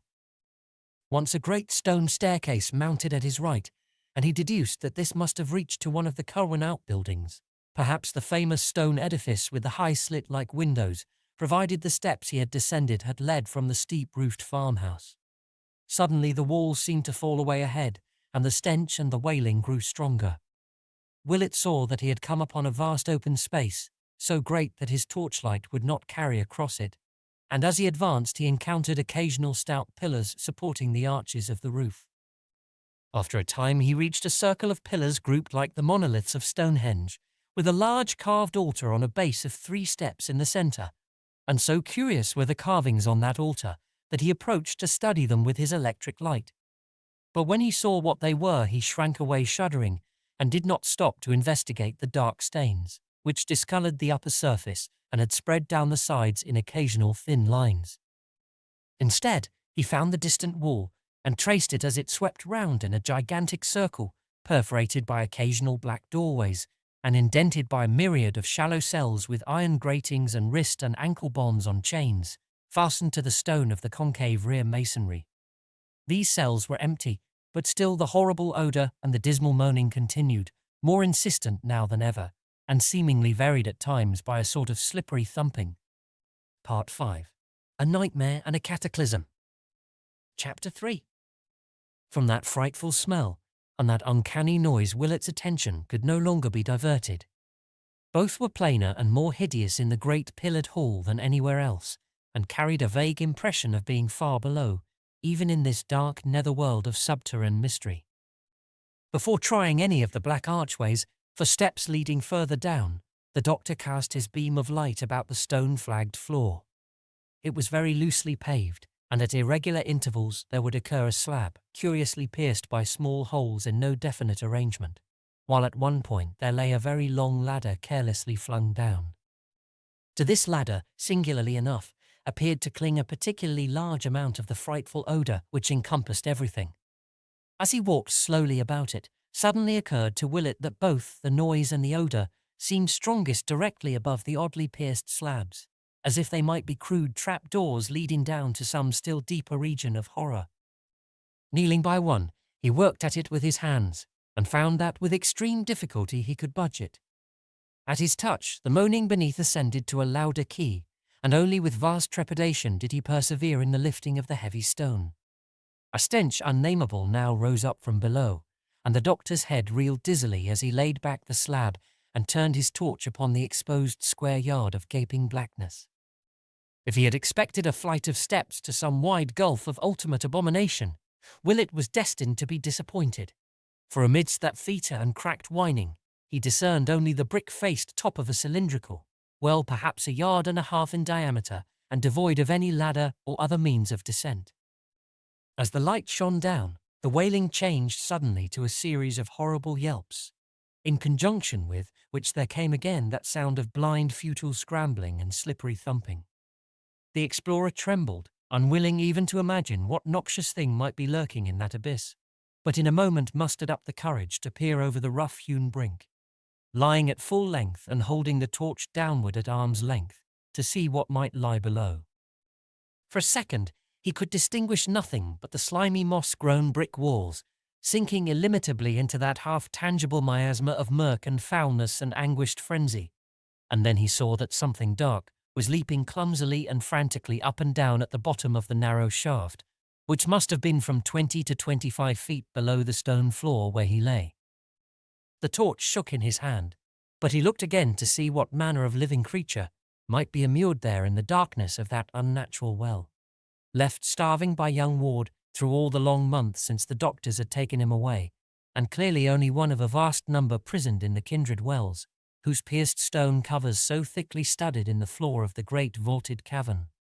Whatever the things were, they could not lie down in their cramped spaces, but must have crouched and whined and waited and feebly leaped all those hideous weeks, since their master had abandoned them unheeded. But Marinus Bicknell Willett was sorry that he looked again, for surgeon and veteran of the dissecting room though he was, he has not been the same since.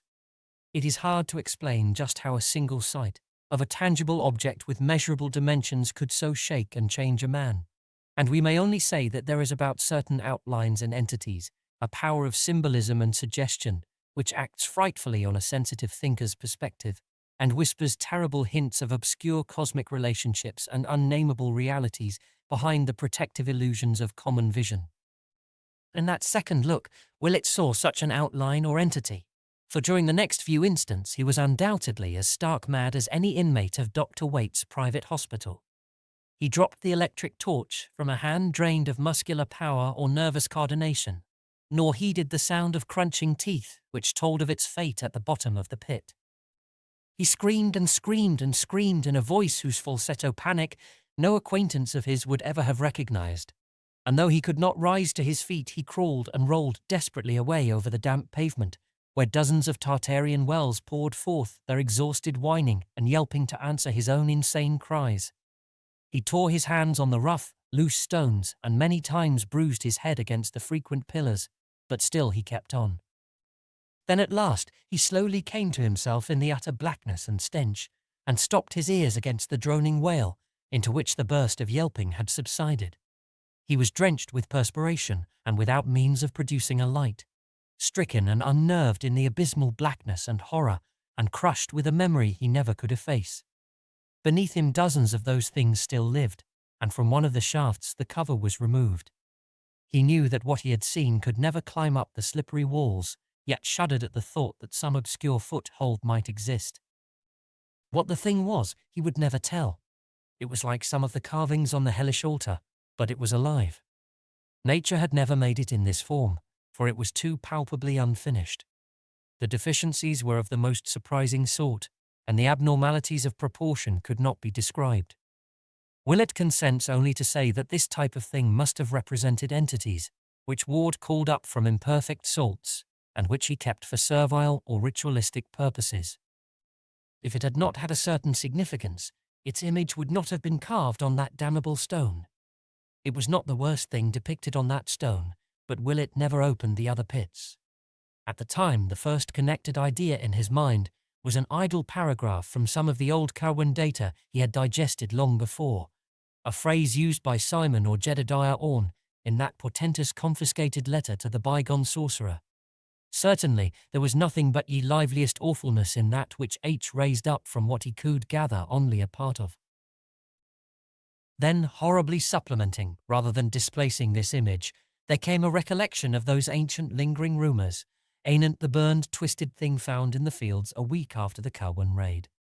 Charles Ward had once told the doctor what old Slocum said of that object, that it was neither thoroughly human nor wholly allied to any animal which Pawtuxet folk had ever seen or read about. These words hummed in the doctor's mind as he rocked to and fro, squatting on the nitrous stone floor. He tried to drive them out and repeated the Lord's Prayer to himself, eventually trailing off into a mnemonic hodgepodge like the modernistic wasteland of Mr. T.S. Eliot, and finally reverting to the oft-repeated dual formula he had lately found in Ward's underground library. Yai Ungunga, Yog Sothoth, and so on till the final underlined Zuro. It seemed to soothe him, and he staggered to his feet after a time, lamenting bitterly his fright-lost torch and looking wildly about for any gleam of light in the clutching inkiness of the chilly air. Think he would not, but he strained his eyes in every direction for some faint glint or reflection of the bright illumination he had left in the library.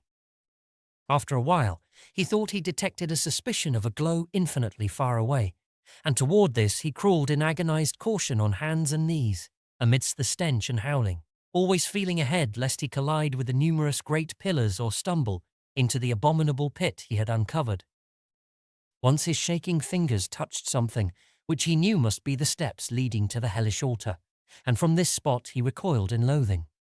At another time he encountered the pierced slab he had removed, and here his caution became almost pitiful. But he did not come upon the dread aperture after all, nor did anything issue from that aperture to detain him. What had been down there made no sound nor stir. Evidently its crunching of the fallen electric torch had not been good for it. Each time Willett's fingers felt a perforated slab, he trembled. His passage over it would sometimes increase the groaning below, but generally it would produce no effect at all, since he moved very noiselessly. Several times during his progress the glow ahead diminished perceptibly, and he realized that the various candles and lamps he had left must be expiring one by one. The thought of being lost in utter darkness without matches amidst this underground world of nightmare labyrinths impelled him to rise to his feet and run, which he could safely do now that he had passed the open pit. For he knew that once the light failed, his only hope of rescue and survival would lie in whatever relief party Mr. Ward might send after missing him for a sufficient period. Presently, however, he emerged from the open space into the narrower corridor, and definitely located the glow as coming from a door on his right. In a moment he had reached it, and was standing once more in young Ward's secret library, trembling with relief, and watching the sputterings of that last lamp which had brought him to safety. Part 5. A Nightmare and a Cataclysm. Chapter 4. In another moment, he was hastily filling the burned-out lamps from an oil supply he had previously noticed, and when the room was bright again, he looked about to see if he might find a lantern for further exploration. For racked though he was with horror, his sense of grim purpose was still uppermost, and he was firmly determined to leave no stone unturned in his search for the hideous facts behind Charles Ward's bizarre madness. Failing to find a lantern, he chose the smallest of the lamps to carry, also filling his pockets with candles and matches, and taking with him a gallon can of oil, which he proposed to keep for reserve use in whatever hidden laboratory he might uncover beyond the terrible open space, with its unclean altar and nameless covered wells. To traverse that space again would require his utmost fortitude, but he knew it must be done. Fortunately, neither the frightful altar nor the open shaft was near the vast cell-indented wall which bounded the cavern area, and whose black mysterious archways would form the next goals of a logical search. So Willett went back to that great pillared hall of stench and anguished howling, turning down his lamp to avoid any distant glimpse of the hellish altar or of the uncovered pit, with a pierced stone slab beside it. Most of the black doorways led merely to small chambers, some vacant and some evidently used as storerooms, and in several of the latter he saw some very curious accumulations of various objects. One was packed with rotting and dust-draped bales of spare clothing, and the explorer thrilled when he saw that it was unmistakably the clothing of a century and a half before.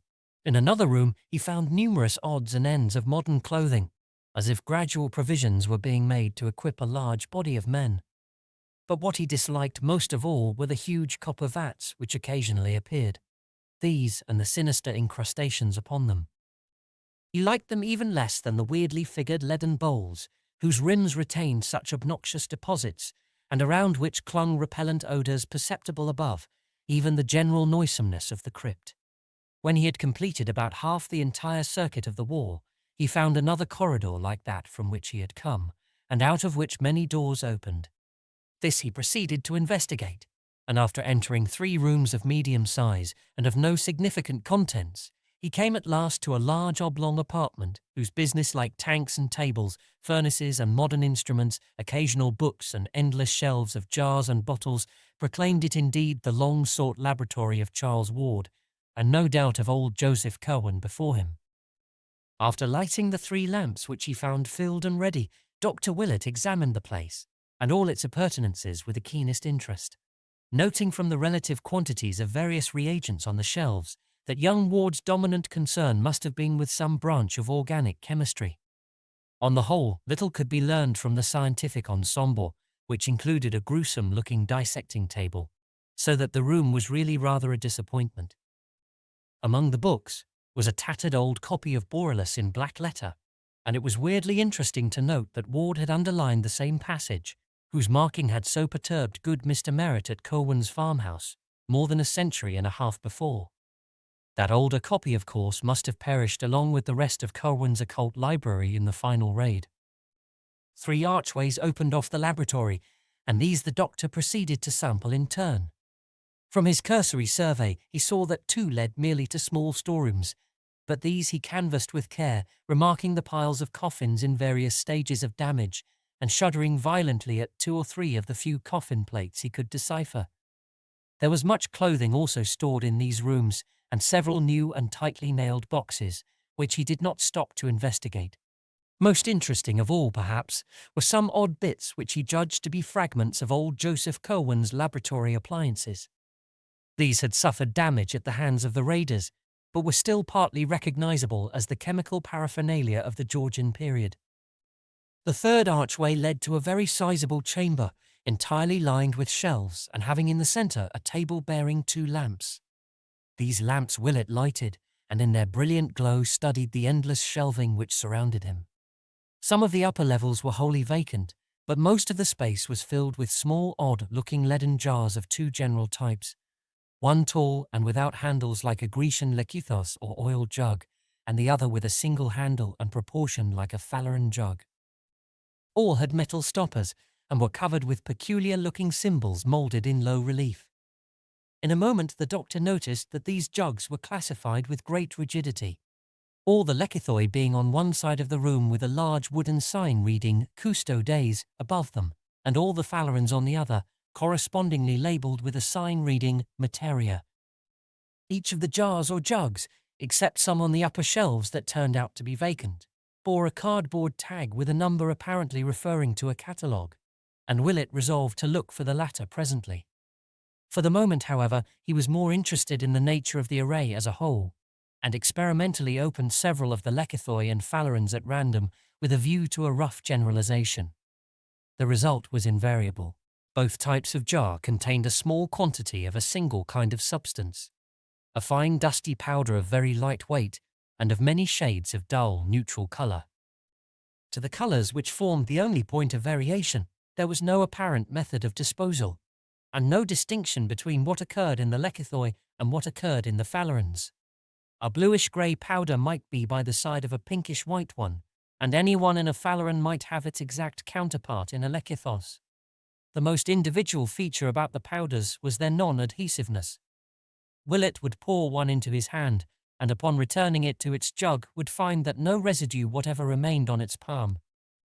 The meaning of the two signs puzzled him, and he wondered why this battery of chemicals was separated so radically from those in glass jars on the shelves of the laboratory proper. Custodes, materia, that was the Latin for guards and materials, respectively, and then there came a flash of memory as to where he had seen that word guards before in connection with this dreadful mystery.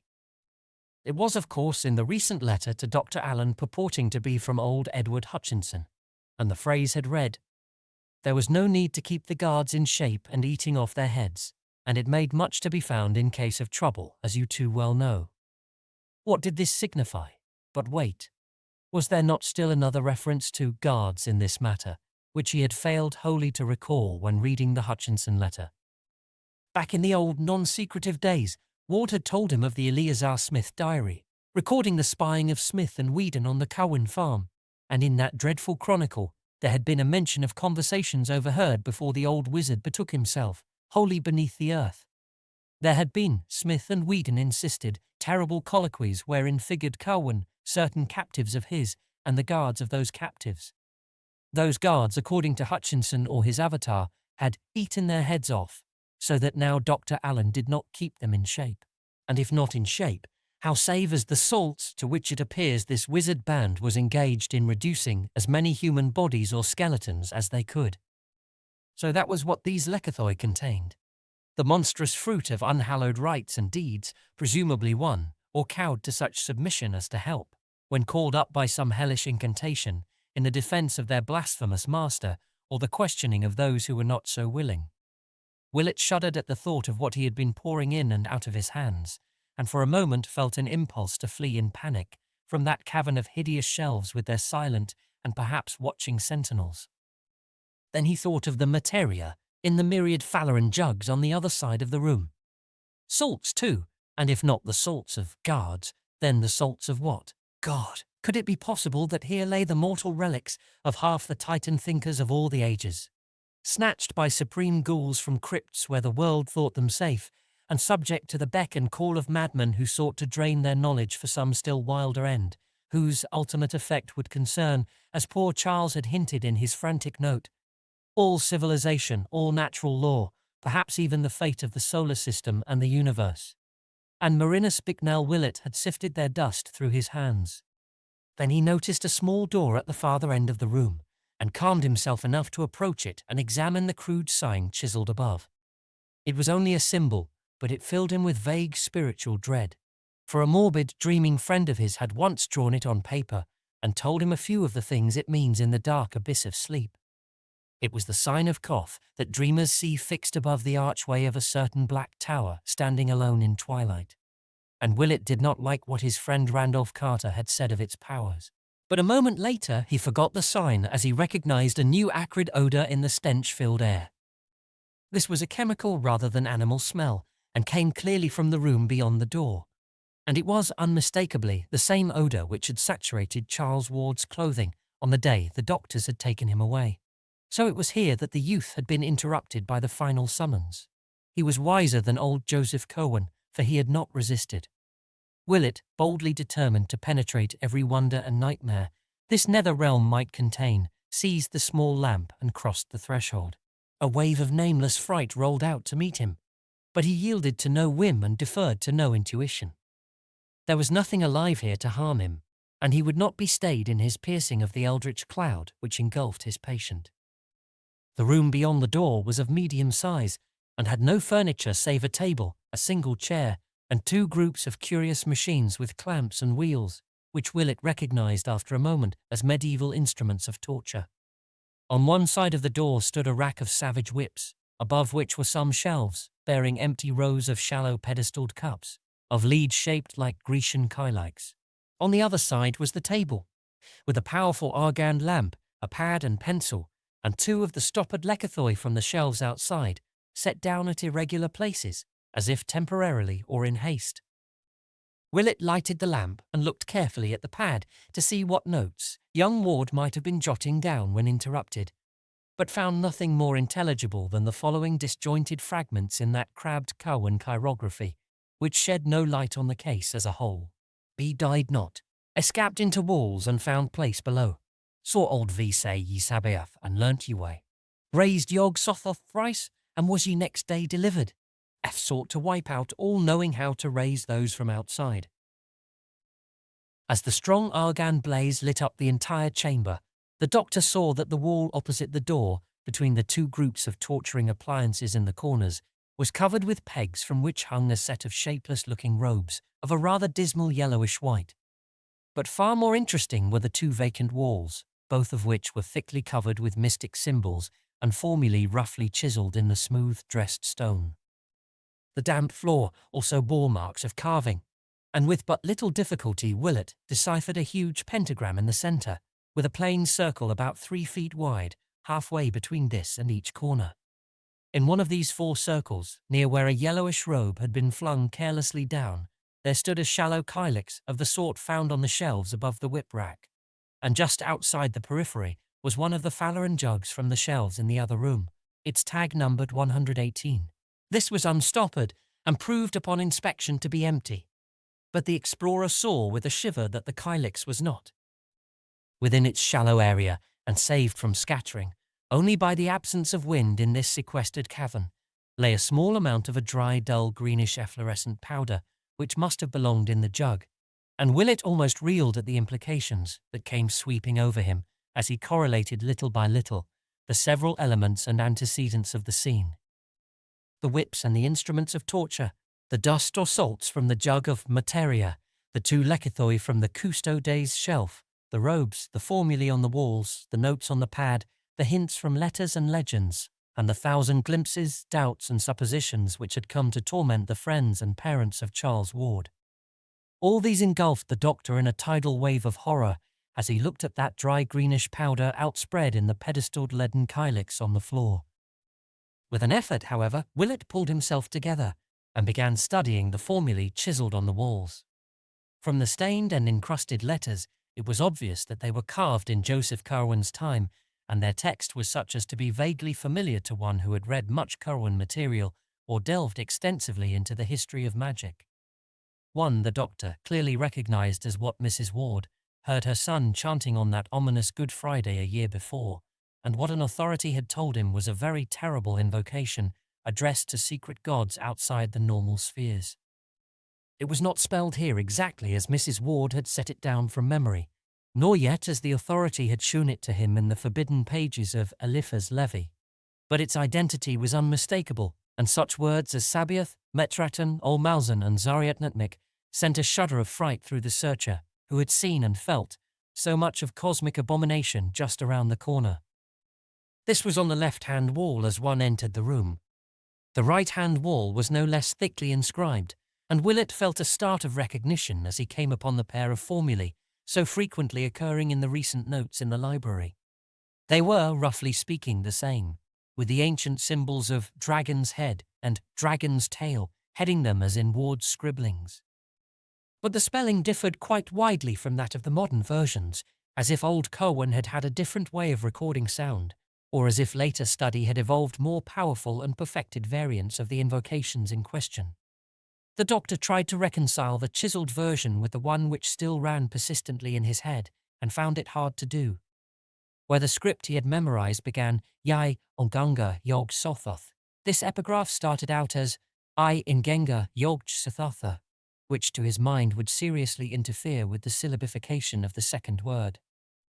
Ground as the later text was into his consciousness, the discrepancy disturbed him, and he found himself chanting the first of the formulae aloud, in an effort to square the sound he conceived with the letters he found carved. Weird and menacing in that abyss of antique blasphemy rang his voice, its accents keyed to a droning sing-song either through the spell of the past and the unknown, or through the hellish example of that dull, godless wail from the pits, whose inhuman cadences rose and fell rhythmically in the distance through the stench and the darkness. Yai, Ungunga, Yog Sothoth, he Lujeb, Fuhai Throdog you are. But what was this cold wind which had sprung into life at the very outset of the chant? The lamps were sputtering woefully, and the gloom grew so dense that the letters on the wall nearly faded from sight. There was smoke too, and an acrid odour which quite drowned out the stench from the faraway wells. An odour like that he had smelt before, yet infinitely stronger and more pungent. He turned from the inscriptions to face the room with its bizarre contents, and saw that the kylix on the floor, in which the ominous efflorescent powder had lain, was giving forth a cloud of thick, greenish-black vapour of surprising volume and opacity. That powder! Great God! It had come from the shelf of materia. What was it doing now, and what had started it? The formula he had been chanting, the first of the pair, dragon's head, ascending node, blessed saviour, could it be? The doctor reeled, and through his head raced wildly disjointed scraps from all he had seen, heard, and read of the frightful case of Joseph Curwen and Charles Dexter Ward. I say to you again, do not call up any that you cannot put down. Have ye words for laying at all times ready, and stop not to be sure when there is any doubt of whom you have. 3 talks with what was therein in hummed. Mercy of heaven, what is that shape behind the parting smoke? Part 5. A Nightmare and a Cataclysm. Chapter 5. Marinus Bicknell Willett has no hope that any part of his tale will be believed, except by certain sympathetic friends. Hence he has made no attempt to tell it beyond his most intimate circle. Only a few outsiders have ever heard it repeated, and of these the majority laugh and remark that the doctor surely is getting old. He has been advised to take a long vacation and to shun future cases dealing with mental disturbance. But Mr. Ward knows that the veteran physician speaks only a horrible truth. Did not he himself see the noisome aperture in the bungalow cellar? Did not Willett send him home overcome and ill at 11 o'clock that portentous morning? Did he not telephone the doctor in vain that evening and again the next day, and had he not driven to the bungalow itself on that following noon, finding his friend unconscious but unharmed on one of the beds upstairs? Willett had been breathing stertorously and opened his eyes slowly when Mr. Ward gave him some brandy fetched from the car. Then he shuddered and screamed, crying out, "That beard, those eyes, God, who are you?" A very strange thing to say to a trim, blue-eyed, clean-shaven gentleman whom he had known from the latter's boyhood. In the bright noon sunlight, the bungalow was unchanged since the previous morning. Willett's clothing bore no disarrangement beyond certain smudges and worn places at the knees, and only a faint acrid odour reminded Mr. Ward of what he had smelt on his son that day he was taken to the hospital. The doctor's flashlight was missing, but his valise was safely there, as empty as when he had brought it. Before indulging in any explanations, and obviously with great moral effort, Willett staggered dizzily down to the cellar and tried the fateful platform before the tubs. It was unyielding. Crossing to where he had left his yet unused tool satchel the day before, he obtained a chisel and began to pry up the stubborn planks one by one. Underneath, the smooth concrete was still visible, but of any opening or perforation there was no longer a trace. Nothing yawned this time to sicken the mystified father who had followed the doctor downstairs. Only the smooth concrete underneath the planks. No noisome well, no world of subterranean horrors, no secret library, no Curwen papers, no nightmare pits of stench and howling, no laboratory or shelves or chiselled formulae, no. Dr. Willett turned pale and clutched at the younger man. "Yesterday," he asked softly, "did you see it here and smell it?" And when Mr. Ward, himself transfixed with dread and wonder, found strength to nod an affirmative, the physician gave a sound half a sigh and half a gasp, and nodded in turn. "Then I will tell you," he said. So for an hour, in the sunniest room they could find upstairs, the physician whispered his frightful tale to the wondering father. There was nothing to relate beyond the looming up of that form, when the greenish-black vapour from the kylix parted, and Willett was too tired to ask himself what had really occurred. There were futile, bewildered head-shakings from both men, and once Mr. Ward ventured a hushed suggestion. "Do you suppose it would be of any use to dig?" The doctor was silent, for it seemed hardly fitting for any human brain to answer, when powers of unknown spheres had so vitally encroached on this side of the great abyss. Again Mr. Ward asked, "But where did it go? It brought you here, you know, and it sealed up the hole somehow." And Willett again let silence answer for him. But after all, this was not the final phase of the matter. Reaching for his handkerchief before rising to leave, Dr. Willett's fingers closed upon a piece of paper in his pocket which had not been there before, and which was companioned by the candles and matches he had seized in the vanished vault. It was a common sheet, torn obviously from the cheap pad in that fabulous room of horror somewhere underground, and the writing upon it was that of an ordinary lead pencil, doubtless the one which had lain beside the pad. It was folded very carelessly, and beyond the faint acrid scent of the cryptic chamber bore no print or mark of any world but this. But in the text itself it did indeed reek with wonder, for here was no script of any wholesome age, but the laboured strokes of medieval darkness, scarcely legible to the layman who now strained over it, yet having combinations of symbols which seemed vaguely familiar.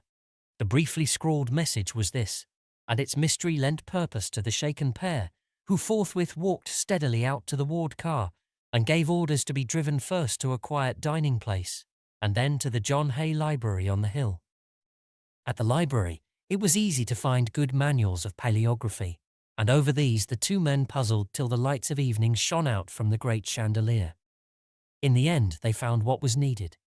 The letters were indeed no fantastic invention, but the normal script of a very dark period.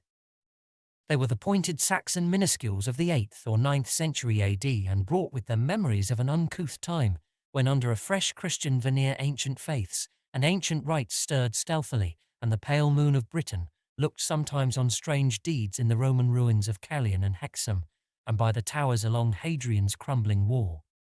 The words were in such Latin as a barbarous age might remember: Cor Venus necandus est, cadaver aqua forti dissolvendum, nec aliquid retenendum, tac ut potes, which may roughly be translated, Curwen must be killed. The body must be dissolved in aqua fortis, nor must anything be retained. Keep silence as best you are able. Willett and Mr. Ward were mute and baffled. They had met the unknown, and found that they lacked emotions to respond to it, as they vaguely believed they ought. With Willett especially, the capacity for receiving fresh impressions of awe was well nigh exhausted, and both men sat still and helpless, till the closing of the library forced them to leave. Then they drove listlessly to the Ward mansion in Prospect Street, and talked to no purpose into the night. The doctor rested toward morning, but did not go home, and he was still there Sunday noon, when a telephone message came from the detectives who had been assigned to look up Dr. Allen.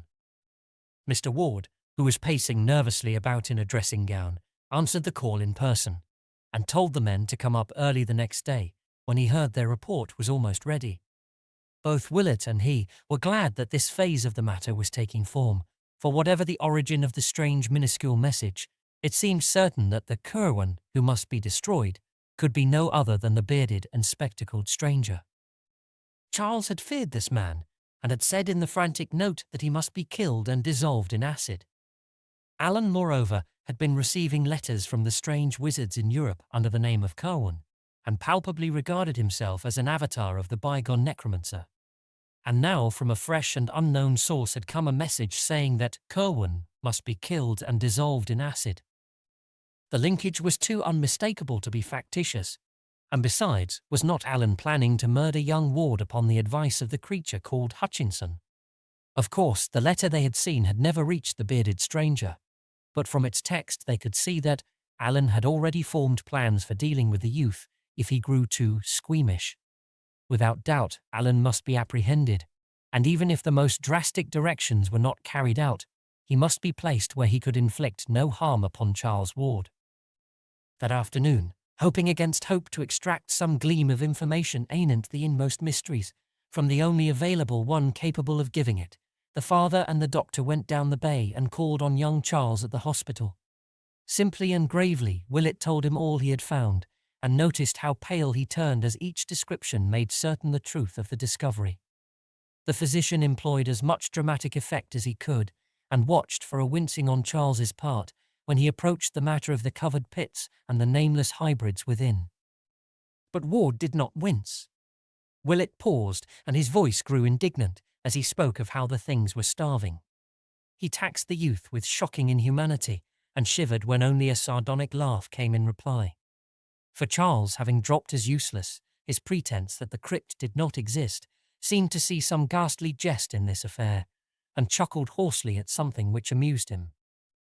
Then he whispered, in accents doubly terrible because of the cracked voice he used. "Damn 'em, they do eat, but they don't need to. That's the rare part. A month, you say, without food. Lud, sir, you be modest.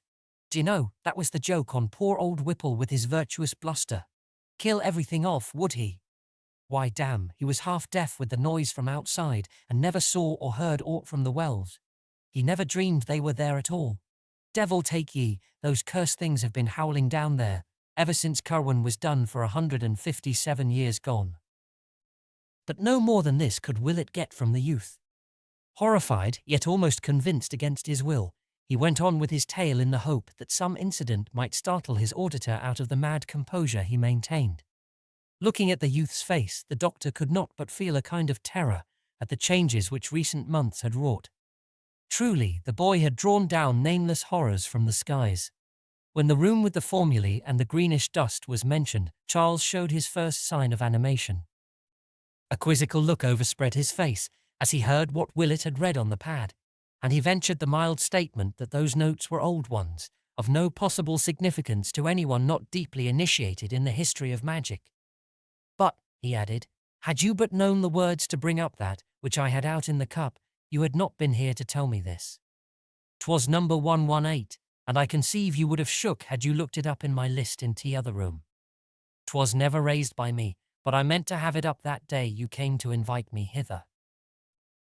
Then Willett told of the formula he had spoken, and of the greenish-black smoke which had arisen. And as he did so, he saw true fear dawn for the first time on Charles Ward's face. "It came, and you be here alive?" As Ward croaked the words, his voice seemed almost to burst free of its trammels and sink to cavernous abysses of uncanny resonance. Willett, gifted with a flash of inspiration, believed he saw the situation, and wove into his reply a caution from a letter he remembered. "Number 118, you say? But don't forget that stones are all changed now in 9 grounds out of 10. You are never sure till you question." And then, without warning, he drew forth the minuscule message and flashed it before the patient's eyes. He could have wished no stronger result, for Charles Ward fainted forthwith. All this conversation, of course, had been conducted with the greatest secrecy, lest the resident alienists accuse the father and the physician of encouraging a madman in his delusions. Unaided, too, Dr. Willett and Mr. Ward picked up the stricken youth and placed him on the couch.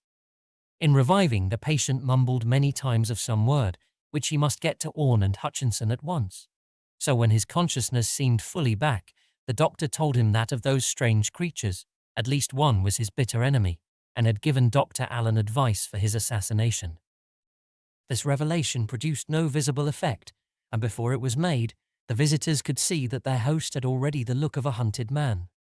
After that he would converse no more, so Willett and the father departed presently, leaving behind a caution against the bearded Allen, to which the youth only replied that this individual was very safely taken care of, and could do no one any harm even if he wished. This was said with an almost evil chuckle, very painful to hear. They did not worry about any communications Charles might indite to that monstrous pair in Europe, since they knew that the hospital authorities seized all outgoing mail for censorship and would pass no wild or outre-looking missive. There is, however, a curious sequel to the matter of Orne and Hutchinson, if such indeed the exiled wizards were. Moved by some vague presentiment amidst the horrors of that period, Willett arranged with an international press-cutting bureau for accounts of notable current crimes and accidents in Prague and in eastern Transylvania, and after 6 months believed that he had found 2 very significant things amongst the multifarious items he received and had translated. One was the total wrecking of a house by night in the oldest quarter of Prague, and the disappearance of the evil old man called Joseph Nadig, who had dwelt in it alone ever since anyone could remember. The other was a Titan explosion in the Transylvanian mountains east of Rakus, and the utter extirpation with all its inmates of the ill-regarded Castle Ferenczi, whose master was so badly spoken of by peasants and soldiery alike that he would shortly have been summoned to Bucharest for serious questioning, had not this incident cut off a career already so long as to antedate all common memory. Willett maintains that the hand which wrote those minuscules was able to wield stronger weapons as well, and that while Curwen was left to him to dispose of, the writer felt able to find and deal with Orne and Hutchinson itself. Of what their fate may have been, the doctor strives sedulously not to think. Part 5. A Nightmare and a Cataclysm. Chapter 6. The following morning, Dr. Willett hastened to the Ward home to be present when the detectives arrived. Alan's destruction or imprisonment, or Curwen's, if one might regard the tacit claim to reincarnation as valid, he felt must be accomplished at any cost, and he communicated this conviction to Mr. Ward as they sat waiting for the men to come. They were downstairs this time, for the upper parts of the house were beginning to be shunned, because of a peculiar nauseousness which hung indefinitely about. A nauseousness which the older servants connected with some curse left by the vanished Curwen portrait. At 9 o'clock, the three detectives presented themselves and immediately delivered all that they had to say. They had not, regrettably enough, located the brother Tony Gomes as they had wished, nor had they found the least trace of Dr. Allen's source or present whereabouts, but they had managed to unearth a considerable number of local impressions and facts concerning the reticent stranger. Allen had struck Pawtuxet people as a vaguely unnatural being, and there was an universal belief that his thick Van Dyke beard was either dyed or false, a belief conclusively upheld by the finding of such a false beard, together with a pair of dark glasses, in his room at the fateful bungalow. His voice, Mr. Ward could well testify from his one telephone conversation, had a depth and hollowness that could not be forgotten, and his glance seemed malign even through his smoked and horn-rimmed glasses. One shopkeeper, in the course of negotiations, had seen a specimen of his handwriting, and declared it was very queer and crabbed, this being confirmed by penciled notes of no clear meaning, found in his room and identified by the merchant. In connection with the vampirism rumors of the preceding summer, a majority of the gossips believed that Allen, rather than Ward, was the actual vampire. Statements were also obtained from the officials who had visited the bungalow after the unpleasant incident of the motor truck robbery. They had felt less of the sinister in Dr. Allen, but had recognized him as the dominant figure in the queer shadowy cottage. The place had been too dark for them to observe him clearly, but they would know him again if they saw him. His beard had looked odd, and they thought he had some slight scar above his dark spectacled right eye. As for the detectives' search of Allen's room, it yielded nothing definite save the beard and glasses, and several penciled notes in a crabbed writing, which Willett at once saw was identical with that shared by the old Curwen manuscripts and by the voluminous recent notes of young Ward found in the vanished catacombs of horror. Dr. Willett and Mr. Ward caught something of a profound, subtle, and insidious cosmic fear from this data, as it was gradually unfolded, and almost trembled in following up the vague mad thought which had simultaneously reached their minds. The false beard and glasses, the crabbed Curwen penmanship, the old portrait and its tiny scar, and the altered youth in the hospital with such a scar, that deep, hollow voice on the telephone. Was it not of this that Mr. Ward was reminded when his son barked forth those pitiable tones to which he now claimed to be reduced? Who had ever seen Charles and Alan together? Yes, the officials had once, but who later on? Was it not when Alan left that Charles suddenly lost his growing fright and began to live wholly at the bungalow? Curwen, Alan, Ward, in what blasphemous and abominable fusion had two ages and two persons become involved? That damnable resemblance of the picture to Charles, had it not used to stare and follow the boy around the room with its eyes? Why, too, did both Alan and Charles copy Joseph Curwen's handwriting, even when alone and off guard? And then the frightful work of those people, the lost crypt of horrors that had aged the doctor overnight, the starved monsters in the noisome pits, the awful formula which had yielded such nameless results, the message in minuscules found in Willett's pocket, the papers and the letters and all the talk of graves and salts and discoveries, whither did everything lead? In the end, Mr. Ward did the most sensible thing. Steeling himself against any realization of why he did it, he gave the detectives an article to be shown to such Pawtuxet shopkeepers as had seen the portentous Dr. Allen. That article was a photograph of his luckless son, on which he now carefully drew in ink the pair of heavy glasses and the black pointed beard which the men had brought from Allen's room. For 2 hours he waited with the doctor in the oppressive house, where fear and miasma were slowly gathering, as the empty panel in the upstairs library leered and leered and leered. Then the men returned. Yes, the altered photograph was a very passable likeness of Dr. Allen. Mr. Ward turned pale and Willett wiped a suddenly dampened brow with his handkerchief. Alan Ward Curwen. It was becoming too hideous for coherent thought. What had the boy called out of the void, and what had it done to him? What really had happened from first to last? Who was this Alan who sought to kill Charles as too squeamish? And why had his destined victim said in the postscript to that frantic letter that he must be so completely obliterated in acid?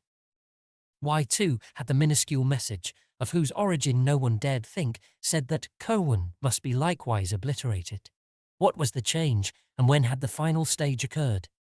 That day when his frantic note was received, he had been nervous all the morning. Then there was an alteration. He had slipped out unseen and swaggered boldly in past the men hired to guard him. That was the time when he was out.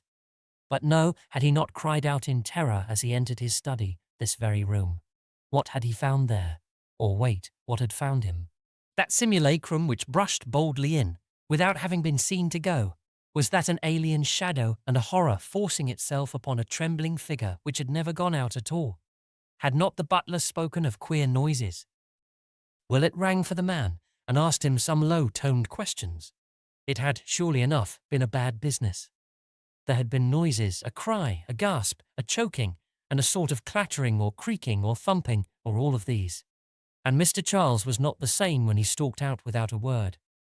The butler shivered as he spoke and sniffed at the heavy air that blew down from some open window upstairs.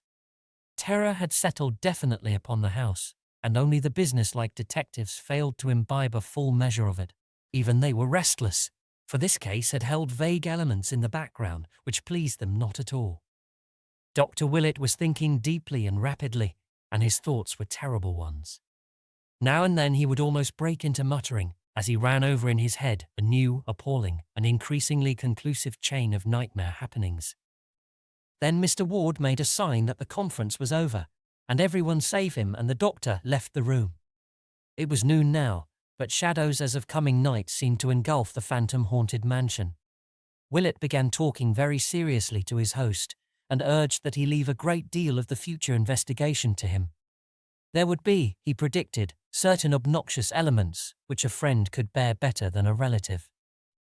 As family physician, he must have a free hand, and the first thing he required was a period alone and undisturbed in the abandoned library upstairs, where the ancient overmantel had gathered about itself an aura of noisome horror, more intense than when Joseph Curwen's features themselves glanced slyly down from the painted panel. Mr. Ward, dazed by the flood of grotesque morbidities and unthinkably maddening suggestions that poured in upon him from every side, could only acquiesce, and half an hour later the doctor was locked in the shunned room with the panelling from Olney Court. The father, listening outside, heard fumbling sounds of moving and rummaging as the moments passed, and finally a wrench and a creak, as if a tight cupboard door were being opened. Then there was a muffled cry, a kind of snorting choke, and a hasty slamming of whatever had been opened. Almost at once the key rattled and Willett appeared in the hall, haggard and ghastly, and demanding wood for the real fireplace on the south wall of the room. The furnace was not enough, he said, and the electric log had little practical use. Longing yet not daring to ask questions, Mr. Ward gave the requisite orders and a man brought some stout pine logs, shuddering as he entered the tainted air of the library to place them in the grate. Willett, meanwhile, had gone up to the dismantled laboratory and brought down a few odds and ends not included in the moving of the July before. They were in a covered basket, and Mr. Ward never saw what they were. Then the doctor locked himself in the library once more, and by the clouds of smoke which rolled down past the windows from the chimney, it was known that he had lighted the fire. Later, after a great rustling of newspapers, that odd wrench and creaking were heard again, followed by a thumping which none of the eavesdroppers liked. Thereafter 2 suppressed cries of Willett's were heard, and hard upon these came a swishing rustle of indefinable hatefulness. Finally, the smoke that the wind beat down from the chimney grew very dark and acrid, and everyone wished that the weather had spared them this choking and venomous inundation of peculiar fumes. Mr. Ward's head reeled, and the servants all clustered together in a knot to watch the horrible black smoke swoop down. After an age of waiting, the vapours seemed to lighten, and half-formless sounds of scraping, sweeping, and other minor operations were heard behind the bolted door. And at last, after the slamming of some cupboard within, Willett made his appearance, sad, pale and haggard, and bearing the cloth-draped basket he had taken from the upstairs laboratory. He had left the window open, and into that once accursed room was pouring a wealth of pure wholesome air to mix with a queer new smell of disinfectants. The ancient overmantel still lingered, but it seemed robbed of malignity now, and rose as calm and stately in its white panelling as if it had never borne the picture of Joseph Curwen. Night was coming on, yet this time its shadows held no latent fright, but only a gentle melancholy. Of what he had done the doctor would never speak. To Mr. Ward he said, "I can answer no questions, but I will say that there are different kinds of magic. I have made a great purgation, and those in this house will sleep the better for it." Part 5. A Nightmare and a Cataclysm. Chapter 7. That Dr. Willett's purgation had been an ordeal almost as nerve-wracking in its way as his hideous wandering in the vanished crypt is shown by the fact that the elderly physician gave out completely as soon as he reached home that evening. For 3 days he rested constantly in his room, though servants later muttered something about having heard him after midnight on Wednesday, when the outer door softly opened and closed with phenomenal softness. Servants' imaginations, fortunately, are limited, else comment might have been excited by an item in Thursday's evening bulletin which ran as follows.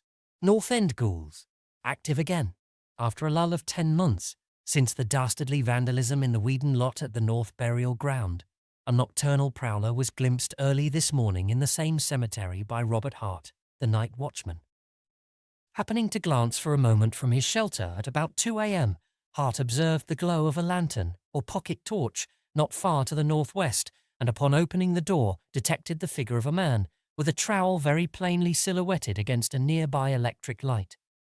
At once, starting in pursuit, he saw the figure dart hurriedly toward the main entrance, gaining the street and losing himself among the shadows before approach or capture was possible. Like the first of the ghouls, active during the past year, this intruder had done no real damage before detection. A vacant part of the Ward lot showed signs of a little superficial digging, but nothing even nearly the size of a grave had been attempted, and no previous grave had been disturbed. Hart, who cannot describe the prowler, except as a small man probably having a full beard, inclines to the view that all 3 of the digging incidents have a common source. But police from the second station think otherwise on account of the savage nature of the second incident, where an ancient coffin was removed and its headstone violently shattered. The first of the incidents, in which it is thought an attempt to bury something was frustrated, occurred a year ago last March, and has been attributed to bootleggers seeking a cache. It is possible, says Sergeant Riley, that this third affair is of similar nature. Officers at the second station are taking especial pains to capture the gang of miscreants responsible for these repeated outrages. All day Thursday, Dr. Willett rested as if recuperating from something past or nerving himself for something to come. In the evening, he wrote a note to Mr. Ward, which was delivered the next morning, and which caused the half-dazed parent to ponder long and deeply. Mr. Ward had not been able to go down to business since the shock of Monday with its baffling reports and its sinister purgation, but he found something calming about the doctor's letter, in spite of the despair it seemed to promise and the fresh mysteries it seemed to evoke. 10 Barnes Street, Providence, Rhode Island, April 12, 1928. Dear Theodore, I feel that I must say a word to you before doing what I am going to do tomorrow. It will conclude the terrible business we have been going through, for I feel that no spade is ever likely to reach that monstrous place we know of. But I'm afraid it won't set your mind at rest unless I expressly assure you how very conclusive it is. You have known me ever since you were a small boy, so I think you will not distrust me when I hint that some matters are best left undecided and unexplored.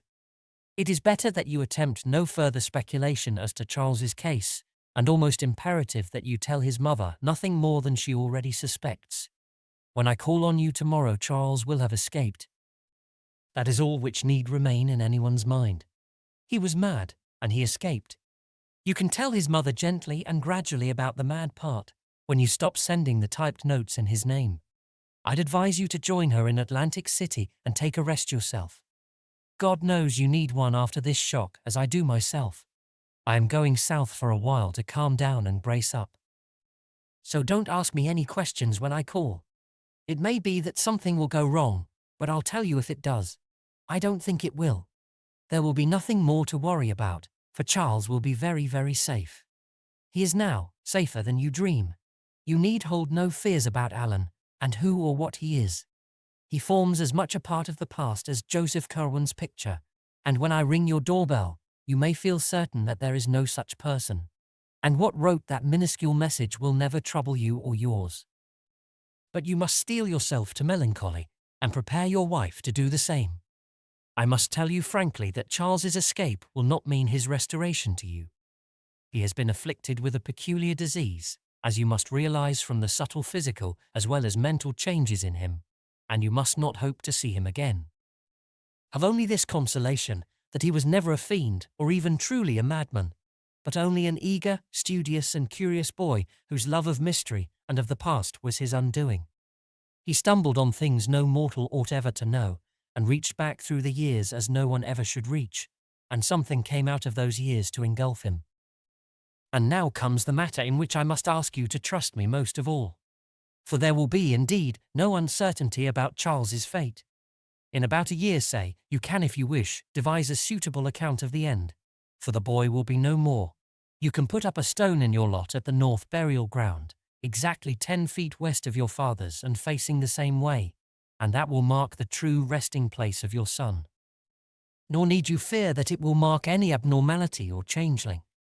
The ashes in that grave will be those of your own unaltered bone and sinew, of the real Charles Dexter Ward whose mind you watched from infancy, the real Charles with the olive mark on his hip, and without the black witch mark on his chest or the pit on his forehead. The Charles who never did actual evil, and who will have paid with his life for his squeamishness. That is all. Charles will have escaped, and a year from now you can put up his stone. Do not question me tomorrow, and believe that the honor of your ancient family remains untainted now, as it has been at all times in the past. With profoundest sympathy and exhortations to fortitude, calmness, and resignation, I am ever, sincerely your friend, Marinus B. Willett.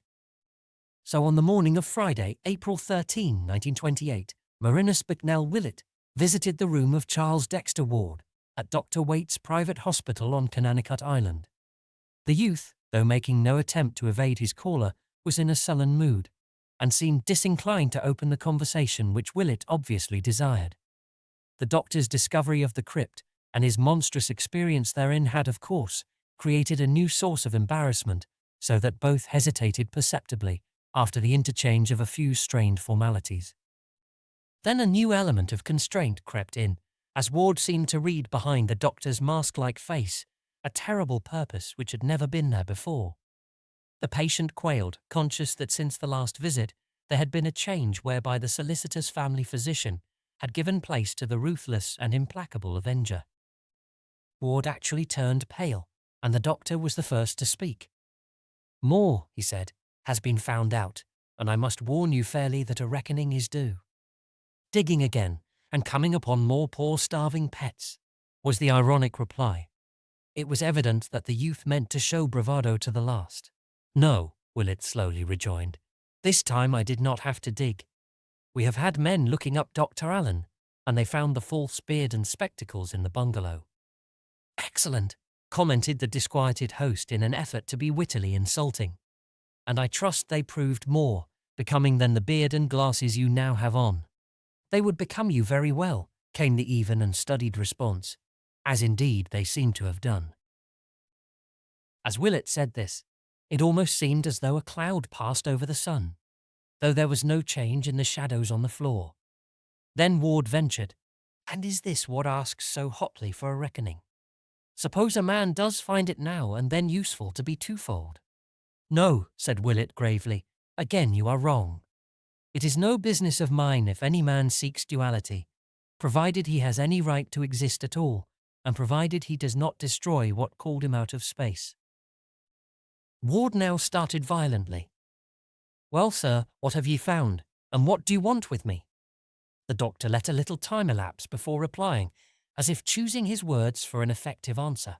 "I have found," he finally intoned, "something in a cupboard behind an ancient overmantel where a picture once was, and I have burned it and buried the ashes where the grave of Charles Dexter Ward ought to be." The madman choked and sprang from the chair in which he had been sitting. "Damn ye, who did ye tell? And who'll believe it was he, after these full 2 months with me alive? What do you mean to do?" Willett, though a small man, actually took on a kind of judicial majesty as he calmed the patient with a gesture. "I have told no one. This is no common case. It is a madness out of time, and a horror from beyond the spheres, which no police or lawyers or courts or alienists could ever fathom or grapple with. Thank God, some chance has left inside me the spark of imagination, that I might not go astray in thinking out this thing. You cannot deceive me, Joseph Curwen, for I know that your accursed magic is true. I know how you wove the spell that brooded outside the years and fastened on your double and descendant. I know how you drew him into the past and got him to raise you up from your detestable grave. I know how he kept you hidden in his laboratory while you studied modern things and roved abroad as a vampire by night, and how you later showed yourself in beard and glasses, that no one might wonder at your godless likeness to him. I know what you resolved to do when he balked at your monstrous rifling of the world's tombs, and at what you planned afterward, and I know how you did it. You left off your beard and glasses and fooled the guards around the house. They thought it was he who went in, and they thought it was he who came out when you had strangled and hidden him.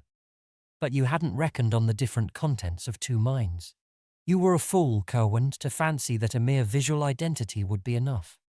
Why didn't you think of the speech and the voice and the handwriting? It hasn't worked, you see, after all. You know better than I who or what wrote that message in minuscules, but I will warn you it was not written in vain. There are abominations and blasphemies which must be stamped out, and I believe that the writer of those words will attend to Orne and Hutchinson. One of those creatures wrote you once, "Do not call up any that you cannot put down." You were undone once before, perhaps in that very way, and it may be that your own evil magic will undo you all again. Curwen, a man can't tamper with nature beyond certain limits, and every horror you have woven will rise up to wipe you out. But here the doctor was cut short by a convulsive cry from the creature before him. Hopelessly at bay, weaponless, and knowing that any show of physical violence would bring a score of attendants to the doctor's rescue, Joseph Curwen had recourse to his one ancient ally and began a series of cabalistic motions with his forefingers as his deep hollow voice, now unconcealed by feigned hoarseness, bellowed out the opening words of a terrible formula. Per Adonai Elohim, Adonai Jehovah, Adonai Sabaoth, Metretan. But Willett was too quick for him. Even as the dogs in the yard outside began to howl, and even as a chill wind sprang suddenly up from the bay, the doctor commenced the solemn and measured intonation of that which he had meant all along to recite. An eye for an eye, magic for magic, let the outcome show how well the lesson of the abyss had been learned. So in a clear voice Marinus Bignell Willett began the second of that pair of formulae whose first had raised the writer of those minuscules, the cryptic invocation whose heading was the dragon's tail, sign of the descending node. Hogthrod Ahaf, Jabuli, Yog Sothoth, Engongni, Zuro.